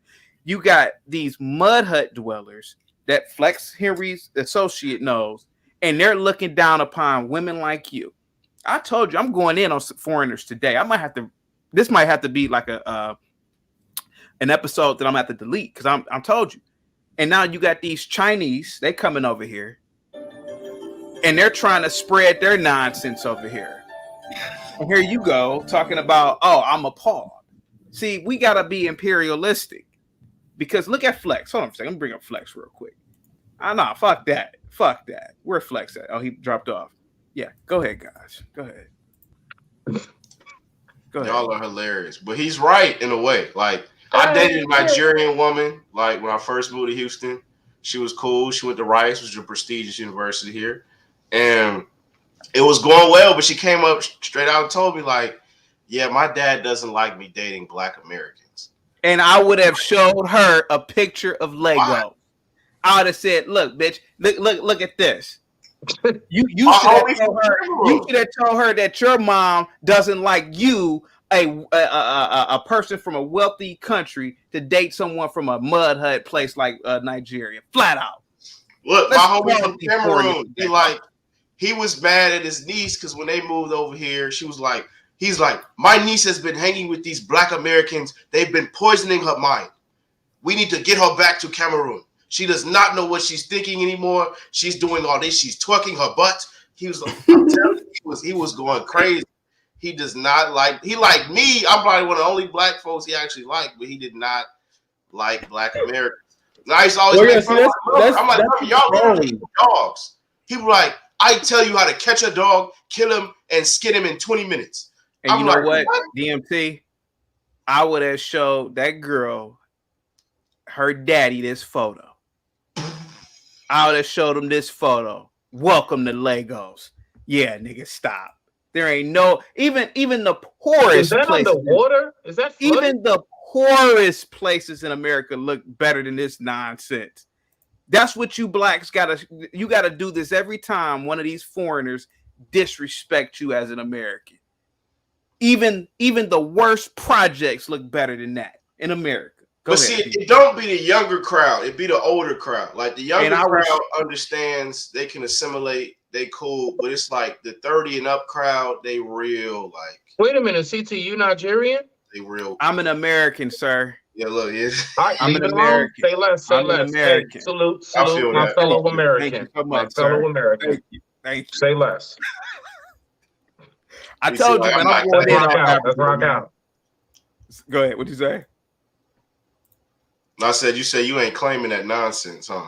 Listen, here goes Flex Henry, who lives in the wealthiest state in America. Literally, their GDP is that of a country, and he got a friend who works with some dirty foreigners disrespecting his friend. Ain't that crazy? And her land. Stop it. You got to let these people know their place all the time. And I would show pictures. I would have showed that girl. Yeah, show this to your daddy. A picture of that shithole he's from. So you saying get the respect by putting your foot on their neck? Of course. Got you. Don't be diplomatic. Don't be humble about it. Listen. Because they already look at us as like savages and animals. To be honest, they're not going to talk to the, they're not going to talk so to if the we bring that energy, right? aren't we playing into them? Go ahead. No, I'm just asking. They already think we're violent and all of this other stuff and aggressive. So doing what you say, CT, wouldn't that be feeding into them? No, it would be. You know how and like I told trolling, you, by the way. You know how I told you when I was teaching, it was nothing like calling my classroom a whole bunch of dumb niggas. See, when you show the African or you show the Indian or you show the Southeast Asian where they're from, it's the same alien. thing. We call them aliens. It's the same. It's the same shock value. There you gotta like when these East Indians walk over here and they had their noses snubbed up. Show them. What's the place in India? Like New Delhi, one of their cities and stuff. Show them. Constantly remind them where they're from. That's right. How they shit. Or a building falling down in China, or a brand new building being built in China, and then as soon as they finish it, it just falls down because their construction is so shitty. You know. What was that? Was that the capital? What was that picture? Was that the capital of the country? No, Abuja is the capital of Nigeria. Abuja. Well, how many stories can they build? It's not Legos. How tall can they build? Oh, okay. A lot of women. That's where they could, man. When they holler at me on social media, they all from Legos. It's weird. I would like to add one disclaimer to this. Yeah. Usually, in most cases, the African men, most of them are like you. Most of them that I come into contact with, they cool like you. It's usually the women. Most of the time, it's the women that are like promoting the divide. The men is usually no problem. Come on, man. But usually, it's the women doing it later, bro. Whoever your friend is. But I see what you're saying, Flex. The women do be like. It's the women doing it. They got a disdain for black women. Like they do. So they gaslight. The women gaslight. The men are chill. Yeah. Yeah, the men are cool. Okay. It's the women doing it. Okay. Respect. 777. He is like, I don't know what the hell y'all talking about. She like, I can't believe what I'm hearing. Well, D is a part of the problem. She's a part of the problem. She's gonna be like a chaotic disgusted, and she's made that clear. Don't let she's a part of the problem because it's like has vomited in her mouth 3 times along the way. I would let it. See, I told you guys, I'm giving smoke to foreigners today. I would let an East Indian know in a heartbeat what I think about them if they had the attitudes to you shit in the hole in your damn in your country. Stop. Absolutely. Absolutely. Go ahead. Are we talking about Nigeria? Or we're talking about all shithole countries, sir. All third world countries today. Go ahead. He said East Indians. Respectfully, D, I was just wondering, are you Nigerian? No, I believe I'm Cameroonian. Oh, it makes sense. What is that? That's why she mad at what I said. Oh, okay. I thought you were. Are you half white? Not your cousin respectfully. Am I half white? Yeah. No. I'm not the only one that thinks that, right? Or is that? What do you want, 777? What do you want? No, I thought you were mixed. That's why I was asking. What do you want though? I mean, I thought you were maybe Cameroonian and maybe Irish or something like that, because you have like an Irish nose a little bit. Is that from like? Hey, what do you think about the Chinese? Yeah, what do you think about the Chinese, man? What are you talking about? Oh, I never seen her on the panel, so I was just trying to dissect D real quick. I think the Chinese are the I think they're the smartest in the world, but the dumbest at the same time, if that makes sense. Go ahead. So really, they're good for nothing as far as on our land. They can't really do anything. They don't own anything. Chaotic, you're a big fan of owning things. What do the Chinese really own over here? Nothing besides, I think, some farmland. They own some farmland. Land. I mean, yeah. But they don't really own any buildings. We're not going to work for them. It's like they work for us, if you think about it. You know what I mean? They work for Apple. You know how many little ching chongs are in that factory building I meant Chinese. You know how many Chinese are building our cell phones? Everybody pull up your iPhone real quick and just show it to the camera. That's made by a little 10-year-old Asian boy, okay, that doesn't get lunch breaks. He doesn't get breaks. He eats a cup of rice every day, and that's it. You know what I mean? They work for us. So when it comes to China, yeah, go ahead. Give them some secrets. Give them some, sure, here's what we're doing in Ukraine. Who cares? What are you guys going to do? They're nothing. You know what I mean? They're incompetent. They're incompetent. Shout out to Nigeria. It's a beautiful place. If you guys haven't been there, definitely go check out the 5-star resorts they have. This panel got real racist real fast. Well, I already told you from the get-go I was going in on foreigners earlier. I feel like we never really go in on Chinese or Sounds anybody like else. you're not hip to 7. Yeah. No, but you got me intrigued with the East Indians because, like, one of my good friends is from East India. She's from South India. She's always warning me about how Indians operate. She like the North Indians are scammers. Like, all they care about is money. They'll do anything. They set up fake businesses in America and they try to recruit Indian international students to their businesses, even though they're not real. Right. Thank you, T Spells. Appreciate it. Let me just read the super chat. This is for 777. Laughing my aristocrat off. All right. Thank you. Yeah, you know. They asking how old you are, 777. Yeah. I'm 63 years old. Yeah, I mean, you know, I feel like we always talk about black people, hillbillies. I feel like we never give smoke to the Chinese or East Indians and stuff like that. So this You did the other week, man, when you was talking about how they crap in the road and they're the worst tourists. We had the tourist segment. You had, yeah, you did. Yep. I remember. Who the worst tourists? Chinese. Yeah. Who was the worst tourist? Exactly. They crap in the road. What did you Yeah. I wouldn't say Chinese. Listen, wait for this. They don't wipe, and there's no hand sanitizer that comes out, and they squeeze and real quick. None of that. I would say Jamaicans are probably the worst vacationers here. Probably. I don't know about that one, and yeah, yeah. Well, think about what they did in New York City. Think about what they did in New York City. They came here. They started one of the most violent gangs in America. You know, respectfully, I mean, they really do nothing when they come here. They started rap music. What are you talking about? Did you know that 777 Jamaicans started rap? No, they didn't start rap. They did. The first rapper was cool. Was it? Oh my god! I know a lot of New Yorkers who would disagree with you, CT. Cool Heart? Was it Cool Heart? Cool Heart. Yeah, Cool Heart was the first rapper. Yeah, he wasn't the first rapper. Listen, let's just keep it real. The 3 white boys were the first rappers. All right, the Beastie Boys. The Beastie Boys. Okay, yeah. Hold on for a second. Sugar Hill Gang. 777. What else say you about the Chinese, sir? Go ahead. 1 second. Lana, you look beautiful tonight. Give me 1 second. Thank you. What just happened? Now, Lana, you know, earlier today I said I was going to go in on foreigners, so hopefully I'm not being too. I'll say, Lana, where you from? She looks like a foreigner. I am Trinidadian, so I am here since people are talking. I'm Trinidadian. Are you hearing me? Yeah. People are talking about foreigners and being typical American xenophobes. Call us a xenophobe. Go ahead. Oh no, it's just that I think that somebody pointed out that African women are more xenophobic than African men. But I think that the culture in each culture pass through the women.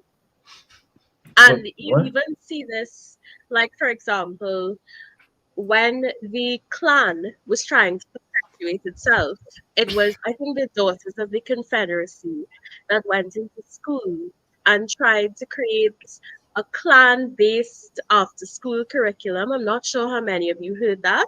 So it's not specific to Africans. It's every culture that honors its women. Okay. Wait, That's your what just excuse? happened?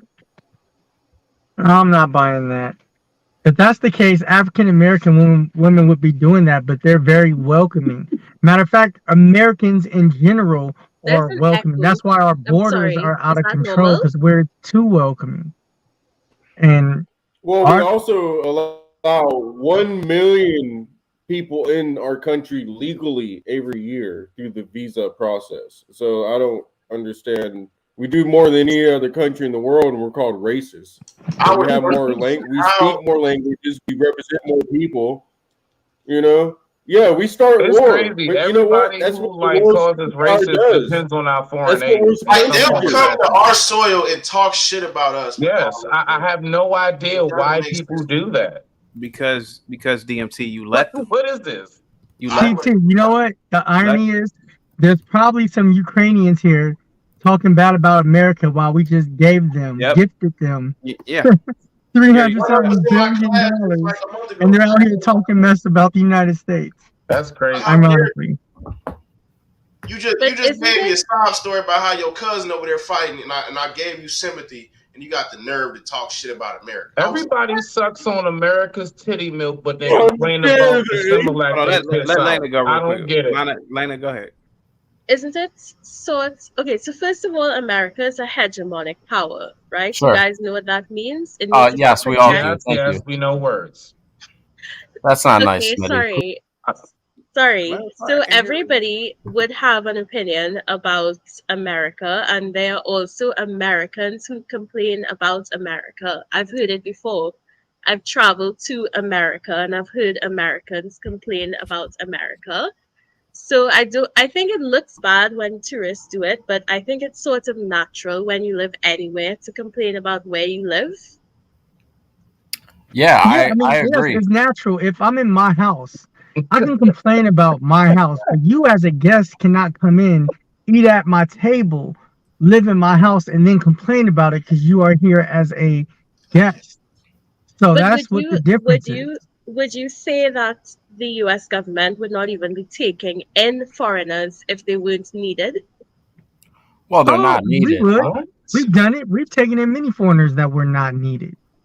Can Well, you we give an take in example? all the foreigners. None of the I'm foreigners not are speaking needed. about Please, illegals or refugees, Sis, but people Lana, who applied and got into America. Lana, let me say this. All right, so me being a chef, all right, so I was the what they call head maestro. So me being a head maestro, long story short, what happened was the one that my GM over me, she was El Salvadorian. And so what this woman did was she went on ahead and she had me get rid of one of my preps and two of my cooks so that she can bring in literally illegal foreign, like Spanish people. She wanted to bring in her own. So my point is that somehow or another, the law was fixed to where there was nothing I can say about it. And I tried so hard to help them folks keep their job. And they from here. They're on American soil. They was born here in America. Maybe they were trash workers. Do you know who got put in their place? I had to now work around folks. Now, of course, thank God, you know, my family being Cubano, I do know Spanish, so I was able to, but the other workers, they weren't able to communicate with them. They're not. So you got to understand how much priority, landing it, love, America gives to foreigners over the people. We go out of our way to fix so much stuff for everybody else, and we got so much going on right here. Trust me, you coming from somewhere else over here, they will lay you up and make sure you good before they lay up and make sure that the people who were born here are laid up and good. I mean, I need a maid, Lana, if you're interested. I don't know if you want to get flown out to be a maid, respectfully. I appreciate the offer, but I am in a relationship. On top of Smitty's point that he made, whenever something like that, whenever you say America wouldn't let people in if we didn't need them, understand that there are millions upon millions of people that are not working right now. There are only so many jobs. If all of you guys went, not trying to sound like that, but if all you guys went back home, it would effectively employ almost every single jobless American. So no, we do not need you. We don't need you.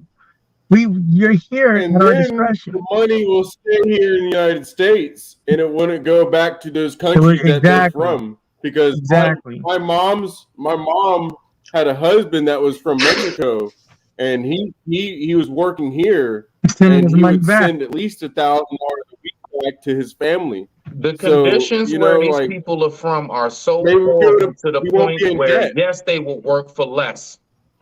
That only proves how that is a horrible corporate your issue. conditions are. That has nothing most to of do us won't with do the that BS. visa system in America. As somebody who has studied abroad, not in America, but I have studied abroad, I've gone through the absolute ringer to see how you actually end up even getting a visa to study abroad.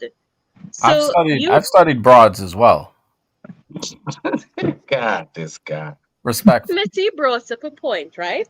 About Let me tell you. I'm gonna tell you a his secret. manager. I'm gonna tell you a secret. Hold on. You get a plane ticket to Mexico. Okay. You want northern Mexico. Okay. You're gonna get a plane ticket to northern Mexico, and then you're gonna walk across the border. Huh. And then once you walk But across that's the border, illegal. we're gonna I'm let not you in speaking about scot-free. illegals. We can all agree that the borders need to be a bit less porous. We can all agree on that. I'm saying that when you come across an African in the health service, for example, that person has been through school.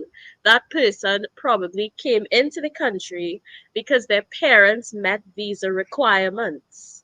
So that's why I'm saying that, okay, fair enough, the refugees make a lot of legal skilled immigrants look No, we really actually bad. stopped. No, we But that stopped that. doesn't. No, you're wrong. I just want to make sure before Hold on, you you're go, wrong. make sure you give me your roti recipe. That is racist. I'm kidding. All right, guys. DMT, Smitty, Rock, 777. Salute to you guys. I'm gonna close it out with just the four of us. I'm not gonna lie to you. You guys are annoying the goddamn shit out of me. You cutting each other off, talking. It's just too much, man. It's salute to you guys, man. I'll see you guys tomorrow. Have a good one. No hard feelings. Today's just not the day. My Cavs lost. It was good. It's too much. Salute to you, Rock and Smitty, and all you guys. See you guys tomorrow. Peace. What say you guys? Go ahead. Go ahead. And Flex, you came later, so you're fine.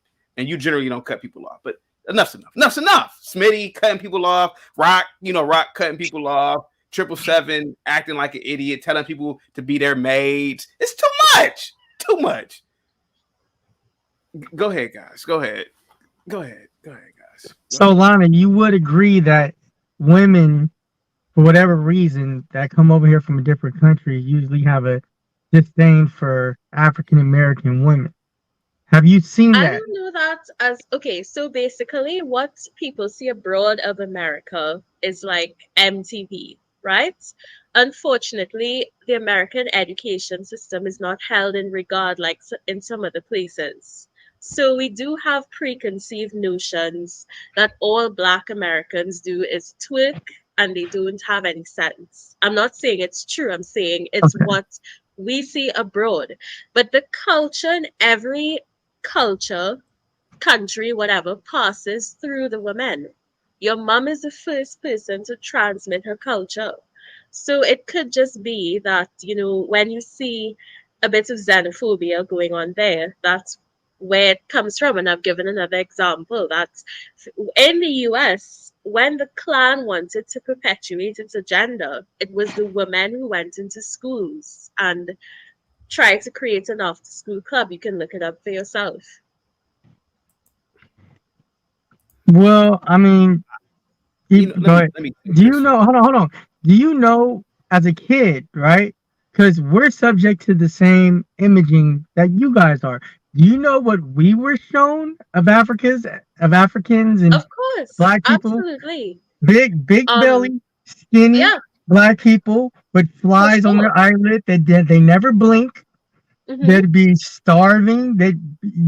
D, you probably seen. Nah, you're probably too young. I've seen But it. they I've play seen this it really in sad commercials background music, at 4 and we a.m. in the donate morning. Of for course. just 5 cents a day. We could feed 10 families, and they play these commercials over and over and over and over again. To where whenever I seen Africans in person, I never thought, hey, where's the flies at? How come your belly isn't the size of a pregnant one? Because of the context, you spoke about coming across Africans in college and in healthcare. And I'm saying that is based on the visa system, whereas, or the immigration system, which prioritizes educated people. Whereas an American does not necessarily, and everybody who said that is right, an American does not need to leave America, get 3 degrees and whatever, fill out a visa process and go somewhere else and compete with the stereotypes. What do you think, CT? Because Well, I gotta burst Lana's bubble, but let's be honest. When it comes to twerking, the African pull it up. woman, Pull it up. The African woman, the African woman and the island black women are the biggest twerkers on the planet. Be honest, but they call it culture, though. We call it culture. Oh, that's culture. That's just traditional dance. No, that's bullshit. It's twerking. And this is why I keep on saying, as Americans, you gotta stop being nice to these people. You gotta say, wait a minute, stop. You guys are twerking in almost every African country, and it ain't just dancing, it's actually sexually explicit. But I spoke about hegemony and America projecting its power. I'm saying that America projects its own images, regardless of what people are doing in their other countries. So the competition is in the opposite direction for the American. When people come from abroad into, kind of like what you just said, when people come from abroad into your country, they're thinking of what they saw on cable, right? Whereas an American may never have seen us do the same thing. But it exists in both places. It's just that not everybody's a hegemon. Now these are women from Congo dancing. Same type of dance. It's all twerking to me. But who owns Hollywood? I mean, yeah, I understand who owns Hollywood, but what I'm saying is that the American black woman is the same as the Congolese woman, or it's not all the twerking. Same. Yeah, I mean, yes, it is. It's the same DNA. It's the same. It's the same. How In are my we the opinion. same? Culturally, we're not. D, what do you think? Have you come across this in real life? Have you had? I mean, is D African American? Are you African American, D? Yes. Okay, so have you come across anything of what I'm saying? Is this familiar to you? I As have far as not dealing with this specific experience with any foreign women.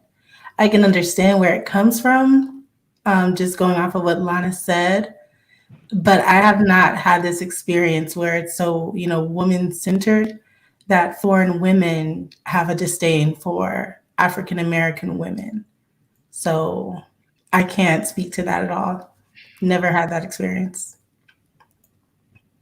CT, did you see those commercials as a kid that I'm talking about? Of course. Yes, You of saw course. them? Yeah, with the Arms of an Angel song.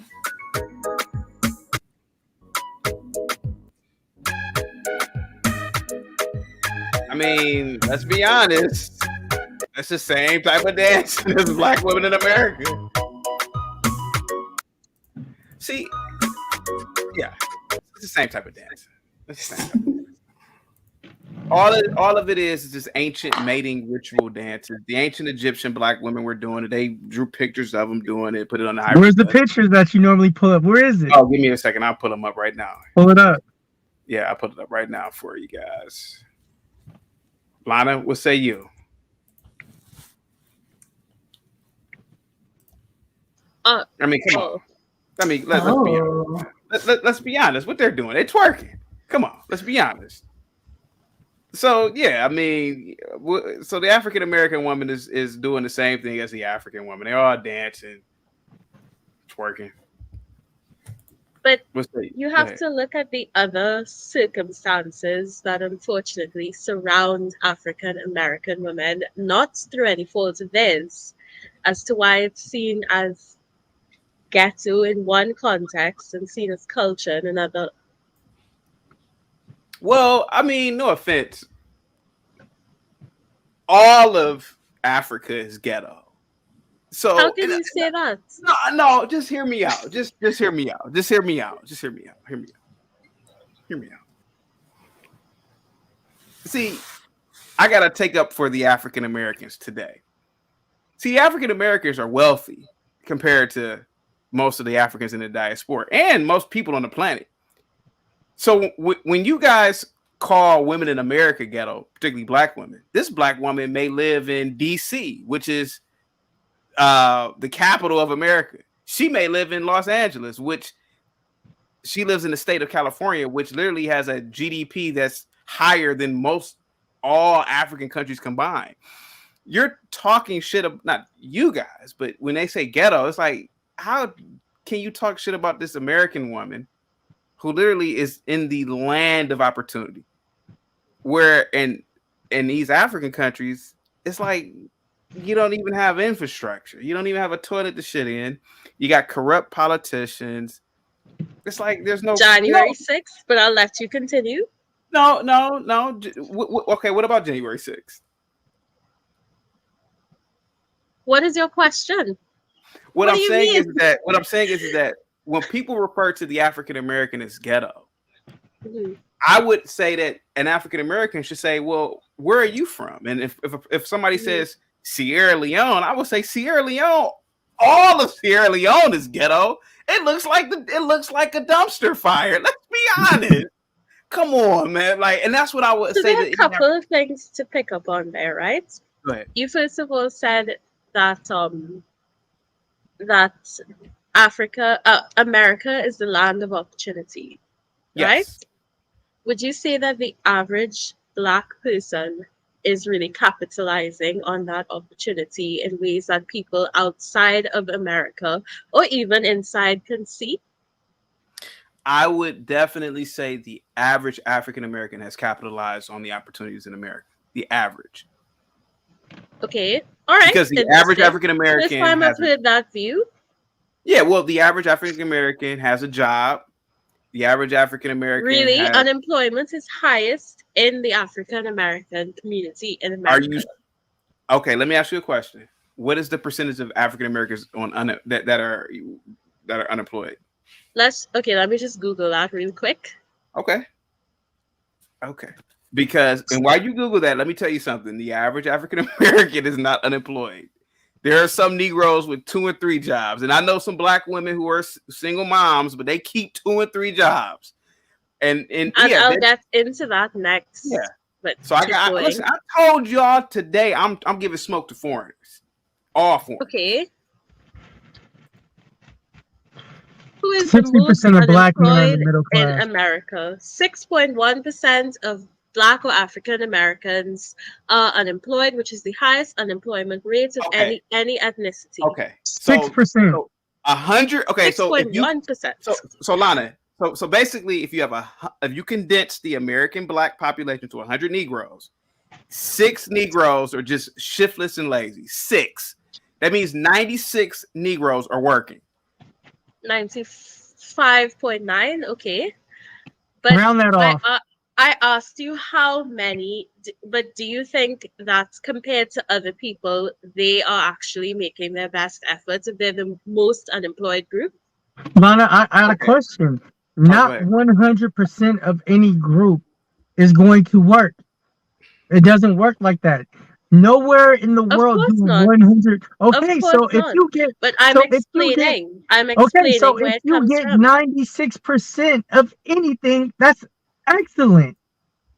That's excellent. If you get 96% on anything will get you into pretty much any college on a test score, on an SAT. 96% of anything is excellent. You mean to tell me that you're gonna regard the 6.1% and use that as a metric as why black men aren't working? The question was, why don't foreigners respect African Americans? If a president wins an election with 60% of the vote, do you know that's considered a super landslide? Yeah. You know, that is considered a 60% is considered a super landslide if you win with 60% on a presidency vote. So you're telling me that 96% of black men are working. This isn't even a problem. Black people, not only men. I'm just explaining.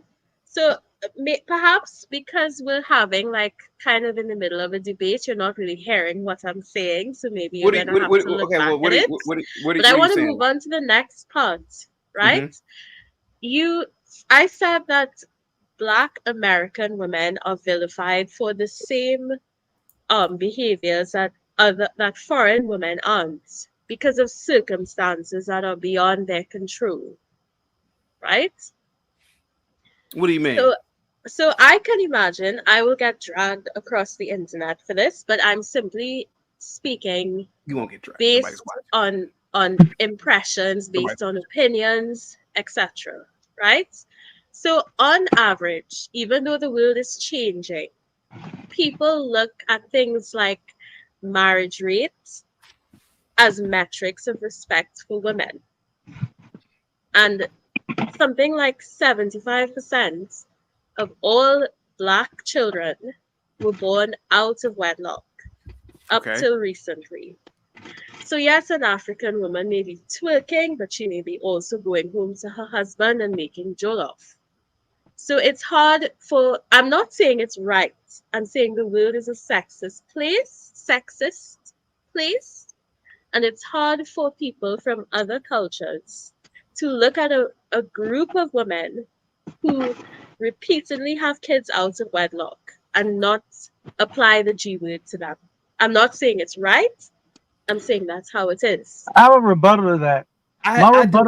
Go ahead.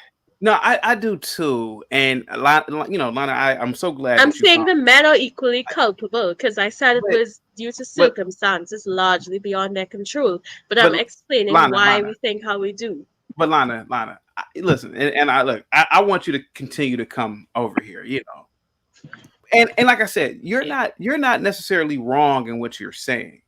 You could be right. But from my perspective as an American, from my perspective as an American, the ghetto American Black woman is far better off than most African women. Financially, okay. It's not even just financially. It's just like, look what's going on. It's the same thing. Look at what's going on in Sudan right now. I'm pretty sure there are Sudanese women right now that are saying, "Oh, Jesus Christ, please get me up out of this hellhole at night." And I'm pretty sure there's no Black American women, ghetto or not, that are wishing to be in Sudan right now. Probably never even heard of Sudan. And what I'm saying is that this thing about calling Black American women ghetto, it's easy. It's like, oh, they're ghetto, but they're better than most women on the planet, though, just by birthright. But Like you're a man, so your metrics of success are things like money. For women, it's different. We spoke about how women look down on Black So what are your American methods women. of success, Lana? So I spoke about, generally speaking, that a woman's worth once she is over 30 tends to be, I'm not saying it's correct, tends to be the ability to get married and have kids with one person. And those are your metrics. Are those the metrics I'm you not subscribe saying to? that I'm saying that I'm a bit of both because I'm a millennial, so I've grown up in a between land when women were increasingly picking jobs over things like getting married. But I'm saying outside of America, most women prefer marriage over things like careers. So we're speaking about why do certain people look at others certain ways, and I'm explaining why. I'm not saying it's not changing. I'm not saying it's right.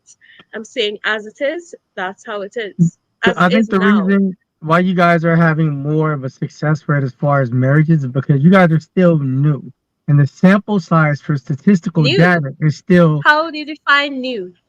African countries have No, I'm gone talking back about. I'm talking beyond about. 500 I'm years. talking about in America because we're in America. Are you in America right now? No. All right, so the rest of us are in America. So I'm speaking on in America. So in America, you guys is first of all, your economy's different.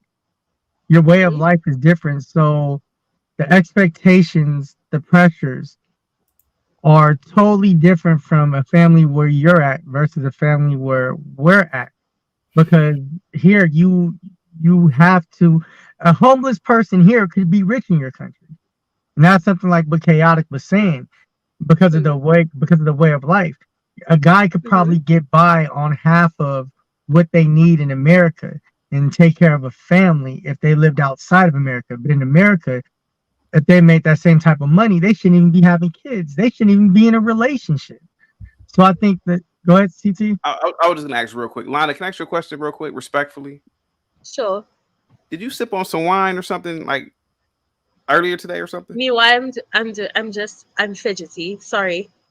No. It was just never mind. Can you explain why? No, you just seem kind of like mellow. It's just like real mellowed out. It's just Well, I'm not an American, so of course I'm a bit. Oh, okay. I don't have to get up and hustle. Yeah.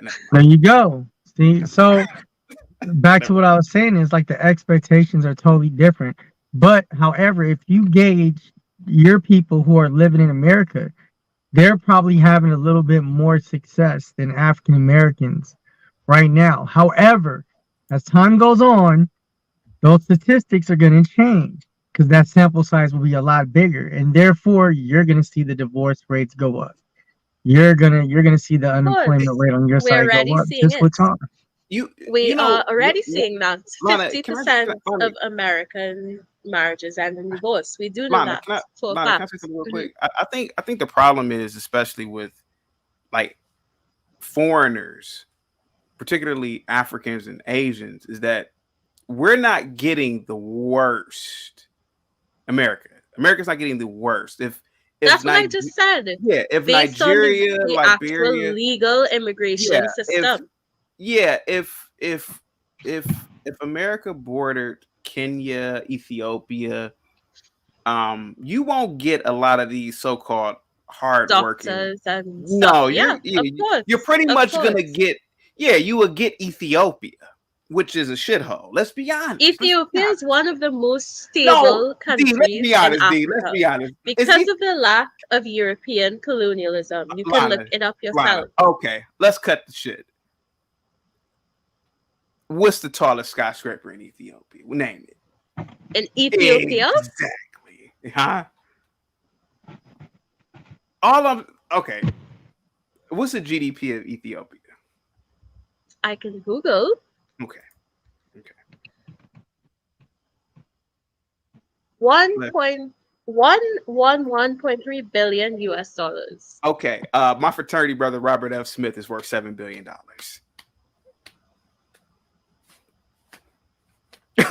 I'm sorry. I don't know who that is. I'm sorry. Well, as a non-American, I don't know. He's one of many wealthy African Americans, and that's what I'm saying. But how do you define many African Americans? That 13% of the population is African American. There's over 1 million millionaires that are African American. 1 million Black Americans have a net worth over $1 million. Okay, there's a 1% in every group on Earth. What's your point? Okay, so African Americans are maybe only 38 million. I think there's about 18 million black men. Most of those millionaires are black men. About 90% of those millionaires are black men. So 1 million out of 18 million is way more than 1%.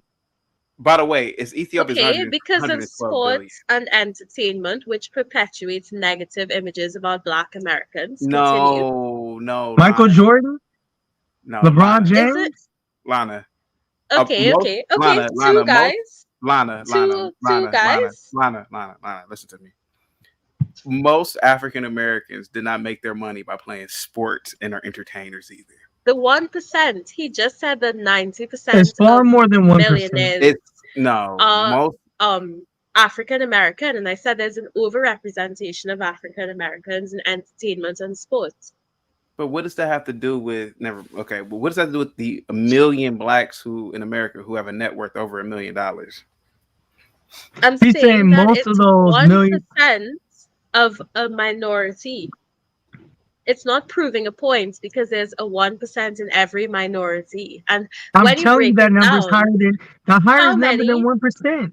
The higher, I many just of- broke it down for you. If there's 1 million African Americans who are millionaires and the population is 38 million, how is that a 1%?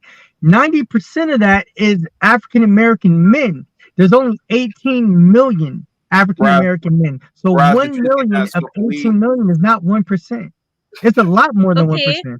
But how many of those are involved in tech, in business? A lot. Aside from being a minority owner in a basketball club like Jay-Z. A lot. No, sweetheart. It's a lot. I'm just a saying lot. from the outside, we don't associate Black Americans with money or with a lot like tech and business and that kind of thing. African Americans do not, especially today, most African American men do not make their money in tech. That is true. A lot of African American men don't even work in tech, but they work in the trades. They start businesses. The millionaires. We're speaking about millionaires. We're speaking about the millionaires. Yeah, they didn't get their money through tech. Some of them got it through stocks. Some of them got it through inheritance. Some of them did play sports. Some of them were in entertainment. Some of them had construction companies.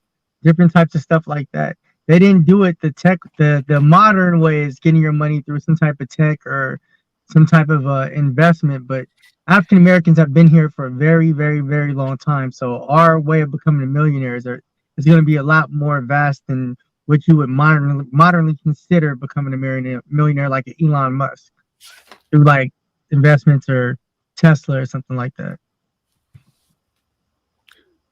So Lana, what is it that you're really trying to get at here? What are you trying to get at? I just said what I had to say, that I just explained where the perception comes from, and I never said it was right or wrong. I'm simply explaining what it is. And this is exactly why I say that Americans should double down on imperialism. Yeah. What's Fair up, enough. Ryan? Salute to you, Ryan. Hi. I had a couple of questions for Lana. The first question was, you said that 30%, or someone said that 30% of us are African American, and your question was 13. What do you base that on? So if you are American, if you're Black and you're born in America, then you're a Black American. You're African American, Black American, however they refer to you. All Black Americans have to do in America is live. We don't come to America to get a better life. We don't come to America for education. So when you compare us and say that we're not doing anything, what are you basing that on? Because we only have to be compared to our other Black Americans. My parents are from, my grandmother, my maternal side is from St. Lucia. When my grandmother came here, she had certificates in education and a job lined up for her. She was set up way before her Black next door neighbor. And all that Black next door neighbor had to do was work, live, and go get a job. But there may have been other circumstances and things in America that stopped her from getting a job. So when you say things like there are things that are set up for Black women, other circumstances around that, that's not just Black women. Those are Black people. And when Black people are living in America, they deal with what is limitations here. A lot of foreigners don't realize that. So foreigners come here and they think that they're doing better. You're not necessarily doing better. You're making it and doing what you're supposed to do and what you plan to do when you got here. Because all we have to do is live here. And if you got a job and you got a home and you're taking care of your kids, then you're doing wonderful. You're doing great. Whether that's bare minimum or not, you're living the American dream. So there's a major difference between American culture, African culture, Caribbean culture. I think those are the things that need to be said, opposed to what African Americans or Black Americans are not doing. Okay. So you said a lot of things, right? You said that in America, all you have to do is live. So I would strongly disagree with that, because the reality of any developed country, and I'm sure Mr. Citi himself can agree with that, is that you have a load of taxes to pay. You have all sorts of responsibilities that you don't have in different countries outside of America. So he accused me of drinking wine before I came on here because I have such a laid back mentality, because realistically speaking, we live at a much more realistic pace out here. It's not the get up and go urgency, right? But if you want it, you grind for it, you do what you have to do. I'm not saying it's a bad thing. I'm just saying that you have to, when you say you're just living in America, you're surviving in America. And I've heard that many places before. I don't think So just you, living is, I'm sorry. so you said that I said that things were set up for Black Americans. What I said was Black American women fight against issues that are outside of their control. In my opinion, that includes the out of wedlock birth, because you can't force any man to marry you. There's culpability on both sides. That's what I was speaking about. And I did very much acknowledge that when you look at the visa system to apply to get into the US, you have to jump through all sorts of hurdles, including an incredible education system. You have to have an incredible education. You have to have a skill. You have to have money to even get into the US. I did acknowledge that. And I did say that that's where the mentality comes from, because we know that we have this, and America is a very rich country that spends more of its money on military than its own education system. So that's where the looking down on people a lot of the time comes from. So I believe that when that education system and what you have coming from other countries, you need to have that, because you're coming to live amongst the best. You're coming to live amongst the best Black Americans, so you should be able to come here with some things and compete so they can put you in that workforce. Of course, Secondly, I'm not denying that. I didn't say that. I said that when foreign women come here, they come here set up, or they come here with opportunities and things for them. And the Black American or the Black woman doesn't have that, because they're living in it, so they're fighting through it. I said that as well. I just acknowledged that. I thought you spoke about kind that. of quoted me incorrectly for a second, so forgive me. But I personally think that foreigners forget that we've been living here and we already have our own fight, and that's what you guys miss. You think that but the we're thing surviving. is, right? We're not surviving, we're living. Do you think that a woman or a man who's educated and has a job and making over $70,000 a year is surviving? Do you think that that was given to them? Do you know the history of what Black Americans were going through to get those opportunities that we now have? I just want to point out that while you do have a point, Black Americans have gone through a lot. At the same time, do you really think somebody from the outside sympathizes with you? Or, as you said, is their number one priority getting on with their own lives the way that you have to as well? Well, I would say this: if you are coming to America, then yes. If you are coming into my home, then you have to ingratiate yourself to what is going on in the household, what is our way of life, and what is our culture. We don't But have how to would do that be that. fair? We don't have to do that for you If because we're I not come in living with an in your education country. that the average Black American doesn't have, how can you expect me to be equated with the average Black American?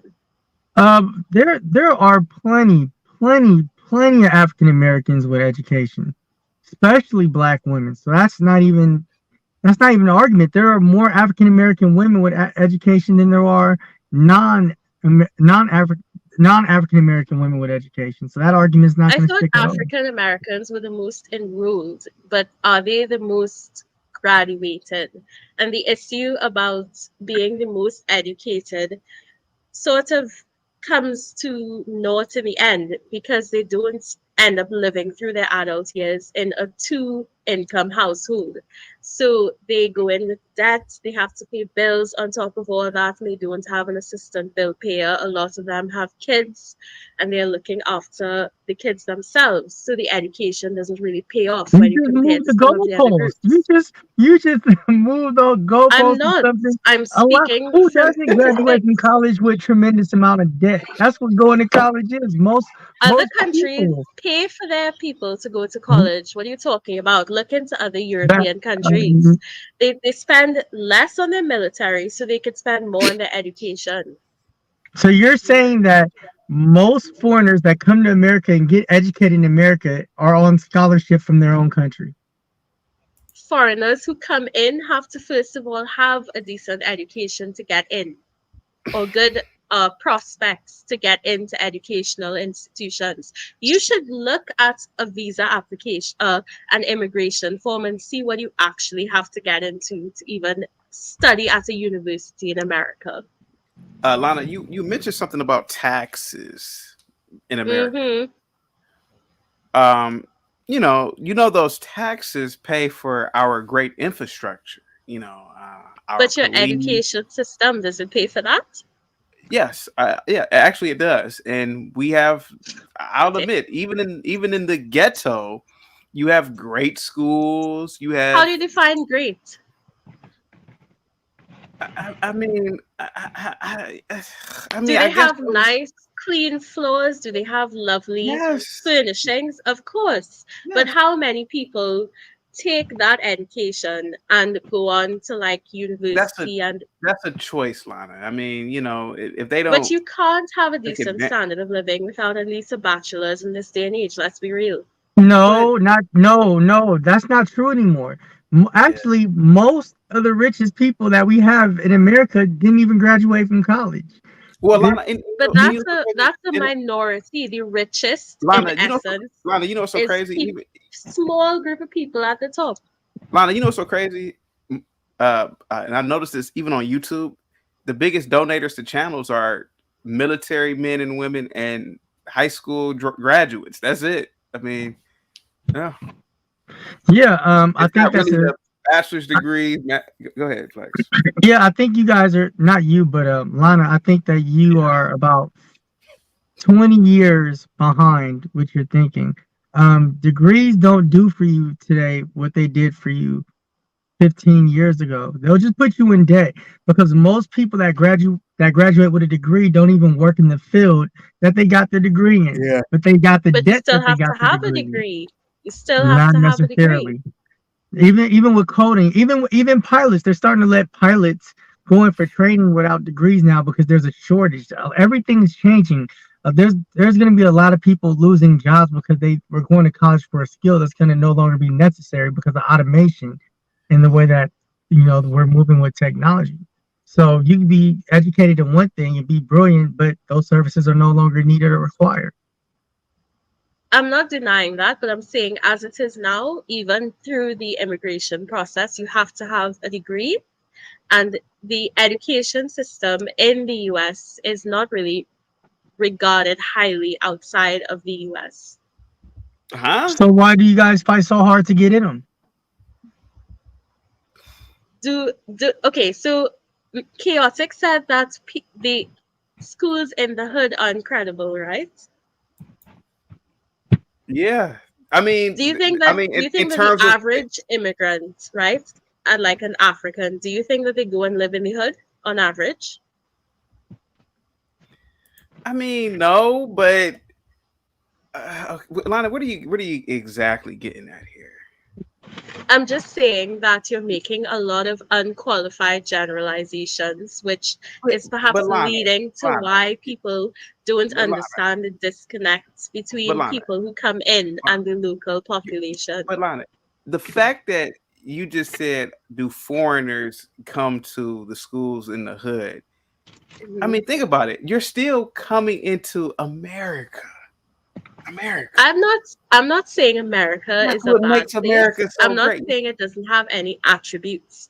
The question at hand is, why do immigrants look down on Black Americans? Because and I'm trying to break it down to you. Because Black Americans sit there, and I've seen it, and say, how come y'all look down on us? Black Americans saying that dumb shit. And I keep on saying, if the Black Americans put their foot down and called them, hey, you spear chucker, call them what they are. When have they not? When have they not?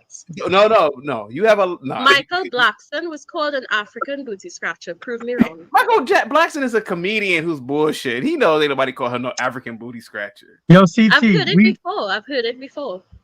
We haven't dissect. How do you feel about this? We haven't heard from you. She's appalled by this whole conversation. I know. I'm so disappointed we're having this conversation again. I'm disappointed with a lot of what Lana had to say because I feel like I'm starting to feel a bit like what CT is saying, because at this point it's like, why should I care? Like when you're talking about, your standards for women being, marriage and things, it's like, why do I care? I think when you live in a country where you have to get married in order to excel and to live and to be able to afford the things that you need, I can understand why that's an important standard for a woman to have. I'm in a position where that's not necessary for me to own my home and to own my cars. So it's like, if you're looking down on me for not being married at 28, or if you're looking down at me for not having kids, it's like, why would I care? So I kind of get what CT is talking about, because I'm fatigued of the conversation. Yeah, I just want to say what's up, Dr. Jives? Thank you. What's up, Dr. Jives, man? How's it going down? Pretty good. What do you think about these? I almost said gooks. What do you think about these Chinese and their secret police stations? Oh, I'm sorry. Oh, wait a minute. We call black people niggas all day. We call white people hunkies and trailer. No, I don't do that. I don't do that. But God forgive me if I say gook. Oh, that's so bad. Oh, I said gook one time. Oh, chaotic. I know you ain't using the N-word still, are you? Go ahead. Are you still using the N-word, chaotic? Hold on for a second. I just want to point something out. Flex, you saw it. Look at how everybody reacted when I said gook. Look at that. You got these spying little slanty-eyed bastards coming over here spying on Americans, and I talk about Chinese people one time, and people like, but we talk about blacks, trailer park hunkies all the time. Oh, that's common conversation. If I remember correctly, you know why that is chaotic? It's just it just goes back to what we spoke to a couple of days ago, and I think the whole Asian culture has this on lock. They pretty much do everything that everybody else does, but they're not loud. It's like I said, we know what goes on in those massage parlors, but when you see the Asian women, you don't look at them like they're being promiscuous, right? Even though we know what's going on. Yeah. We know what they do, but we don't see them like that because they don't advertise it. So they're very docile, they're very meek, and they're very inconspicuous, and they're on the low. And that works their advantage. So when anything bad happens to them, we immediately think, oh, the poor Asians. We gotta do something for them, even though they have gangs, they have wars, they have fights, they steal, they rob, but they don't advertise it. We don't hear about it, so therefore we don't know it really happens, even though we know it really happens. And that's how they get over. Yeah, just like the Juice Crew. Same thing. You ain't got to put everything on Front Street. Whoa. Now you tell. No. Let's not talk about that. Don't get scared. You wasn't get scared in the group home. Don't even. We get shut down. Talking about them. No. I'm gonna tell them to stop. You can't pick and choose now. I'm gonna pick and choose, sir. We ain't talking about the small hats. No. Wow. No, those are God's chosen people, man. We ain't gonna talk about them. What? Of course they are. They got you that bad, bro? Oh, please. You already know they're God's chosen people. Stop, man. Come on, man. You got me, man. You crazy. I let them know every day. I work with nothing. Yeah. Please. Don't do that. CT gonna be on an apologizing tour. Damn. Let's find out. Do you want me to drive Uber? Stop. I won't be able to do this no more. Deal with equality, man. No, but as far as you talking about the Asians, man, we should have been checked them. As far as we let them come in our communities. Okay. We let them. They don't allow us to come. There's no way. I thought it was just a New York thing, but you can't go to any Chinatown and open up a soul food spot, for example, right? Never. But you can come to our communities, okay. And then on top of it, we as Black people have always showed Asians, just in general, love. Okay, from Bruce Lee on down to the hair, and I tried to get into the hair industry years ago. Okay, and if you know, that's an Asian thing, and an Arab thing, and they don't allow us up in there. But here it is, we're the biggest consumers. That don't make no sense, So, but yeah, leave it up to me. We should be taxing them. You in our communities? Oh yeah, you should be taxing them. Every Chinese restaurant you see, every hair spot. Oh yeah. Do you know about these individuals who have been arrested for spying? Oh yeah, come on now. Okay. Yeah, but you think that's something new? I don't know. Is it? I mean, you heard of COINTELPRO, right? Of course. Okay, you think they stopped that? Like, come on. These are things, and I was taught that by my white mama. Okay, these are things that, like I said, should be taught in the household. They're not going to teach you in school. You feel me? Hey, Lana, I want to ask you, where you from, by the way? I am Trinidad, okay. And you're in America, right? No, but I went to university in Canada. Okay, I like your accent. Yes. Yeah, I'm a sucker for an accent. Yes. So Lana, is there any more anything else you want to say some more about African Americans or? Okay, so I want to first of all say that I didn't really come on here being vindictive. We know, Lana, we're just joking. Okay. Yeah, we're joking. I think that you guys should not really dismiss what I'm saying, because I'm not saying that the attitude of looking down on people because of circumstances which are largely beyond their control, as I said in the beginning, is the right thing to do. But if you want to know why, I've given you the statistical breakdown of all of the reasons why. So just think of what I'm saying and decide really if what I'm saying is trash or if I do actually kind of have a point. And it's not a point in the sense that anybody has to pick up and do anything that I spoke about or be like another group that you would compare to. It's just, this is why we think the way that we do outside of Americans, and that's really it. Would you sell secrets to Trinidad? I didn't think so. Okay, I'm gonna be an arrogant person from outside of the USA. We have an oil-based economy, and we don't really we don't have 5 billion kinds of tax here, and we don't need your secrets. Thank you very much. You're joking about Trinidad. All jokes. Oh, yeah, you have to be. What? No, it is an oil-based economy. You can look it up. There's oil in Trinidad? I didn't know that. Let me look that up. That's bullshit. Wait a minute. And you're defending the American education system. Let me see. You do know Africans Americans helped Trinidad out as well, right? So yeah, Of yeah, course. oil production. They produce 97,000 barrels per day, 50th in the world. Oh, okay. I didn't know that. That's awesome. So what's up, Dr. Giles? Anything you want to say, man? No. I wanna okay. Say leave the Asians alone. They got their crime bill. Why we didn't get a crime bill? Wasn't our crime bill the civil rights move, the civil rights emancipation proclamation? What? I don't know, man. I mean, haven't black people gotten all types of stuff in their favor, man? Affirmative action. I mean, what more do you blacks need? Wow.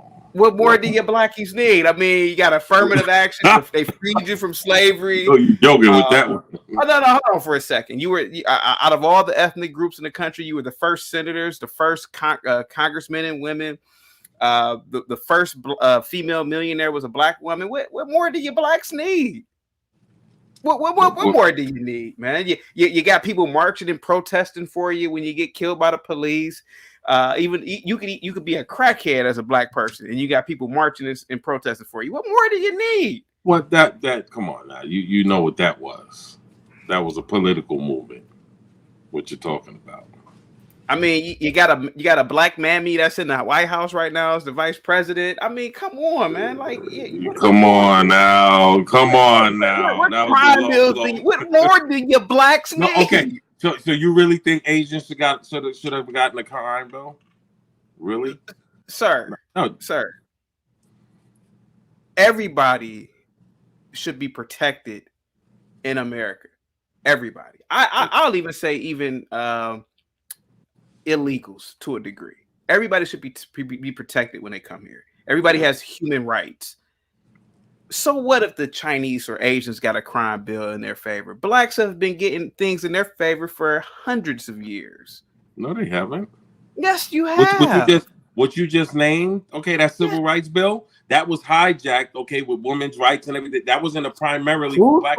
Whose fault is that? Huh? Whose fault is that it got hijacked? A bunch of sellout fault. That's whose fault. Dr. Giles, you're the richest. You don't think so? Black. Dr. Giles. Dr. Giles. Oh my. There's about to be a civil war in Sudan. There's an ongoing war in Ukraine. And you're over here talking about what blacks ain't getting. There are people who would kill to be in your 5-bedroom home, and your Maserati outside, and your wealthy lifestyle that you live, Dr. Giles. You should be ashamed of yourself. What do you mean? I pulled myself up from my bootstraps. What are you talking about? Sir. Nothing to do. Sir, you are a wealthy American. You don't need a crime bill. There ain't nothing happening to you, sir. Go ahead. Oh, what? You. Did you not see George Floyd? Like, George Floyd was a crackhead. Hold on for a second. That has nothing to do. And see, I hate when people bring up these white talk. That's a white talking point, sir. Hold on for a second. Crackhead. Are we, Dr. Giles? Listen, I'm 38. Now you could fool these two young girls on over here. They're young, but Dr. Giles, you and I both know in 1992, niggas ain't never cared about no damn dope fiends. Come on, man. You know that. No, but why do people bring that up? No, if this was 1992, let's be honest. You know, black people, just like with homosexuality, didn't care about that stuff either. Black people ain't never cared about no damn dope fiend until the media told you to care about a dope fiend. Stop, man. Come on. I'm talking about the fashion that he was murdered, how he was snuffed out. And the reason I brought that up before, have you ever seen that happen to a white person? Sean Bell, I can show you so many instances. You'll never see black men killing a white man. I can show you a video of this white boy killed by other white police who was in a hotel. The white boy told him to crawl to him. He made a mistake, and the white boy shot him. It was an insane execution. That was in Phoenix, Arizona. It was in Phoenix, Arizona. Yeah. So what are you saying that here? was white on white. No. But see, you're missing the point. White on white. I'm talking about 5 black officers, okay, killing a white person. You can't even pull up a video like that. You mean black person? Yeah. Yeah, Sir. you can't pull up a video. You know why? Because that will not be accepted. Dr. Josh. They'll have a crime bill so quick. Dr. Josh. Yeah. You and I both know that your crime bill was the Civil Rights Act, Emancipation Proclamation. I mean, my God, man, affirmative action. What more do you need? That was not for primarily black people. It was supposed to be, but it wasn't. You know this. You got white women that benefited from that. You got immigrants that benefited from that. That wasn't even in this country. But you know what? Somebody like you that knows better will go with that. Oh, you guys got yours already. That's why a person like Obama was deadlier for us. You know why? Because when a white person comes in office, they'll say, "Oh, well, you had a black president too." See, and this is the thing. You know, come on, chaotic. You know better than that. I know Dr. that. Josh, Yeah, Dr. I know. While you're sitting up, Dr. Josh, while you're sitting up there in your 7-bedroom home, you probably got a Maserati or a Benz outside. No, I don't drive those cars. Okay, but Dr. Josh, I get it, man. I get it. You want to be a victim. I get it. You want to be Harriet Tubman. I get it. I understand it. But you're never gonna be that, sir. You're never gonna be oppressed. Sir, you're never gonna. Where did you come with this victim oppression? I never said that. You said, so you're putting words in my mouth. What I said though, and you still haven't stated the facts, right, ladies? Right, ladies on the crowd? You heard the question he hasn't answered. Sir, what happened to George Floyd? Looks nice, D. Sir, what happened to George Floyd is not a common occurrence, sir. Out of the millions of police stops per day, wow. It's not a common occurrence. Okay. No, how can it be if it's only? Well, name more. Name more. My brother died in the Bronx house in New York. They said he had a heart attack. He was 19 years old. Okay. Give me a second. Look at Baez. A little bit down the road from me. He was choked out. Spanish guy. Like I said, there's a whole bunch of things that's not publicized. Like a George Floyd. Trust me, it's been happening and happening. This is definitely Tony Temple wasn't publicized. Can you go ahead, Chuck? Just like Tony Temple wasn't publicized, a white guy that was taken out by having a knee put in his neck by cops. Right? That happened down in Texas. So don't say that shit don't happen to white people. Okay. And I find it interesting that you want to sit and say white on white crime, but when it's black on black, you want to say it isn't black on black crime. It's about proximity. See, now you're trying to come into something, trying to talk what you don't know. What I was saying. No, I'm talking what you know. I'm sitting here using your logic right back on you. Right, let me let you speak. Go ahead. First the shit when it's when you want to call it white people, but then when it's black people, you want to sit and change the whole label of it. I'm just as white as you, sir. What are you saying? My mother's white, my father's black. Yeah. I'm just as white as you. What does that matter to me? Stop me. No, but stop me when I'm lying. That cop you talking about? Did black cops kill him? No. No, but black cops killed him. Hold on. Let's unpack it. Hold on. Let's unpack it. But what was the name of that one kid that got killed? Let's unpack it first. What was the name of that one kid that got killed down in Tennessee? Or actually, was it? Yeah, you can't even remember his name because the motherfucker. Listen, you can find. I can't remember the name of half the people. You want to know why? Where black people on this shit. I don't focus out on people getting snuffed out by the cops. See, that's the difference between white folks and black folks is we don't make martyrs out of criminals. If somebody's what? Somebody's a criminal and they get taken out by the cops, you know what we do? Guess what? You shouldn't have been a criminal out doing criminal shit and you wouldn't get taken out by a cop. You forgot Jesse James? Who's Jesse James? That's the guy white people look at as good old boy, right? What white criminal? What white people are you talking about? My bad. Is this 2020? You do know who Jesse? You do know who Jesse James is, right? Or is this 1700s? No, but you're acting like what I'm saying is a lie. Prove the lie, though. Show me, like I said, a white person that was killed by 4 cops. I already told you, Tony Temple. He was killed by. But those are white cops. It doesn't matter. You said a cop. I'm going to tell you why it matters. I'm going to tell you why. Just like with Rodney King, okay? And see what you guys bring up. Oh, this is a dope fiend. Okay, if my son goes and steals something from the store. Does that mean he's supposed to get murdered? No, he's supposed to be arrested. He's supposed to be taken to the court. You know what's interesting about that? You want to know what's interesting about the George Floyd thing? Is the guy that was sitting in the passenger seat beside him, he actually complied with what the cop said. You know what? He's still alive. Angry son man. Dr. Josh. Hold on for a second. Give me a second. See, you got these two young ladies on the panel. They're not old enough to remember this. But I'm the Negro whisperer. White people, please don't say that. Now, I was a kid when Rodney King got beat, and I didn't understand it. I thought it was like, oh, Mom, Dad, why are they beating that poor black man? But when I got older, let's be honest, the nigga was 6'4", 240 pounds, high on PCP, and he was speeding down the highway. What if he would have killed a black family, sir, or a white family? The man was, sir, what would you have done if this big Negro had gotten out that car, resisting arrest? What would you have done, Dr. Giles? Did you see how they beat him? What would you have done if this 6'3" Negro, high on PCP, got out the car? What would you have done? Apprehend them or stay. Could I answer the question? Okay, go ahead. Dr. Giles. Now you grew up asking watching, me a question. I'm trying to answer it, but go ahead. Since you want to you grew up watching Cops like I did. How many episodes did we see where Negroes or white boys were on PCP and literally 6 and 7 cops couldn't even get them down? Maybe they had to beat them like that. Bow. Bro, you forgot. I'm from Kingsbridge Road in the Bronx, born and raised. Okay, I've seen people on PCP, angel dust, crack. I grew up the crack era, okay, in New York. I've seen people out of control. And you know the crazy part? Okay, I grew up when white police predominantly, okay, will put their joint down and beat the crap out of you with their hands. Maybe it wasn't this scary. Oh, let me shoot you up because you're coming at me. But maybe some of y'all needed those ass whoopings, man. Quit committing crimes. No, but the ass whipping and the murder is two different things. Okay. You mentioned Rodney King. What would you have done in that case, sir? Bro, they didn't even try to put the cuffs on him. Did you not watch? Maybe you need to rewatch that video. I'd have beat his disrespectful ass down. That's what I would have did. Yeah, I know.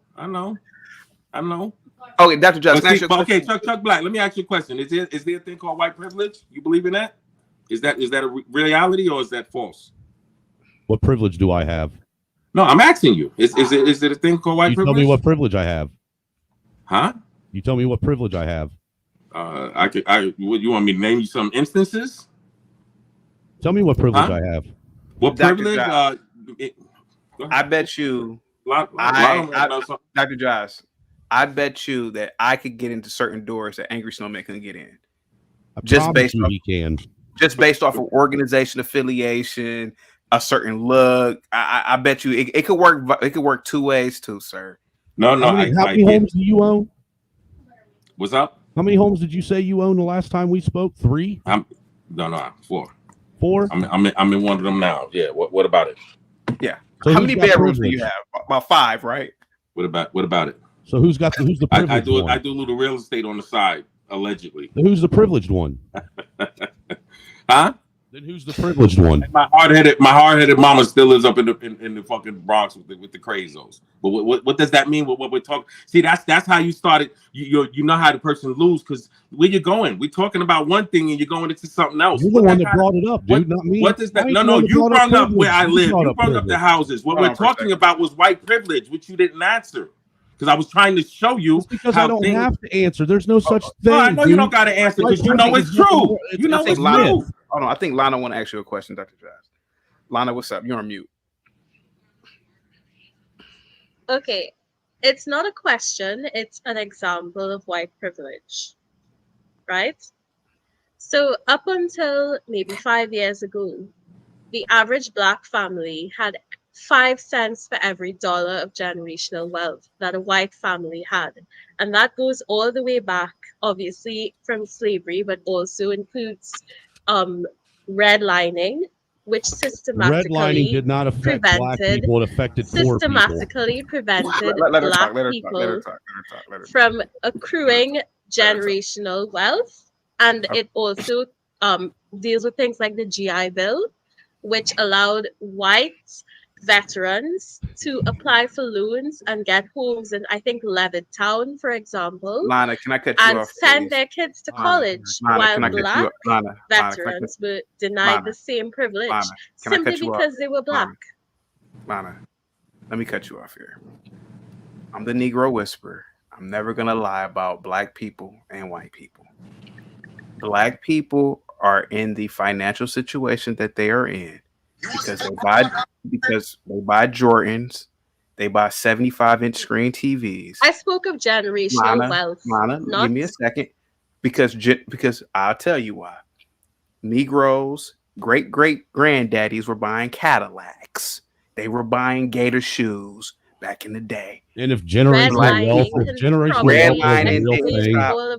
Lana, black people in America went through something called the Great Migration. You should look it up.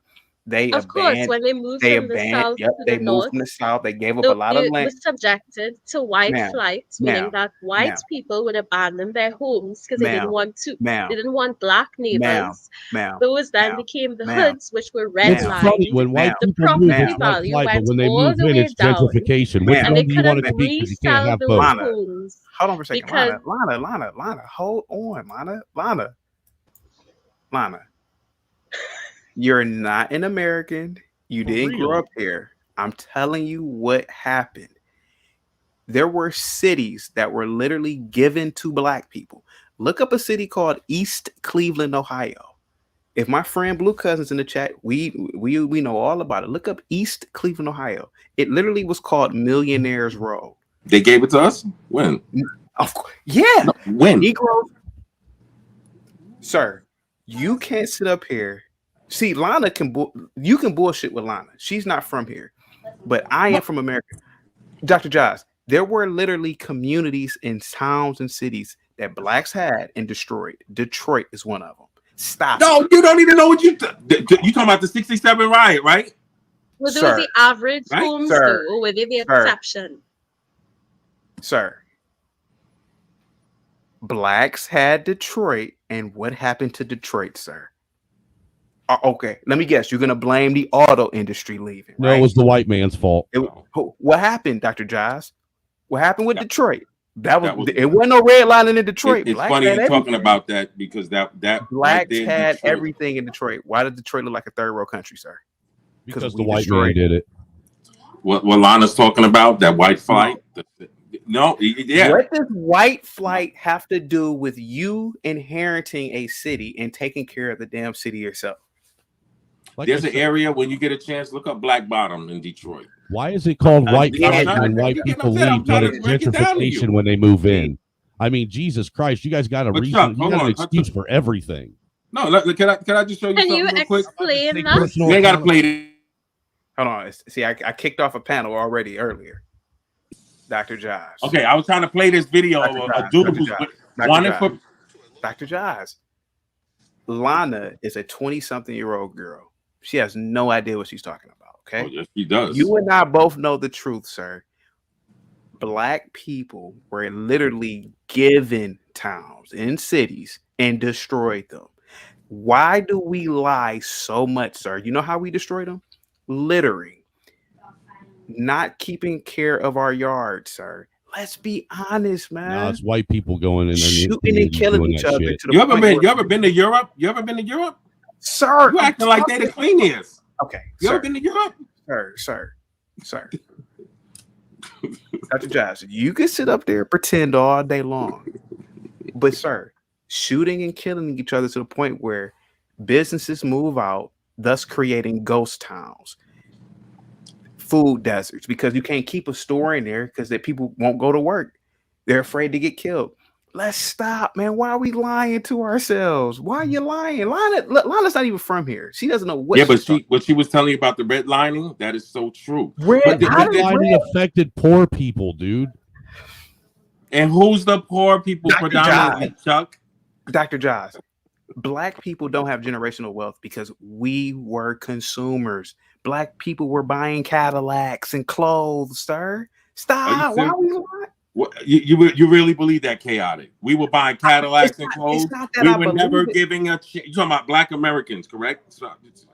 Descendants of slaves. That's what I'm asking. I'm asking. Or are you Dr. talking Josh. about foreign Josh. black people? Dr. Josh. The best way to fix something is just admit to it. Growing up when I was a kid, okay? How about this? I'll just use me. When I was a kid in the 90s, I went to, believe it or not, I went to an inner city junior high school. It was the worst school in my city. The black kids there, they prided themselves on Jordans. Hear me out. Hear me out. Jordans, other clothes, etc. Their mammies did the same thing. Their daddies, if they had one, did the same thing. That's all they talked about. A lot of them lived in, a lot of their parents were renting.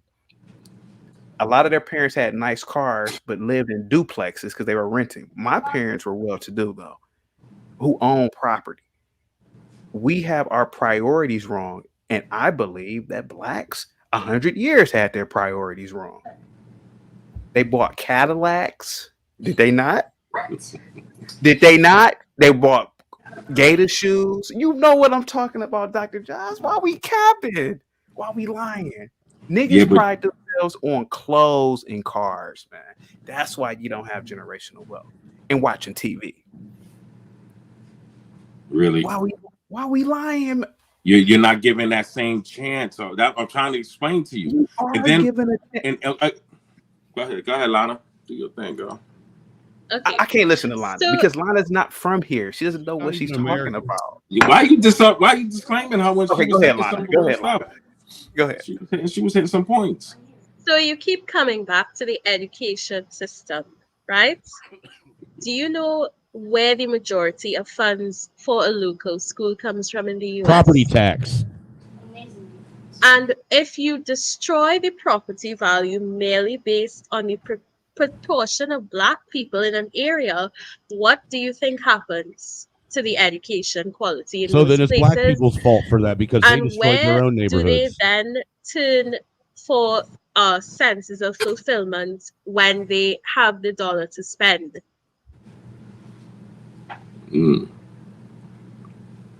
I'm sorry, Alana. Dirty Dude with the $5 super chat says chaotic. I sometimes wonder, even as a white man, if you really, really believe some of this BS that comes up when the race topic. Of course, I do. Now, Alana, what were you asking?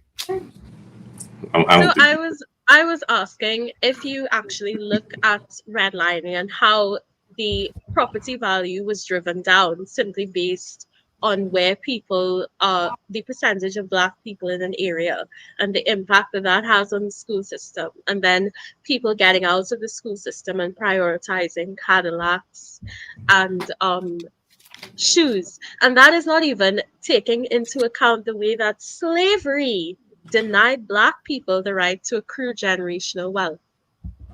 Slavery denied Irish the right to accrue generational wealth. Okay, Irish were indentured laborers. And so were the black slaves when they first came here too. And the indentureship had an end date. It was a contract, not slavery. Lana, hold on for a second. Wait a minute, Lana, hold on for a second. Let's assume everything about slavery is true. Everything. Slavery ended in 1865. There were whites who didn't come to this country until the 1920s and 30s, came from abject poverty. You had whites that came from a war-torn Europe after the First World War, came over here, and they never complained about nothing. They had no generational wealth, could barely speak the language. You had Italians and Germans and people come over here. What does slavery have to do with generational wealth when you had poor whites that came here? Because if you start at the 20s, of course, it would not be a fair depiction. It's a false equivalency. If you start from hundreds of years of slavery, which in essence removes money from you so that someone else can have it, of course, it has an impact on generational wealth. Italians were classified as black and lived in war-ridden ghettos until they were reclassified as whites. Yep. Not to mention, okay, they was able to get land when they came here, like they still do. Blacks had land. Black people had land. First of all, blacks had land that was taken away if it had oil on it. Okay, that's a fact. Then two, the sad part of things is you got to remember you got a group that like Lana was saying, you can't read, right? Now all of a sudden, see how black people in America messed up, in my humble opinion, is we should have never taught others the trades that we knew. Because once slavery was over, we were the ones that knew the trades. We would have, you know what I mean? And that's how we dropped the ball. The same way, if you look at the drugs, how we dropped the ball was allowing it to come in our communities. Because all over, that's where it was. I got to go. I can't handle this much ignorance, dude. Yeah, okay, but how is that ignorance, Chuck? Because, man, you're. It's like, and see the sad part is a person like Chuck will look at it as, oh, he's trying to be the victim. No, I'm saying it. And see, this is the part. If I'm wrong, let me know. That's what knowledge is. Yeah, but why are people getting upset? Like a person like Chuck. Why are you getting upset? Because Dr. Josh,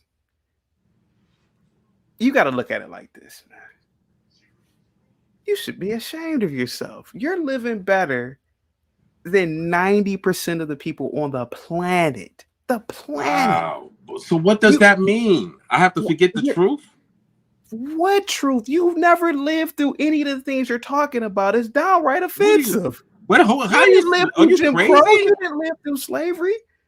You're cosplaying. No, how am I cosplaying? But you know the funny part? I'm in America, got the richest off the backs of slaves, even if I wasn't black. So okay, I should be respecting that. But you know the sad part? Do we say that about Ukraine? We just giving all of this money that I have to pay in taxes. Are we saying, oh, I don't have nobody in Ukraine, and that's not my beef. But we giving all this money. But here it is, even with black reparations, we have to go through the mumbo jumbo. This is crazy. Sir, your reparations came when your ancestors got off that boat in the New World. That was your reparations, sir. Wow. That's what. Do you know what happened in black slavery? I have no idea what happened, sir. I wasn't there. Okay. Are you a just believing sympathizer, sir? Wow. No. Oh my God. Listen. You didn't live through slavery. Doesn't matter. I didn't say I did. The generational wealth stops. Could you imagine people 50 years from now talking about they were victims of 9/11 and were in California at the time? No, a lot you of did not Muslim live Americans would actually, because they were harassed, they were bullied. A lot of them were denied jobs. A lot of them were kicked out of school because of bullying, etc. We'll see all of that. You brought up 9/11. We will see the studies. They have a big lawsuit out right now because one of my clients, he's doing that. What's up, Rick? You know. So and this is what you know what I mean. They're gonna cash out on that. Dr. Josh, listen, I get it. I get it. There are no great wars. I get it. You're bored. Hear me out. I'll tell you why. You're bored. You probably got a luxury vehicle. You got property. You want to feel some sort of worth. Like you want to be oppressed. I get it. We're bored in America. I get it. You're living in the lap of luxury, and you have like this idea that what is it called? Survivor's guilt. I get it. You have survivor's guilt. Oh hell no! No, hear me out. You have survivor's guilt. So what you're doing is you're creating something in your head. So do the Jewish people who never experienced the Holocaust, do they have survivor's guilt?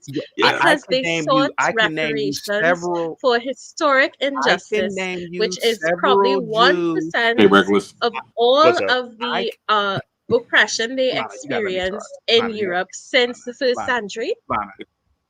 Most Jews do not talk about the Holocaust, especially the ones because who they didn't were. Where are you living? Where are you living? You don't know what he's talking about. Oh my God! Jerry Seinfeld talk about the Holocaust? He doesn't have to. Yes, I've heard him. The government of Israel. I spoke about Elon Omar earlier. The government of Israel made sure and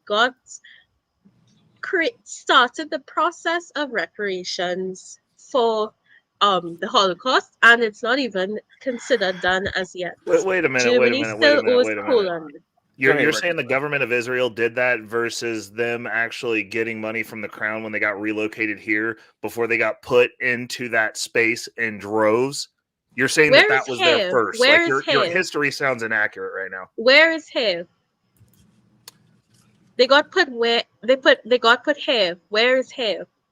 They came to a bunch of them came to America because they go back and flooded Israel to take up space. What's your point? They still got refugee No, you're saying the government did that. They Israel. didn't start doing that till post World War II.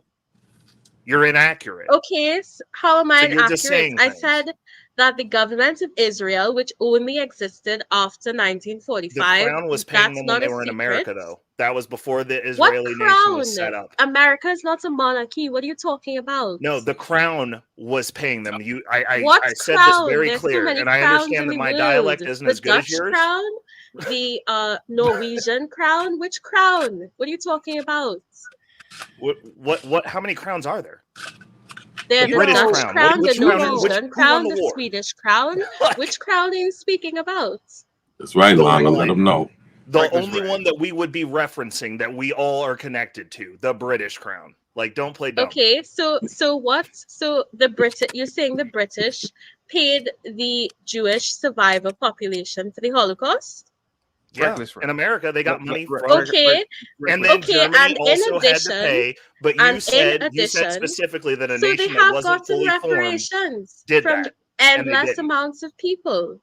So why can't But you're black giving people get inaccurate facts. reparations That's for all I'm saying. I'm slavery? not saying that. Actually, I am saying that you're wrong, but I'm saying they did get money. We can But I agree on just that. said that. That's the point I'm making. What is your point? So my point is this: an American whose great grandmother was an actual slave. I have a picture of her. Not great grandmother, great grandmother. All right, because like you don't even sound like you're from here, and you're pontificating No, I'm about not. what's I going said on that here. a while ago. What? So you're being a xenophobic American. Okay, No. I mean, keep you going. can say whatever phobes you want. I'll tell you what I am. I'm a winning American, just like what America Very does good. all over this Okay. country, all over this planet. We're winners. Okay. All right. So Very I'm a good. product of that. Finish your So point about you reparations. can throw any label that you want, lady. The fact of the matter is you're not from here. Your Okay. opinion on the there's 3 Americans here and you. So all I'm saying is if you got all the opinions here, I don't know where you're from. I like your accent though, it's cute. Fix there first. I'm with you, Lana. I don't let the haters. understand. So how are you against me for saying Americans deserve reparations? Because Chaotic said that no Black American lived through slavery, hence no Black American deserves reparations. I'll tell you exactly why I disagree with you and where I disagree with you at. Your starting point for this and all of your starting points for this are stupid. It's a dumb starting point. You're right. We didn't live through slavery. We did not. Who? I did. If you're gonna have you did. You did. No, listen. It trickles down now. It trickles down to now. It trickles down to now. Come on now. Hold on for a second. Wait a minute. Reckless Ray. Let me talk to Reckless Ray without you guys. You know, when I look at a person like Dr. Josh and hear a person like Lana, I just really get sick to my stomach. Now here goes Dr. Josh. This Negro, he probably lives in a 7-bedroom home. Probably got all types of exotic cars, and he is cosplaying like he's gone through something. That is really shame. That is. Bro, I am so bored. Look at my damn pool, man. You see my damn pool? Okay, come on, man. I need somebody to come and help me out. I'm not rolling like that. But listen. Hold on for a second. Give me a second. Don't you see how shameful this is? These wealthy Americans constantly are crying about oppression, slavery, etc. And look at Dr. Josh. He got gold on. He's making probably filet mignon steak. And you literally have Ukrainians getting their faces blown off. You got a possibly a civil war about to go on in Sudan. People living in almost like it's the Stone Age in most African countries. You and the nerve of these wealthy Americans to act like they've gone through something and that they are going through something. That is shameful. I can't believe what I'm hearing. This dude got a stainless steel $500 microwave, and he's talking about Jim Crow. Stop. You live wealthier than most whites on the planet, sir. It's shameful. Go ahead, Dr. Josh. No, but you see, that's once again just like the white fellow that was on here. Shout out to you, sir. You deflecting. You talking. See, and that messes the argument up. We're talking about one thing, and you're going into another thing. You know what I'm saying? Like that has nothing to do with how I live. That's like, for example, I owe you $500, and I'm gonna say, "Hey, chaotic man, come on, you're rolling like that, man. You gonna take my money? I owe you." And see, that's the problem with people thinking we as black people are and then, like I said, even if I wasn't, because me, I don't get that full check like that. Because remember, I'm half black, right? But still, I'm in America, okay? I'm living off of, like you said, this is the land of the great, and it was made by the backs of my ancestors. So that's what's owed to me. Go ahead, Lana. What, man? Yeah. So we're speaking about how Americans are the richest black people in the earth. Would you like to sit here and discuss the wealth that exists in the Jewish community? Hey, Lana. Why do Lana, I care where are you about from? Another community if I'm over. I'm West Indian. Thank you. Okay. Yes. What crown controlled your country? Sorry? What crown controlled your country? Obviously, England. Okay. Why did you come to America? I'm not in America. I went to school in Canada. Oh, okay. So the French crown. Yeah, pretty much. Yeah. Yeah, they still have the Queen's picture on their money, soon to be the King's. Okay. What's your point? I'm just wondering if all your experience in America. Have you ever been here? Yes, I have. Like a jaunt across the border? No. I bought a ticket like everyone else on Earth would. And I left at the end. And how long were you here? I've been there a couple of times, to be really honest. I've been there like a couple of times, a lot. I've been to different big cities. Okay. I don't have any Midwest experience. So how long were you here? Purely for vacation reasons, sir. How long? All your trips combined. In vacation spots. How long were you here? Maybe a couple months.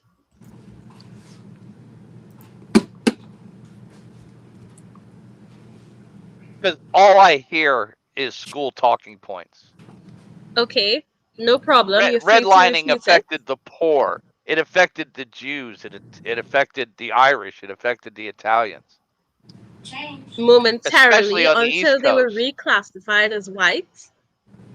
No, this was in the 1960s. Can you prove it to They me? were Do you have reclassified as white. proof? Do you have proof? Yes, look at the city maps of redlining from Philadelphia. And that's not true because a lot of the Yes, Jews. it is true. Okay, why? Because you say it. New Yorkers. Is it that there were We're not people- cursing. Let's keep it. Why we gotta get crazy? Was it that there were white people in areas with low property value because poor whites then moved into those areas when the property value went down because they were redlined? Let me hit them in the head, Lana. No, Okay. they were historically white immigrant areas since the 40s that were redlined.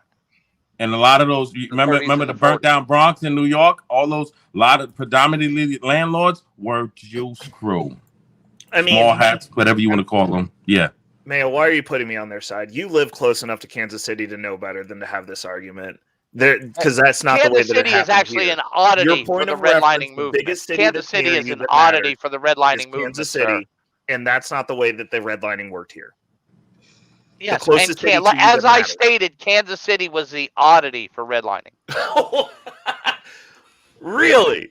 Look at the maps.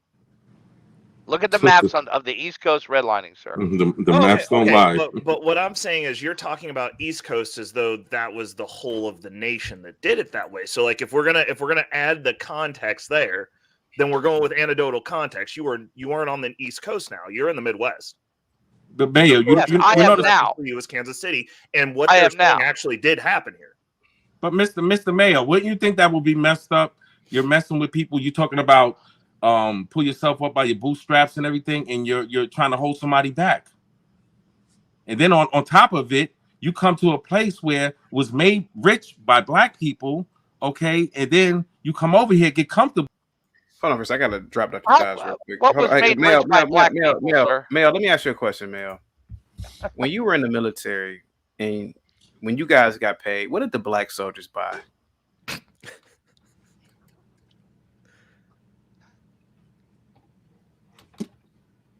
Do I have to say it?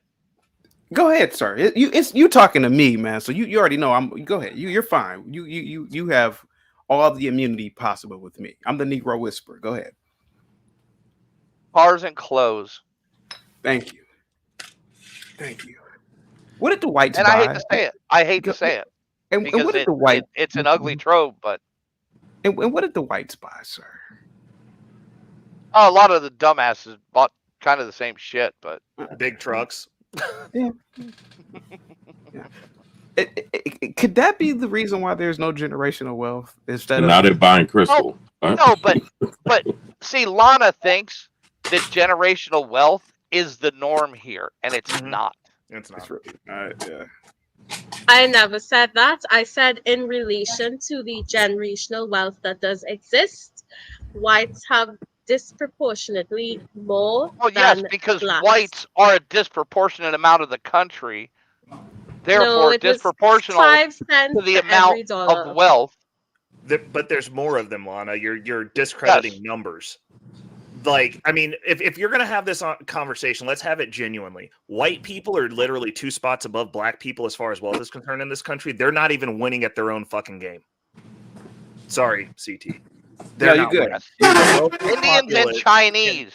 Well, no, Indians are winning at this. It's the Indian immigrants that come here that do the best right now. Since 2018, they are killing it. They're up in. Huh? Okay, I wouldn't. Who you said? I wouldn't. No, what did you say, Reckless? I didn't hear that. I said Indians, the Indian immigrants. That oh yeah. They're murdering it. Oh yeah. Their cultures are set straight. Their kids are raised right. And tell them why. Why? You know why? Because they stay together, family-wise. Yep.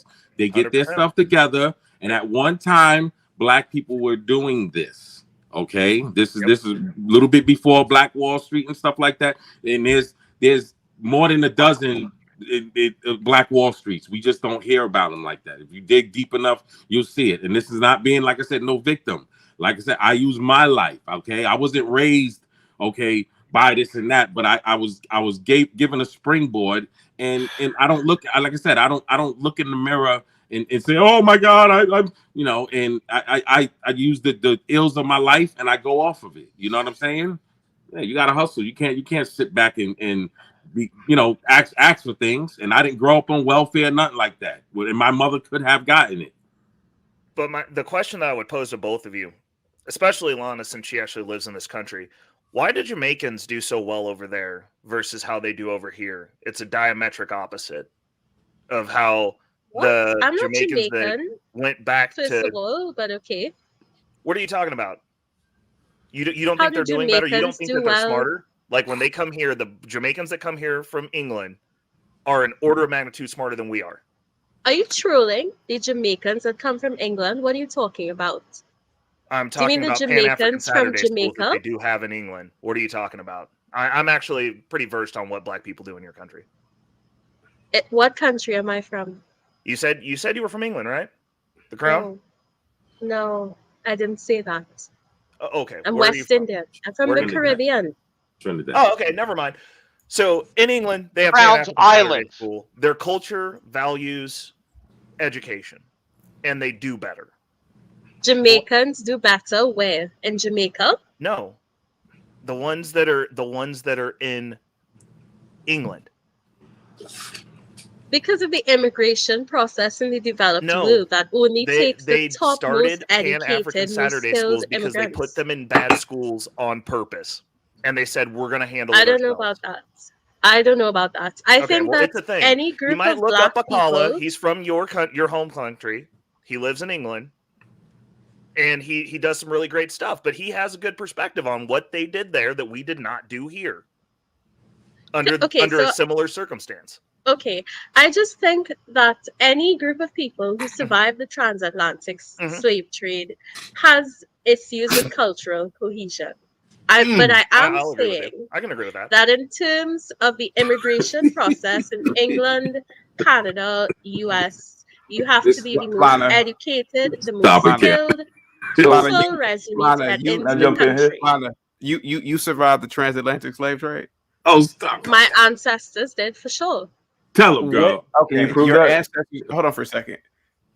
Your ancestors were also hunters and gatherers 50,000 years ago. Do you identify with them too? Yes. I identify as a human, sure. But I'm asking you, your ancestors were also hunters and gatherers. Do you identify with your ancient ancestors from 50,000 years ago too? I know. Are edible plants imprinted into your brain? That's the basis of the question. Why would I not? Are edible plants imprinted into your brain? Obviously. If you look at evolution and when humans started eating meat according to the theory. Lana, are you a Gen Z? I'm a millennial. You're a millennial, okay. Okay. What does the transatlantic slave trade have to do with you right now? First of all, it moved me. Some of my ancestors, I would admit that I'm mixed from Africa to the Caribbean. Do you have proof of that? So, do I have proof that I'm black? What? No, do you have proof that your ancestors were actually moved in the transatlantic slave trade? No, I don't actually. Have you ever done your family's genealogy or anything? No. Because there's so many of us, like, I don't know if you've been paying attention, but right now Biden just now the Biden administration is talking about axing on all of the new job applications and government applications for like college loans and stuff. Do you actually have ancestry that traces back to the transatlantic slave trade? They're going to actually ask all the black people in America, do you actually have slave ancestry? Because they taught us one thing in school, but now that they're actually doing these studies and ready to start paying checks, they're about to start parsing everybody out and start telling people the truth. It was just a huge Wall Street Journal article where they're going to have the government aligned with 23andMe and Ancestry.com, and they're going to tell everybody the truth about their ancestry. So a lot of people who've been crying and talking about, oh, woe is me, my grandparents got whipped, were actually slave owners, and they actually probably had white slaves, and they sound ridiculous, and they're going to be feeling butthurt when they can't get a check in the next couple months. Just silly things. Too much. Well, Lana, believe it or not, I was talking about these things before. You're giving her way too much credit, Lana. Yeah, I was talking about these things before Just Pearly Things. I had did shows about Just Pearly Things. What are you talking about? So the Biden administration is Just Pearly Things now? Just Pearly Things is the #1 slavery denier out there right now. No, I'm talking about slavery denial. Are you aware that the Biden administration is going to be asking everybody, did they? Whoa. I am the #1 slave denier because I did a video about this almost 2 years ago, denying slavery, Harriet Tubman, everybody. Why would you deny slavery? Because you don't know if all of those things existed. How would you not know? You didn't give me a chance to finish. There's all sorts of documents. Lana, you didn't give me a chance to finish answering your question. In my opinion, I believe that slavery was over-exaggerated. I believe that is Just Pearly Things mouthpiece. That's sad. I can show you a video going back 2 years ago where I didn't even know who Just Pearly Things was, and I literally made a video about this. In my opinion, channel has been around for 2 years and 7 months. It's on her channel. Okay, well, what I could tell you is, once again, is that I don't believe that Africans were that. I don't believe that Africans were getting punked out like that. I believe that a lot of slavery is taught to us via books and movies. I think it keeps you Just black silly things, people. Give me talking a points. second. Okay. I believe it keeps you mentally enslaved so that you can walk around as perpetual victims. That's what I believe. Let me ask you a question, Lana. What did the slaves drink during? No, what did the Africans drink during their voyage in the transatlantic slave trade? I would assume water. I know they Okay. were fed And fruits and stuff, like grapefruits, for example. Where did the water come from? I guess from the sea. I don't know where water would have come from back then. Okay. They drank the ocean water, correct? They had the salination processes. Okay.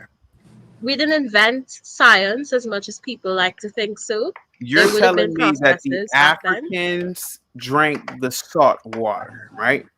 I'm saying the water came from the sea. I'm not saying the salt was there when they drank it.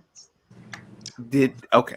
You're talking about supposedly hundreds of Africans on a boat, right? Thousands at times. Okay, let's say it was thousands. Where did they shit and piss at? On themselves.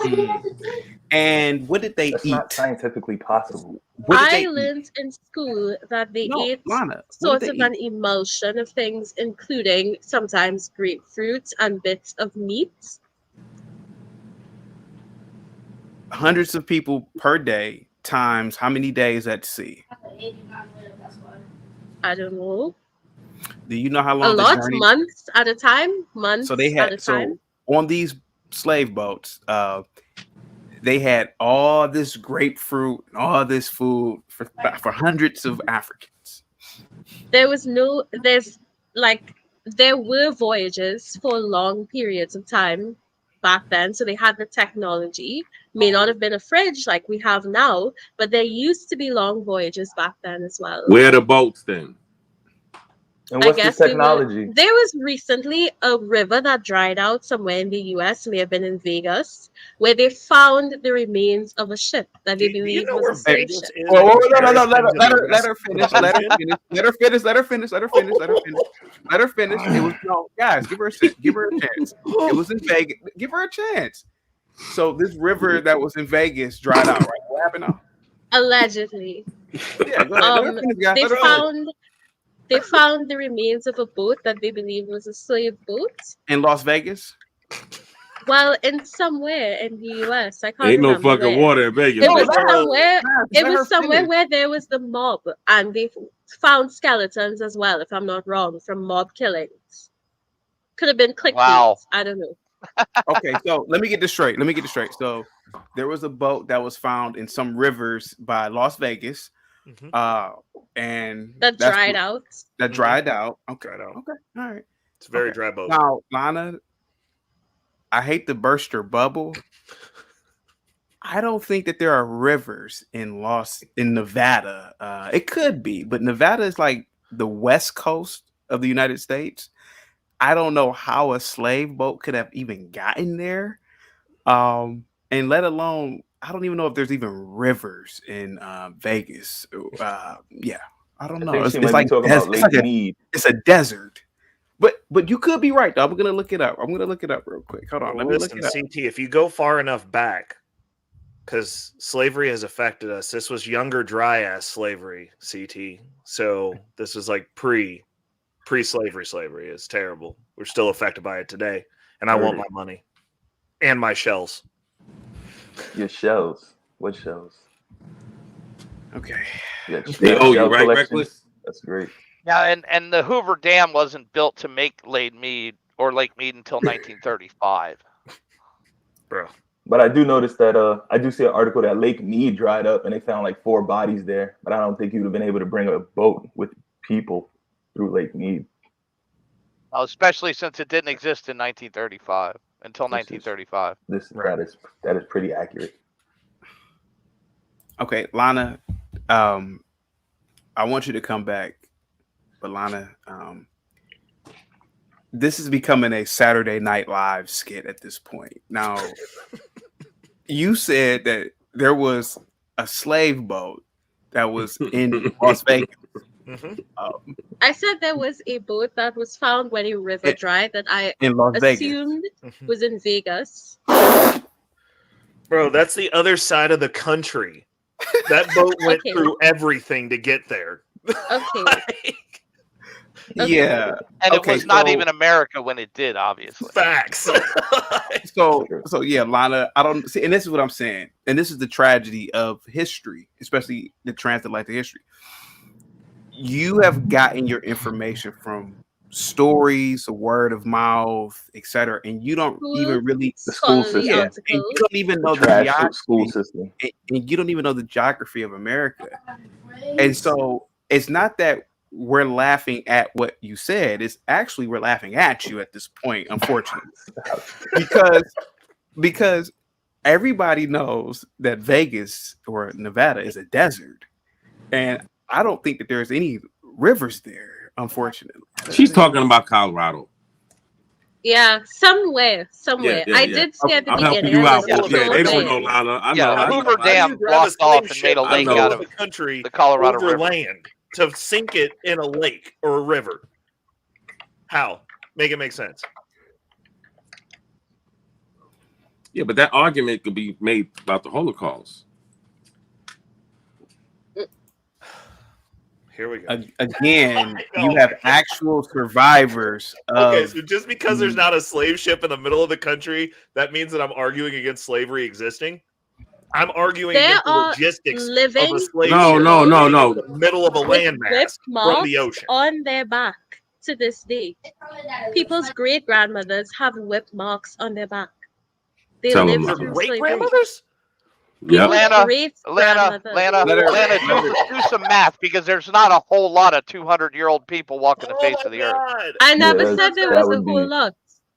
Hold on for a second, Lana. Listen, I like you. I like how you're on the panel, Lana. I don't know if you've done a bump of coke, you've done some blotter acid. I don't know, Lana. There is no human being alive from 1865s. There's not. I said the marks remained. How can the could have been a kid who grew up? Lana, slavery. I've heard people say that. I've heard people say it. Lana, I don't know if you're a paranoid schizophrenic. I don't know what's going on here. And I don't know if I'm getting punked. I don't know what's going on here. I do apologize if I'm wrong. No, Lana, you're fine. You're fine. Slavery ended in 1865, okay? Legally, that doesn't mean in practice. Okay. Lana, there is no human being alive today that was born in prior to 1865. Quite frankly, there's no human being alive today that was born in 1900. I think all those people have died off by now. This is the tragedy. This is why I am the Negro Whisperer, because there were a lot of people like you that went to my school. Can I quote my source? Mike TV did an interview with a 40-year-old Your source is at this lady. point Mad TV or something, because there is no source. No, listen, Mike TV. Okay, he interviewed a 50-year-old woman. Who is Mike TV? Mike T. You have to be playing if you don't know who he is. Who is he? Look up Just Pearly Things. You'll surely find Mike TV somewhere there. Let me look him up real quick. Give me a second. I'm gonna bring you guys back on the panel real quick. Give me a second. Okay. So this guy Mike TV, he's a reputed scam artist on YouTube. He goes by the name Mr. Real Estate. I know exactly who this is. Okay. He's just some nigga who has a phone and he's on YouTube. He's not a scholar. He's not an educator. He interviewed a lady who said she was raised by a great grandmother who had whip marks on her back from slavery. A relatively old lady, by the way. Again, what we know of what we know of as slavery may or may not have existed or happen the way that we're been taught. Yes. Were there beatings? Probably. Maybe so. I don't know. But what does that have to do with tea in China? So basically, I'm speaking about generational wealth and the way that is handicapped the American Black community. And that's why I think it's relevant. Because Lana, other groups have gotten reparations. But So Lana, why can't Black Americans get Lana, reparations? I'm telling you, as a person who has lived in America around Black Americans, the reason why Black Americans don't have generational wealth is because Black Americans spend their money on weed, alcohol, clothes, and shoes, and Cadillacs. I'm telling When you was this, the Cadillac invented and when did slavery end? ma'am. I am telling you, as a person who lives in America, why Blacks don't have generational wealth. We spend our money faster than we get it. We give it to other groups of people. We don't invest. We spend it on alcohol, drugs, clothes, and shoes. That's it. A Negro will buy an 80-inch TV before they will put it in the stock market. Let's talk. So That's the are you truth. then? So It's- what are you actually saying when you make such an argument? Like, are you saying that they are intrinsically less intelligent? Because that's what I'm getting from what you're saying. I'm not saying that. I'm telling you why there is no generational wealth. But what's causing the lack of interest in proper Because investment? of creature comforts, alcohol, weed, Mm-hmm. cars, shoes. That's what it is. Lana, But is all everyone in groups Jamaica have rich? that. Last I heard, they weren't. All groups have that. I'm not Jamaican. No, they don't, Okay? man. Like you I'm keep trying to figure out saying she's where from Jamaica, Ray. I thought she said she was from She Jamaica. never She said that, she and you wasn't just from kept Britain. assuming that about her the whole time. Okay. No, I Lana, just keep asking. No, you haven't asked anything. You assumed, and you thought you assumed something smart, and you were wrong Lana, the whole time. Is everyone where you're at ghetto rich? Are Hold you on for a rich? second. Hold on for a second. Let me say something real quick. Sorry. Lana, listen to me. I know, Lana. Americans intrigue you. I get it. But Lana, I am telling you as the Negro Whisperer why Blacks don't have generational wealth in America. It's because of buying patterns. Cars, drugs. But what do we own so that we're buying from ourselves to keep the dollar in the Black community? Ma'am, the That's not money how money doesn't works. stay in the Black community because Negroes spend it in other communities. That's all But I'm why saying. is that? What about the lack of loans? What about the redlining? No, You it's not haven't about a lack. argued to those points. Are we getting redlined right now? No, I'd argue it's more a lack of production in the community that allows yes. us to buy and sell between each other. Because if we had that, we could even just barter between each other. If we just had services that we could provide one another, but we don't. Most of us, 95, 98% of us are just consuming. We go to work, But is we that? buy But stuff with how our do you paycheck. start a business? Typically, you get a small loan. That is not how you start a To business. You get a start a business by loan, learning you have skills to and get. trades. You have That's to how you have an start a business asset and to building use a as consumer collateral. base. If No, you you don't have learn an trades and asset, skills which you then can how trade can you upon, get and then you a get a loan? consumer base. What would they Lana, give you a loan for if you have no skills? Lana, What would the loan be for? Just get a point of view. Let me say this real quick. You Yes, need sir. an I'm sorry. asset to get a loan. I've been You need to live streaming. Your secure asset would be a your loan. skill set. Lana, That's not an asset. So Yes, then it how does is. the You've bank never been to seize a bank to that? get a loan then. Lana, How does a bank seize your skill set, sir? Lana, listen to me. Listen to me. Normally, I would say, hey, everybody freedom of, perspective. Lana, we are Americans. We live in America. You don't. That's like me trying to tell you something about Trinidad. I don't know anything about Trinidad. Other than I see that y'all can dance. Lana, I am telling you, we are trying to tell you what it is. Black people are consumers. We don't have a culture of borrowing and loans. We don't. Yes, can Black people go to a bank and get a loan? Sure. But most Black people have bad credit. And other groups of people don't have a problem with loaning things to each other outside of a bank. Black Americans have a problem with loaning money to each other. You can't even borrow $20 from a nigga, without him being on the phone 10 minutes later. Man, you know that nigga begging. That culture doesn't exist in America. I don't know about Trinidad, but I'm telling you how it is here. Go ahead, Lana. Oh no, I think my final word on the issue is that I've stated my sources already. They're scholarly sources. I spoke about having a secure loan, something that would be difficult if you don't have generational wealth. I believe that slavery was very real and it was worse than what you would see on Roots, as Pearl would say. But you do have a point that I am not an American. So maybe I should just let you continue.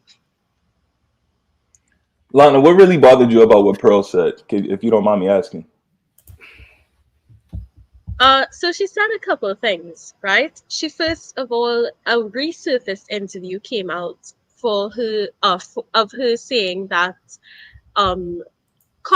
quoting Thomas Sowell, okay, an out of context quote that Alex Haley explained about how certain aspects of the show Roots were embellished upon.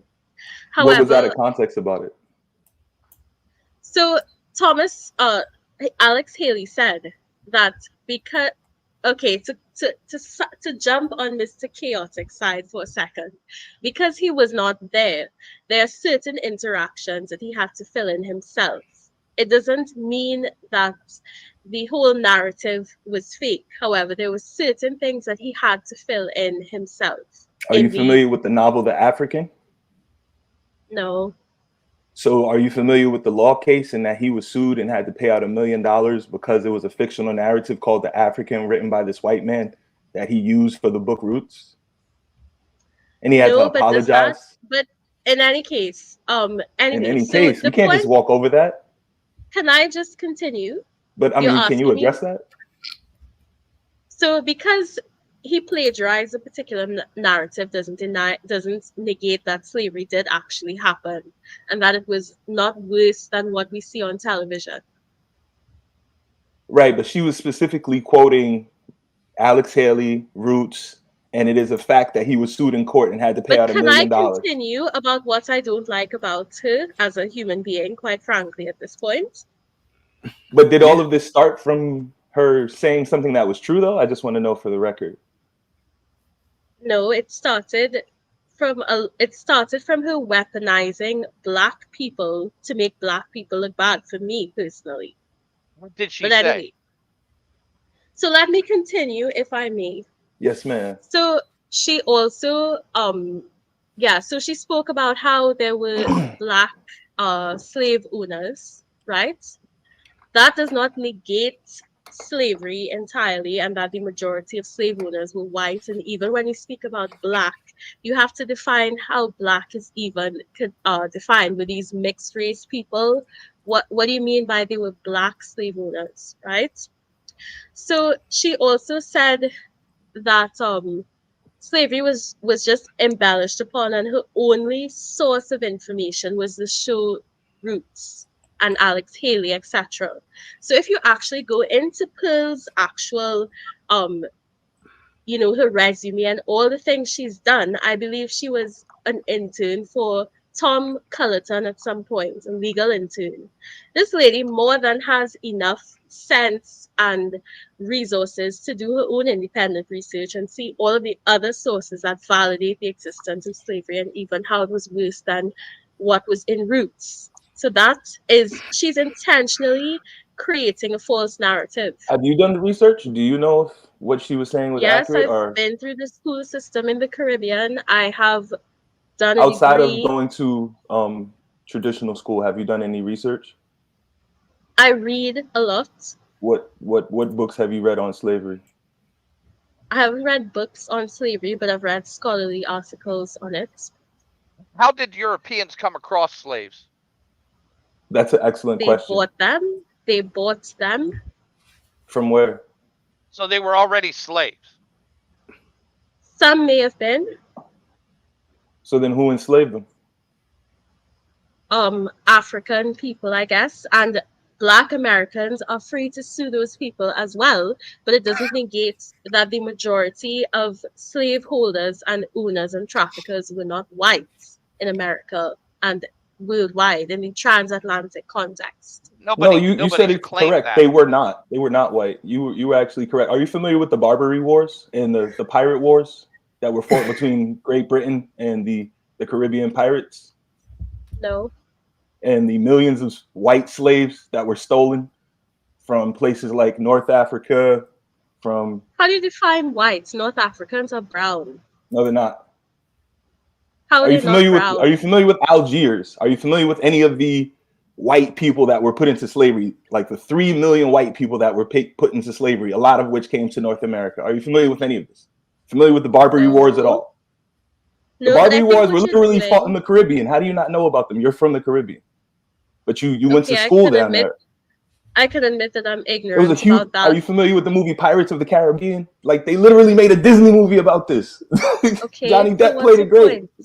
What's your point? The Barbary Wars were a real thing. Millions of white people were enslaved. Like, I mean, why do we ignore that history? But that doesn't negate that millions of black people were slaves. No, by the numbers, far more white people were enslaved. Even if you look on that slavevoyages.org website, far more white people were enslaved during like the Barbary Wars than there were black people enslaved. And far more of those quote unquote enslaved black people went to South America in places like Brazil, Suriname, than they ever came to North America. So what would North Americans' claim be to this? You seem to be trying to look at the exception rather than the rule, which is No, what I'm looking at the rules and I'm looking at so history and I'm asking. I can't turn my back on everything that I know because you're pointing out a couple of exceptions and I don't have The proof Barbary of my Wars and own. millions of people being enslaved as exceptions?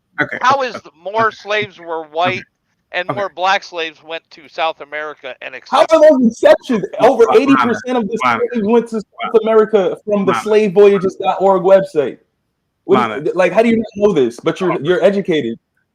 777 wants to get in real quick. What's up, So man? because they became white in South America doesn't mean that they were always No, white. I'm talking about white. Latin American.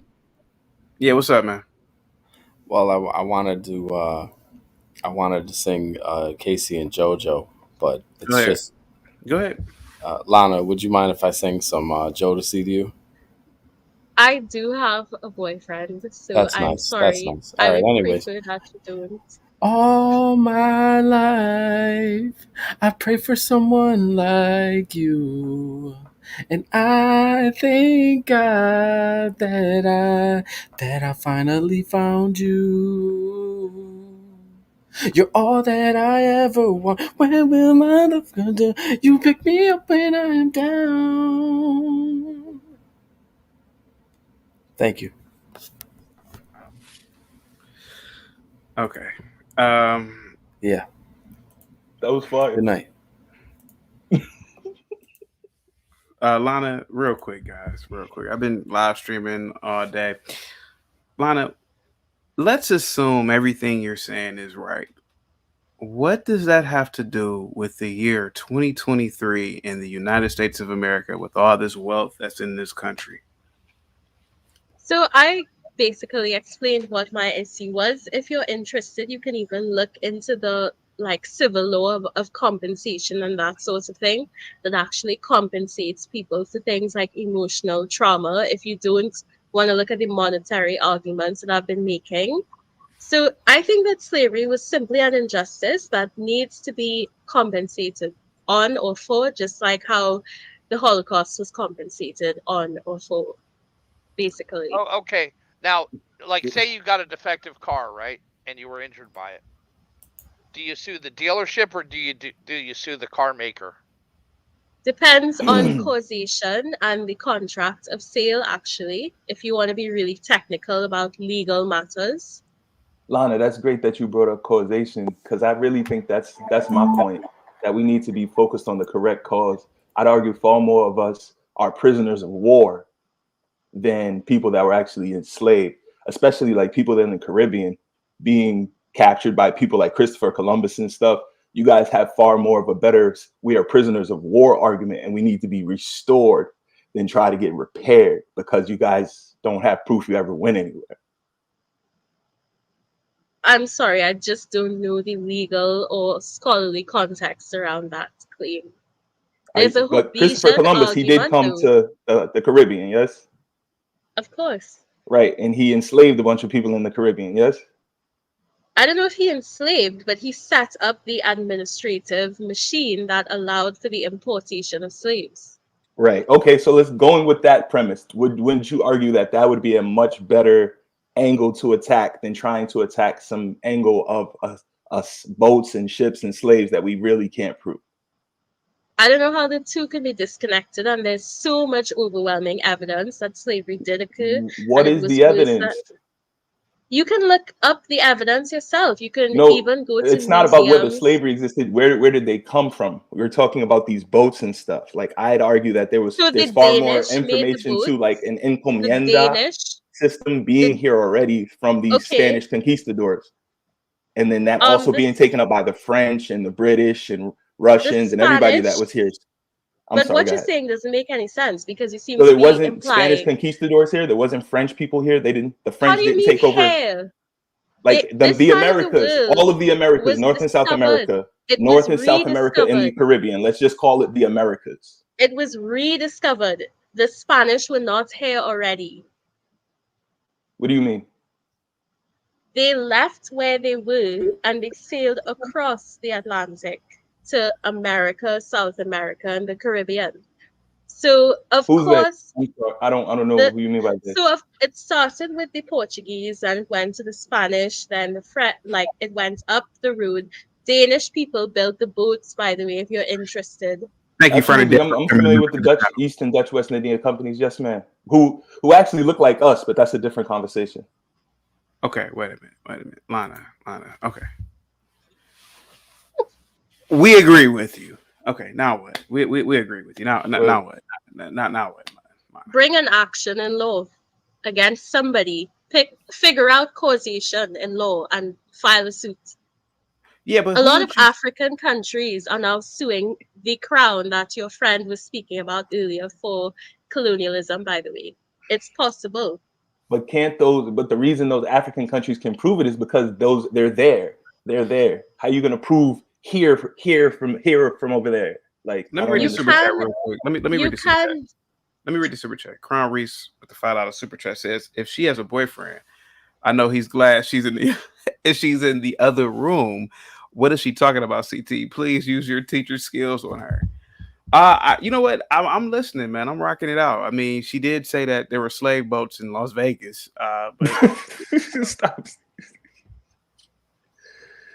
If you get a moment, Lana, I shared an article from the New York Times from 1978 where it shows that the Roots was plagiarized and he had to pay the money out for the lawsuit and apologize. I won't deny that, but that is but one exception, which is the same thing that Pearl is doing. She's trying to create one narrative based on like two sources, despite the millions of others that exist. I actually what source do you want to use? Can we agree on a source and then like parse through it?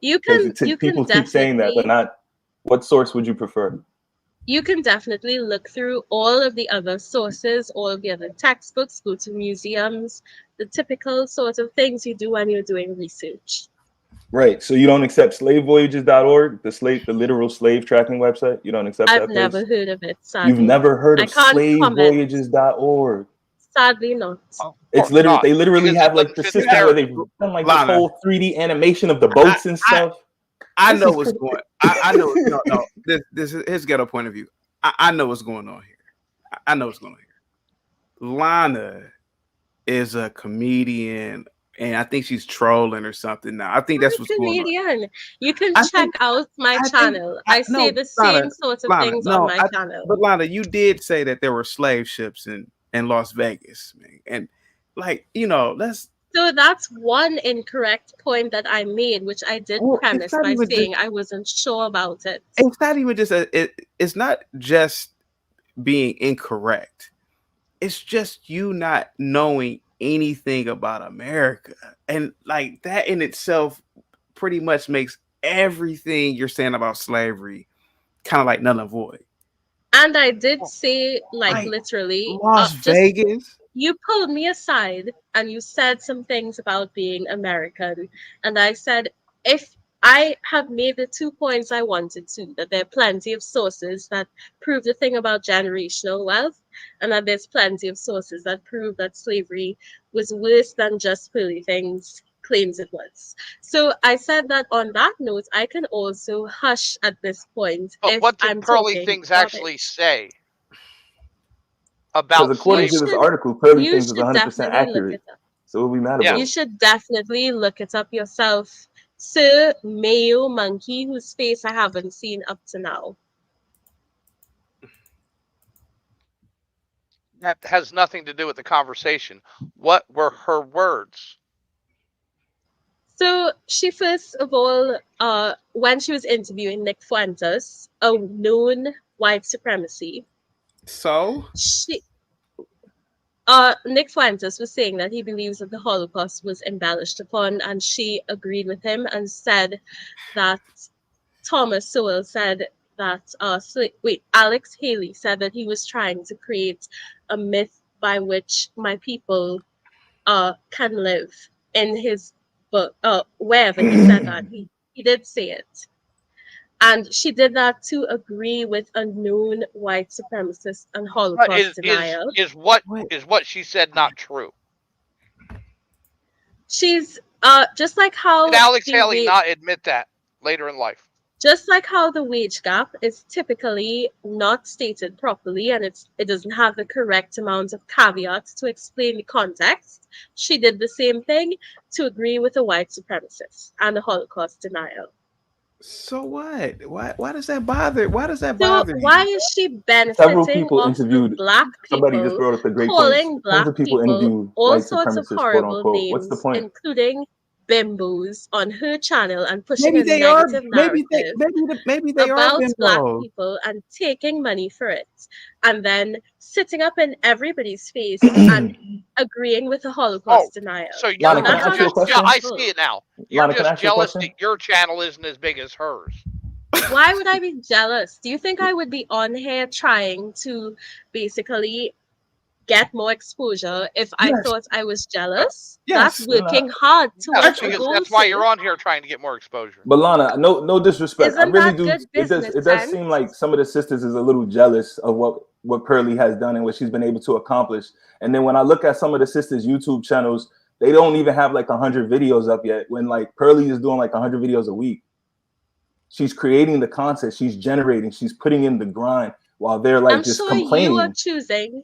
I'm not. It's not about choosing. I'm observing the and level of that's work. Truly your business. If who you are siding with is somebody who sympathizes with the Holocaust denier, that's your business. I side with the truth. If I don't want to get into a conversation about the Holocaust on Chaotic's channel, if that's not something he's comfortable with. But Mayo Monkey, say again. Are you denying the Holocaust as well? Do you believe it was also No, I am embellished not. upon? No, I am So not. how was slavery embellished upon then? Explain. there's tons of ways we can explain how slavery was embellished understand the upon. effect that Roots had? The movie Roots had. Why did they have to American remake society. the movie on BET for the new generation if it was already admitted to be a lie? What was the point of remaking it to rehash it for a new generation if it was already admitted to be a lie So that it decades could ago? compete with movies like 12 Years a Slave that were a lot more accurate. 12 Years a Slave was accurate based on what? Of course it was. It Based was on what? based on his actual accounts. Whose actual account? Solomon. Solomon Northup. Yeah. Have you ever met that gentleman? Now you're being a comedian. I'm not being a comedian. I think that it's because somebody says based on a true story and it comes out in the movie theater. We say, yo, that was based on a true story. We don't do any research. We don't do any data. We don't do any history. His memoirs. You read the memoir of who? Of Solomon Northup. And you on you corroborated that with what other research from where? You're saying you're a researcher, no? Like, I mean, I would imagine you know that you should have your source, and then you should be able to back that up. There should be other sources So what are you saying? That come to the same 12 Years conclusion. Slave No? was embellished upon?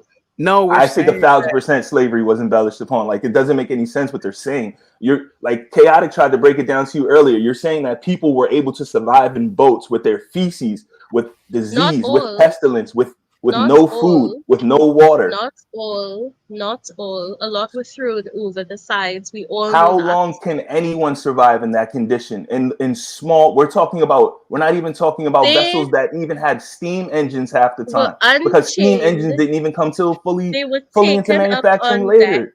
They were made to do exercise. How did and they get then the they were people chained here? again.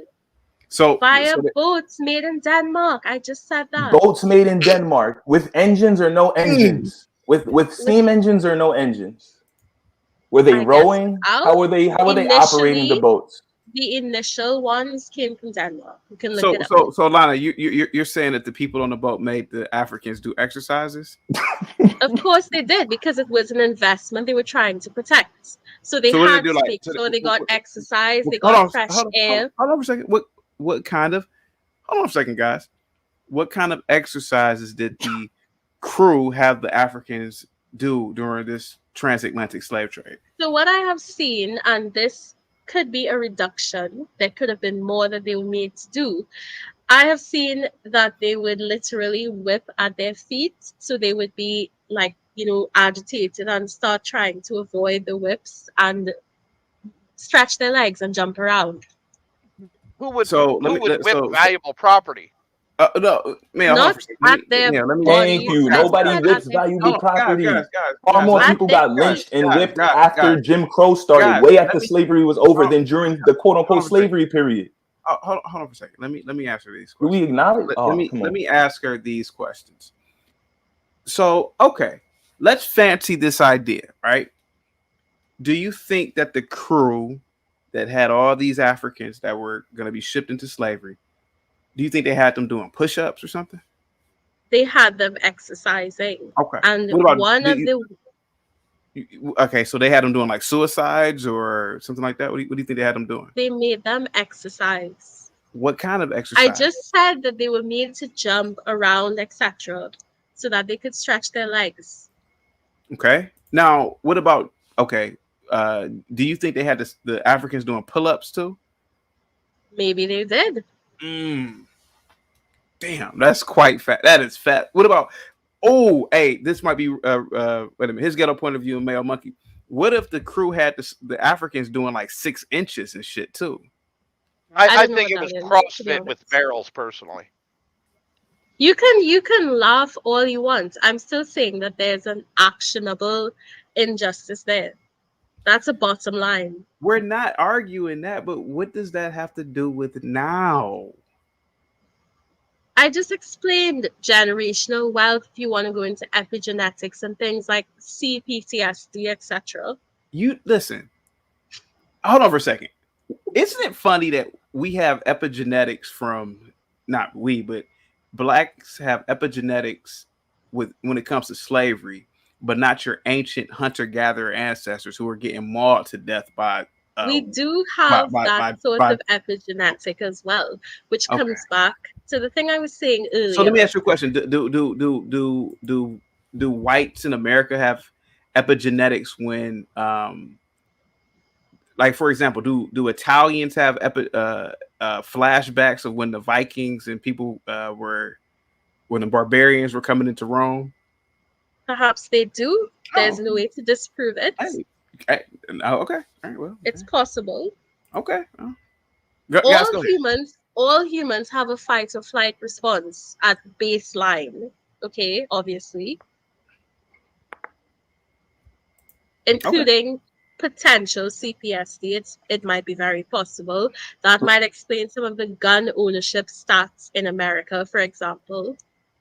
Lana, do you leave space for the possibility that the story, the narrative that we were fed in school about slavery may have been spun to one side's particular favor or to one side's perspective for a particular narrative or agenda they may have needed to push? I, for example, pointed out that Irish people were indentured laborers who, while they did go through the horrors of living on a slave plantation, were also being paid and their contracts had an end date. Some, not all. A lot of Irish people actually died fully indentured as chattel.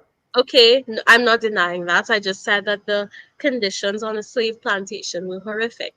So what I am saying is that I believe that I have a pretty nuanced view on slavery and a well-researched one as well. So, okay, you said that the conditions on slave plantations were horrific. Generally, in horrific conditions, can females reproduce?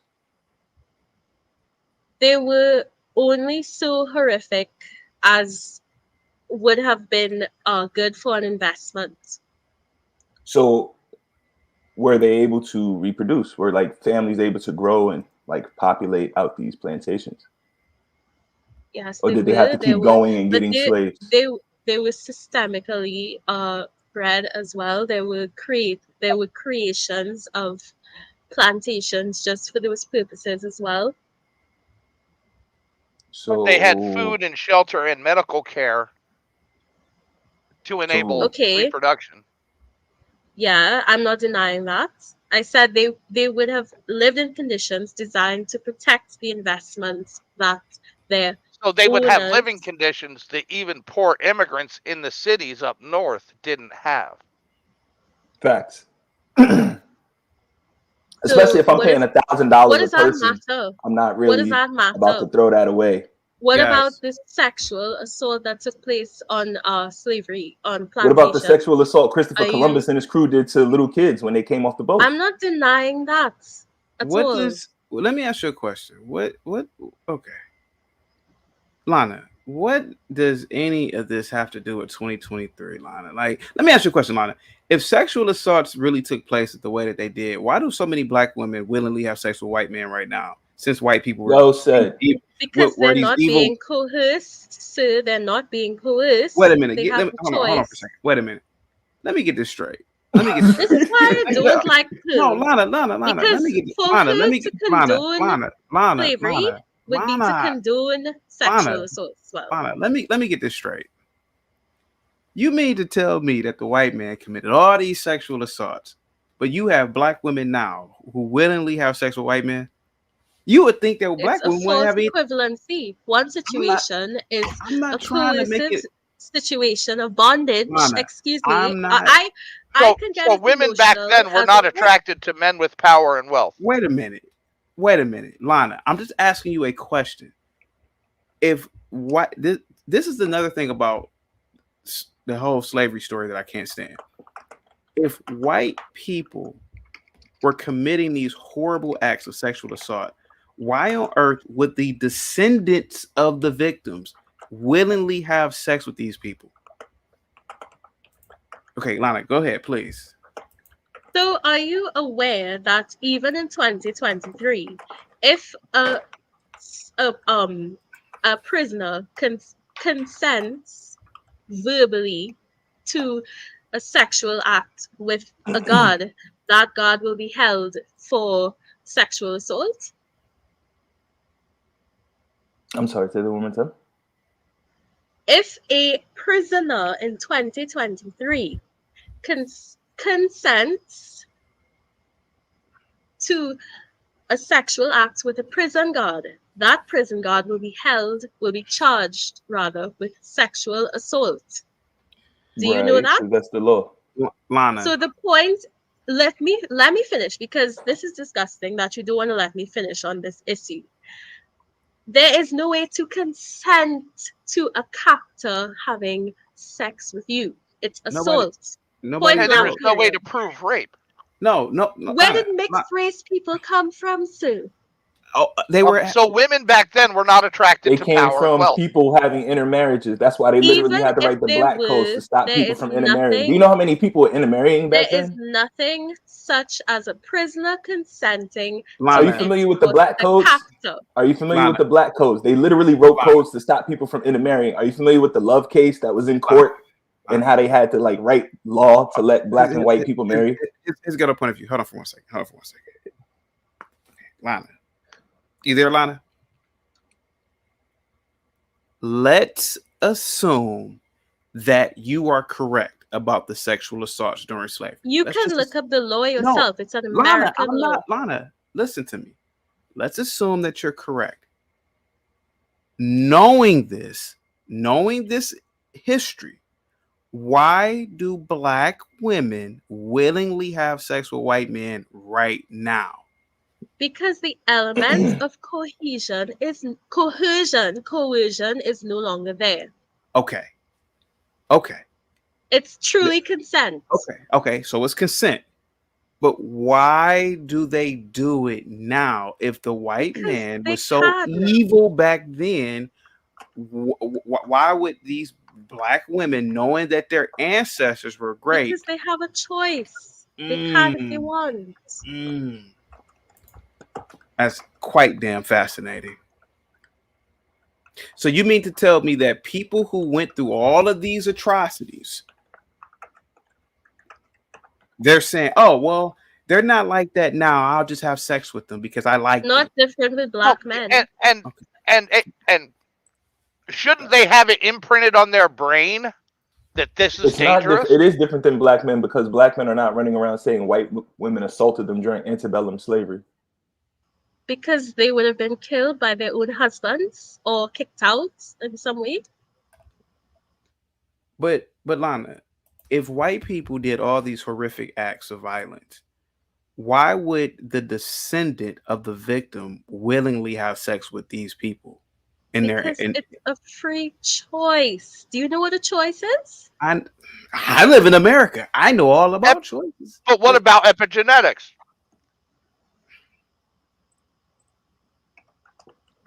It works in one thing, but not on other behaviors. Lana, you mentioned epigenetics. You can't deny that there was assault to a magnificent We are amount. going, Lana, we're going with what you said. None of it was right. We're None agreeing of it was with you okay. now. We're going to agree with you. Okay. Let's assume that they all did get raped. All right, whatever. Why would the Why should it be whatever for a black man? But you want us to be sad when you guys get shot. I don't get shot. I've never been shot. I don't give a two shits. But Lana, going by your logic, if black women were raped during slavery, they would. Thank you very much. Okay, let's say that they all were. Why would their descendants in the future be okay with having a white man who was a descendant of their great grandfather? Why would they be okay with a white guy sticking their penis inside their vagina? I think this is what is called a straw man or a red herring. But anyway, because it's their consent. They can consent if they want. That's why epigenetics would work against that. But wouldn't the descendants? How do you know that? Can you prove You that just said epigenetics. I don't know. You are the one that is ways. claiming the epigenetics argument. I don't know all the ways that it shows up. Apparently, just in the ones that you want it to. Lana, if black women were traumatized during slavery, like you're saying, would. Thank you very much. Okay. Why would their descendants, meaning women in this generation, have sex with these people whose ancestors were monsters? Nobody said anything about people's ancestors being monsters. I'm speaking about they were slavers. An actionable injustice. Okay. But once again, you say actionable injustice. Once again, I say prove rape. You said prove rape? Yes. So I'm not sure if you're trying to push my buttons and get me upset. No, if prove that's that a it was genuine not question. consensual. Prove that it was not consensual. I just explained based on your own laws why it was not. We get that. That's laws inside a corrections facility that exist now. It's the same power dynamic, and even in law, coercion is defined as when there's a power dynamic, and even in terms of proximity to making decisions, etc. Well, teachers aren't charged with rape most of the time. Okay, Lana. A red herring, a false equivalency. You don't want to face the No, truth. there's That's not, your because business. you just said the power dynamic. I just gave you another power dynamic. So if they have done it, they should be charged. End of story. Lana. Okay, how about this, Lana? I'm just going to ask you a question. White people enslaved black people, correct? So in terms of America in the past 500 years, that seems to have been the Yes. most common scenario. Okay. Yes. Okay. Based on proof. Okay. Okay. There's also proof black people enslaved white people in that same 500-year period. No. Let's. How A about this, guys? minority of them. Hold on for a No, second. a Hold on. ton of them. The Dutch East India Company and the Dutch West India Company was ran by Dutch people. Those Dutch Hold on for a people second. were Sephardic Jews. These are facts. Hold on for a second. Okay. You say, give me a second. You say that whites enslaved blacks, right? Particular white Okay. people in the last 500 years in Okay. the transatlantic context. Yes. Okay. You also say that white men sexually assaulted black women, correct? Of Okay. course, yes. I just said that and I believe it. Why would a black woman now have sex with a white man?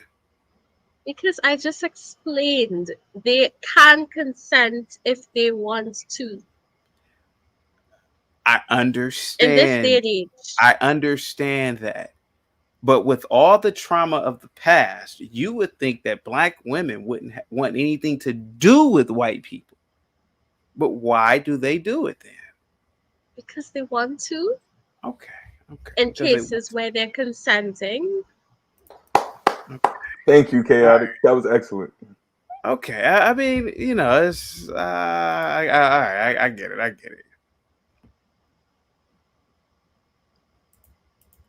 I mean, you can't go a day without somebody talking about with all the trauma of the past and how it's afflicted them. Yet at the same time, you have people like shout to Shay Sade. She was talking about that sociology book that just came out, and it was going over the fact that on all of the dating websites, black women prefer white men on all of them.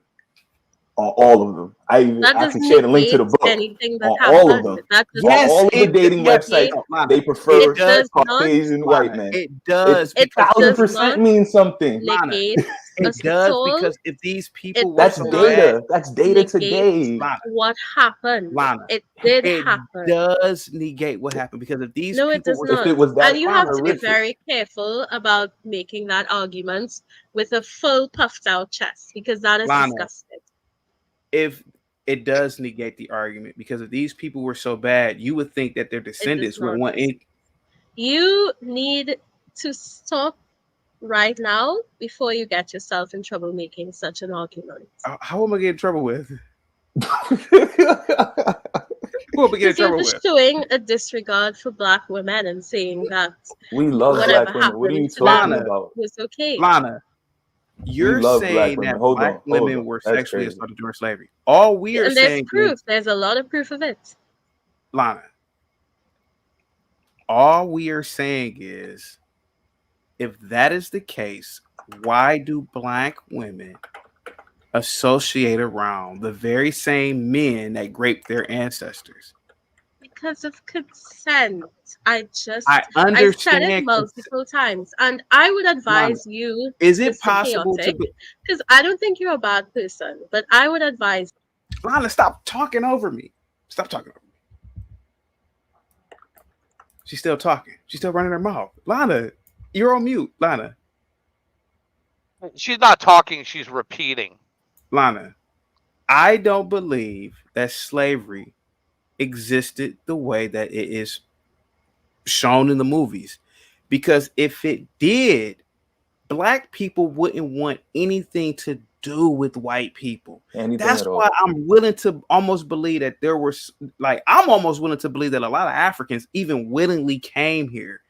Because if whites were that bad and evil, black people wouldn't want anything to do with them now. Black people, even in the 20s and the 30s, were fighting to move around white people. And I'm always thinking, why?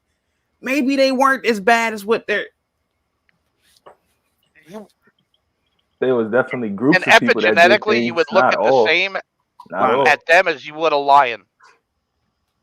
Lana, all I'm saying is that I'm not denying a lot of what happened supposedly, but what I'm You saying better not is, deny rape.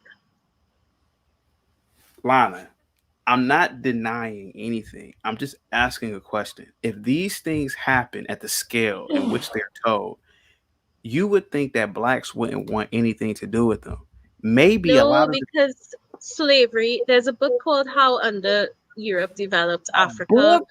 The It's an excellent Mole book. Sarah Garvey spoke about it, and I looked at it at undergraduate level that showed how the slave trade and colonialism destroyed countries in the global south. So Sarah that Garvey doesn't know anything about that book, for the record, though. the most logical economic argument would be from people from countries which are now developing because of the destruction to move to the global north to make money because their countries were destroyed.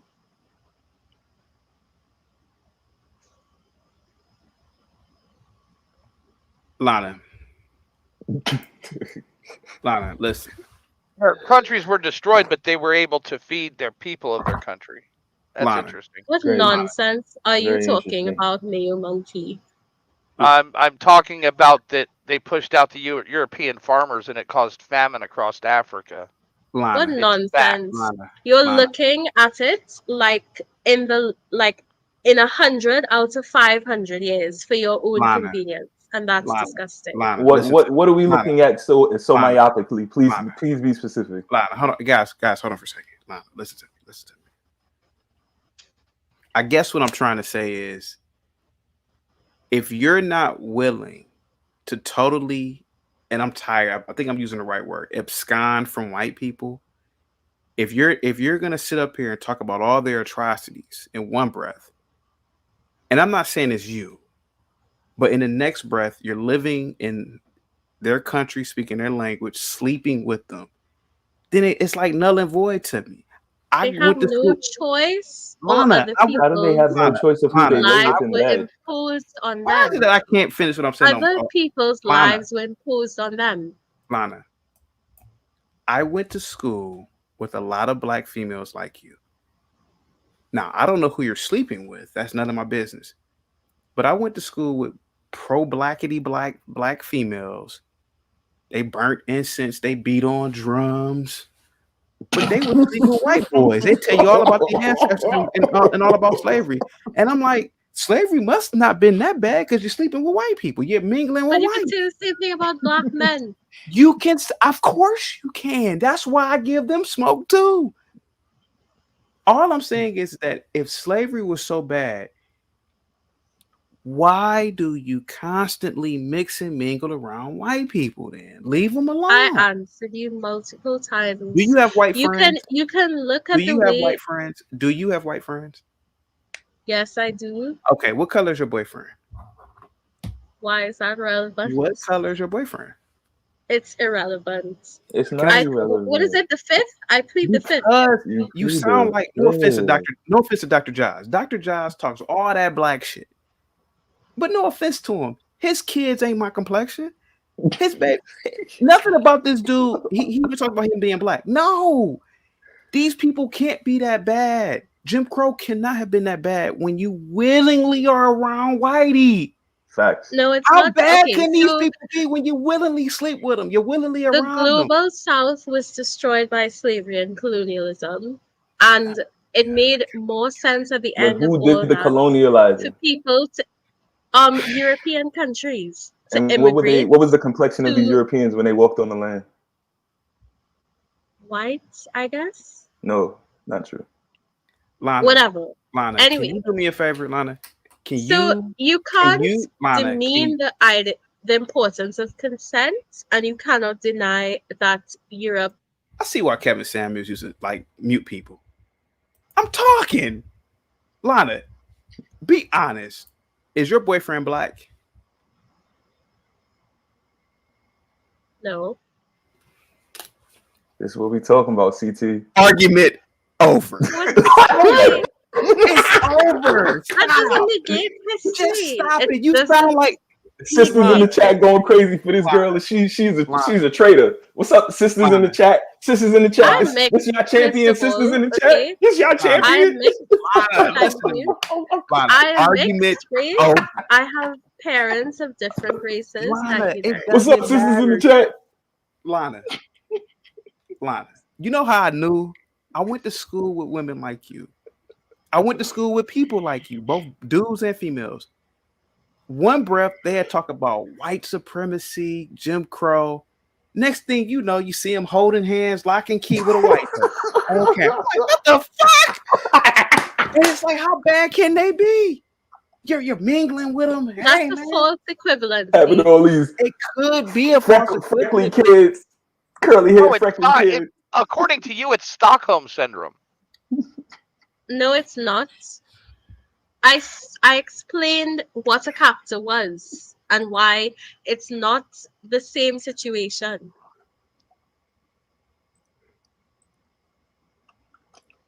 Sweetheart. So the day slavery ended, Sweetheart. all that ended. Slavery wasn't that sweetheart. Slavery wasn't that bad. You know It why? was, Wasn't and it's sad. you know why that wasn't you that bad? think that. Because you are dating a white guy. That's why it wasn't that bad. How bad could it have been? It's disgusting that a black man would rather criticize a black I'm not man. criticizing you. I am not. We happy for you. We hope you found in love any- and happiness. I don't give a fuck. It's sad that you would rather criticize me than acknowledge the sexual assault of black women during slavery. Ma'am, I don't know what happened during slavery. I was born in 1984. I don't even know what happened in 1990. I can't even remember it. All I know, I could tell you about what happened about 10 years ago. That's It's not about it. funny. Ma'am, do you know I drank all my way through college? I don't even remember college, ma'am. That's not funny. Anyway, I have to leave in 8 minutes, and my channel is Lana Speaks. If anybody cares. No, Lana, you've been a really great. You handled all these questions like a champ for real. We really appreciate it. Your Thank boyfriend, you. your boyfriend's white. Okay. So One of your parents is white. He got him Lana, good. He got himself a good And- catch. Shout to that Lana, brother what I'm right basically, there. Lana, what I'm basically saying is that how bad was slavery when you yourself? it was awful. Okay, well, how bad really was it if you're with a descendant of the very same people who enslaved It blacks? was awful. And if you were to marry this gentleman, your children will be 3/4 white. Okay. So what? What's your point? Your children will owe these people How would they owe if they're reparations. black? Of course, they're black. Lana, But I'm the not trying to 3/4 white part will owe reparations. Lana, I'm not trying to Okay. clown you. Lana, I'm not trying to clown. All I'm saying is that I'm not either, but she's putting a lot of shit on her potential kids as far as guilt. all I'm saying is, Lana, is that the people who cry slavery the most, Jim Crow the most, are the people like yourself. You are the ones who mix and mingle. Because other black people are not as empowered to speak the truth.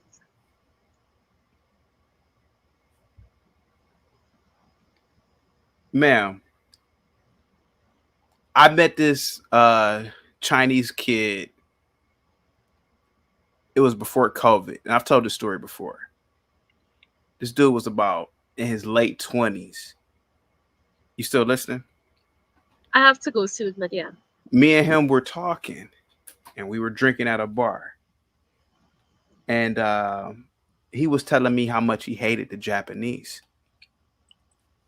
You know why? Because of what they did during World War II. He The said he don't even, Nankin. yeah, yep. He said he doesn't even speak to him. I said, well, that has nothing to do with you. He told me things that I couldn't even believe. It sobered me up. Ma'am, if slavery was so bad for blacks, why do black people mix and mingle with whites? I'm not sure if that's a straw man or a red herring, but you need to respect black women and what they go through and what they have gone through. Brothers is doing it too, though. Brothers ain't no better doing it. He said brothers is wrong for doing it too. He's asking collectively, why would both sides do it, in your humble opinion? Because of free choice. But then why at the same time complain that the past still negatively affects them and they need to be compensated for it? Because it's an actionable injustice. I agree, it's an actionable injustice. Then shouldn't that be the focus, not trying to commingle your future? We're trying to figure out how we can bring an action for an injustice. What are you talking about? The action for the injustice is to get away from the oppressor. Is to get away from these evil white people. What? Because if whites are so evil and they've done all these horrific things in the past, wouldn't you think logically that we should get away from them? And isn't that what all the people they revere from history did? Perhaps Harriet Tubman, Malcolm X, Marcus Garvey, Elijah Muhammad. Wasn't that what they all preached? Can they really be if you sit back and think about it? Reparations will it allow the reconstruction of the global south? His ghetto point of view, did you just fart? No. Yeah. Go ahead. Go ahead. Go ahead. Reparations will allow the reconstruction of the global south and the black diaspora so that people can build their own businesses and build their own countries and get out of chaotics here, for example. There's an excellent book. I really think you should check it out. I'm gonna try to see if I can send you the link, Lana. It talks about how when a lot of like Asians came here in the early 1900s, because they couldn't get bank loans and stuff, it would literally go to like almost, you'd think like the gangs of the mob to get their business loans. And then that's how like a lot of the gangs and mobs ended up loaning a lot of the well-to-do businesses, the mom and pop shops in their communities, because they would have a hand in helping those businesses get cultivated and started and bringing people over here to work them, similar to what still kind of goes on today. Do you leave any space for the fact that there's no wealth in our communities because we just don't do that with one another? Our gangs would rather just, like you said, buy sneakers and Jordans and PlayStations than set up the laundromat for somebody that'd be willing to run it. In the last 2 minutes that I will be here, I can say that I think the slavery destroyed the family units. And when you don't have a basic family structure to build off of, you get distracted by other things easily and allow those to become your role models. And that's why the priority. But after slavery, black family units were more common. Were stronger than ever. It was strong. Yeah, and I'm no after Democrat. Slavery, our family units were stronger than ever. I am no leftist. I cannot deny what you're saying, but I can say that the family unit was undermined during slavery and only it wasn't undermined until the New Deal, when Lyndon Baines Johnson gave us all that money and said that he'll have those Negroes voting Democrat for 200 years. Created their welfare nanny state. The New Deal, so that's not what. So did the New Deal not have anything to do with the undermining of the black community, giving up all that free money for people to literally break up their homes? Contributed to it. It contributed, but is it the number one cause? I would not say so. I would 1,000% argue that. Can I ask you a question, Lana, before you leave? The women or the people back then who were oppressed by whites, right, during slavery, would you believe that they could legitimately view these people as an enemy after slavery? Yes. Okay. You don't see anything wrong with blacks, men and women who mingle with the enemy sexually? I see a problem with black men doing it, but not with black women doing it. Okay, this is Whoa. No, dig into that. Dig into that. This is getting spicy. It's like a Mad TV skit. Before I leave, Please elaborate. Let me say it like this, right? What is the number one fear of a man in the world when it comes to relationships and having kids? I don't know. It is having a child and looking after a child whose paternity can't be traced to you. So somebody recently pointed out that if I have a child with a non-black person, my child would look more like my in-laws than my parents, right? Do you consider whites So an enemy? shouldn't a black man Do you consider white not people an want enemy? no, should a black man not fear having a child with a So- white woman because his child will look more like his in-laws Do than him? Ma'am, white, according to your logic, or according to your history, white people enslaved blacks. Okay. I Do gave you- all of the caveats, Okay, but I got you. Even with that knowledge, even with what you said about the sexual assault, you said all that stuff. We didn't say it. You said it. which is true. Mhm. Okay. Do you view whites as an enemy? No, I don't. Okay. So everything else is null and void in terms I'm of what speaking they about did. an actionable injustice. I've Did said that many times. Are these people your enemy? Not all Then from a honestly, systemic viewpoint, perhaps. I don't see it like that, but it's possible that there do are you believe in arguments white there. supremacy? I believe it's a thing that Okay. exists. So if white supremacy exists, that means that white people practice white supremacy, right? So wouldn't that make them your enemy? No, not necessarily. If I work with other people who look like me, That is interesting. I think she went out. Yeah, I think she only had 2 minutes. You guys there?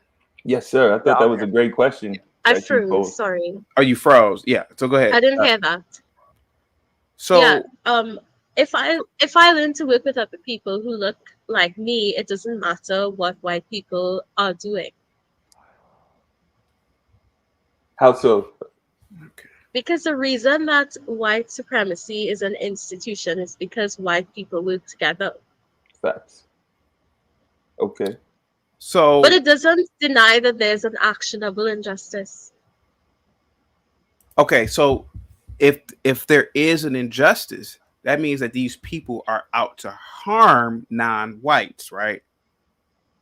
Not necessarily.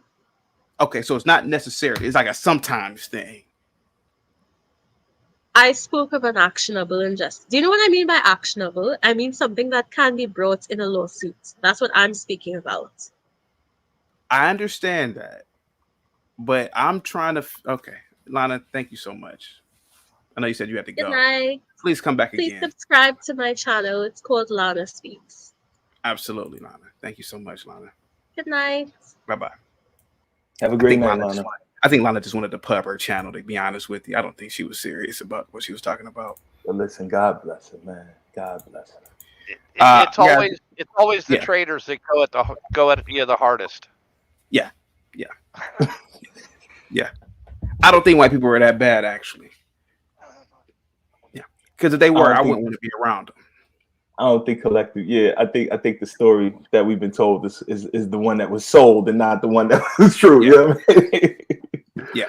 It's all about the hustle and bustle. She had mentioned sexual assaults, right? And maybe I'm tired. I've been going on live for 8 hours now. Maybe I didn't convey my message right, but if her ancestors were raped by white people or white men, you would think that with all this trauma, she and other black women wouldn't even want to be around a white guy. Am I being logical or illogical? I don't know. Well, especially with epigenetics. They make so much claim to epigenetics and past trauma. Yeah. You know, I mean, I guarantee if you were to see a lion in the like walking down your street, I'm hauling your ass. biological reaction would be different than mine because of epigenetics. Yeah, because my ancient ancestors in the savannas when they were hunters and gatherers were probably getting eaten by a lion. So that's probably been passed on. That's why when I see one, I'm hauling ass. But you would think with Whitey being so bad, according to her logic, she wouldn't even want to be around him. But why? I don't know. It's a good point. It's a good point. Let me see. Well, guys, I gotta get the hell up out of here. I've been on all damn day. You just hit 7 hours, man. Yeah, I gotta get the fuck up out of here. Thank you so much, Mayo. Thank you so much. Lana, thank you so much for coming through. Oh yeah, no doubt. Big shout out to the earlier panel. I didn't mean to kick y'all up out of here, but you guys were getting on my nerves. But I'll see you guys tomorrow, though. Let's see. Let me see. Salute to everybody that is in the chat. Positivity is coming your way. Thank you guys so much. Let's see real quick.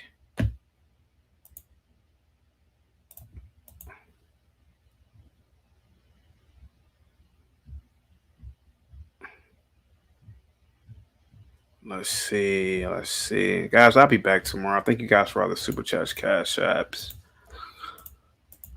I'll be back tomorrow. Peace. Have a good one, guys.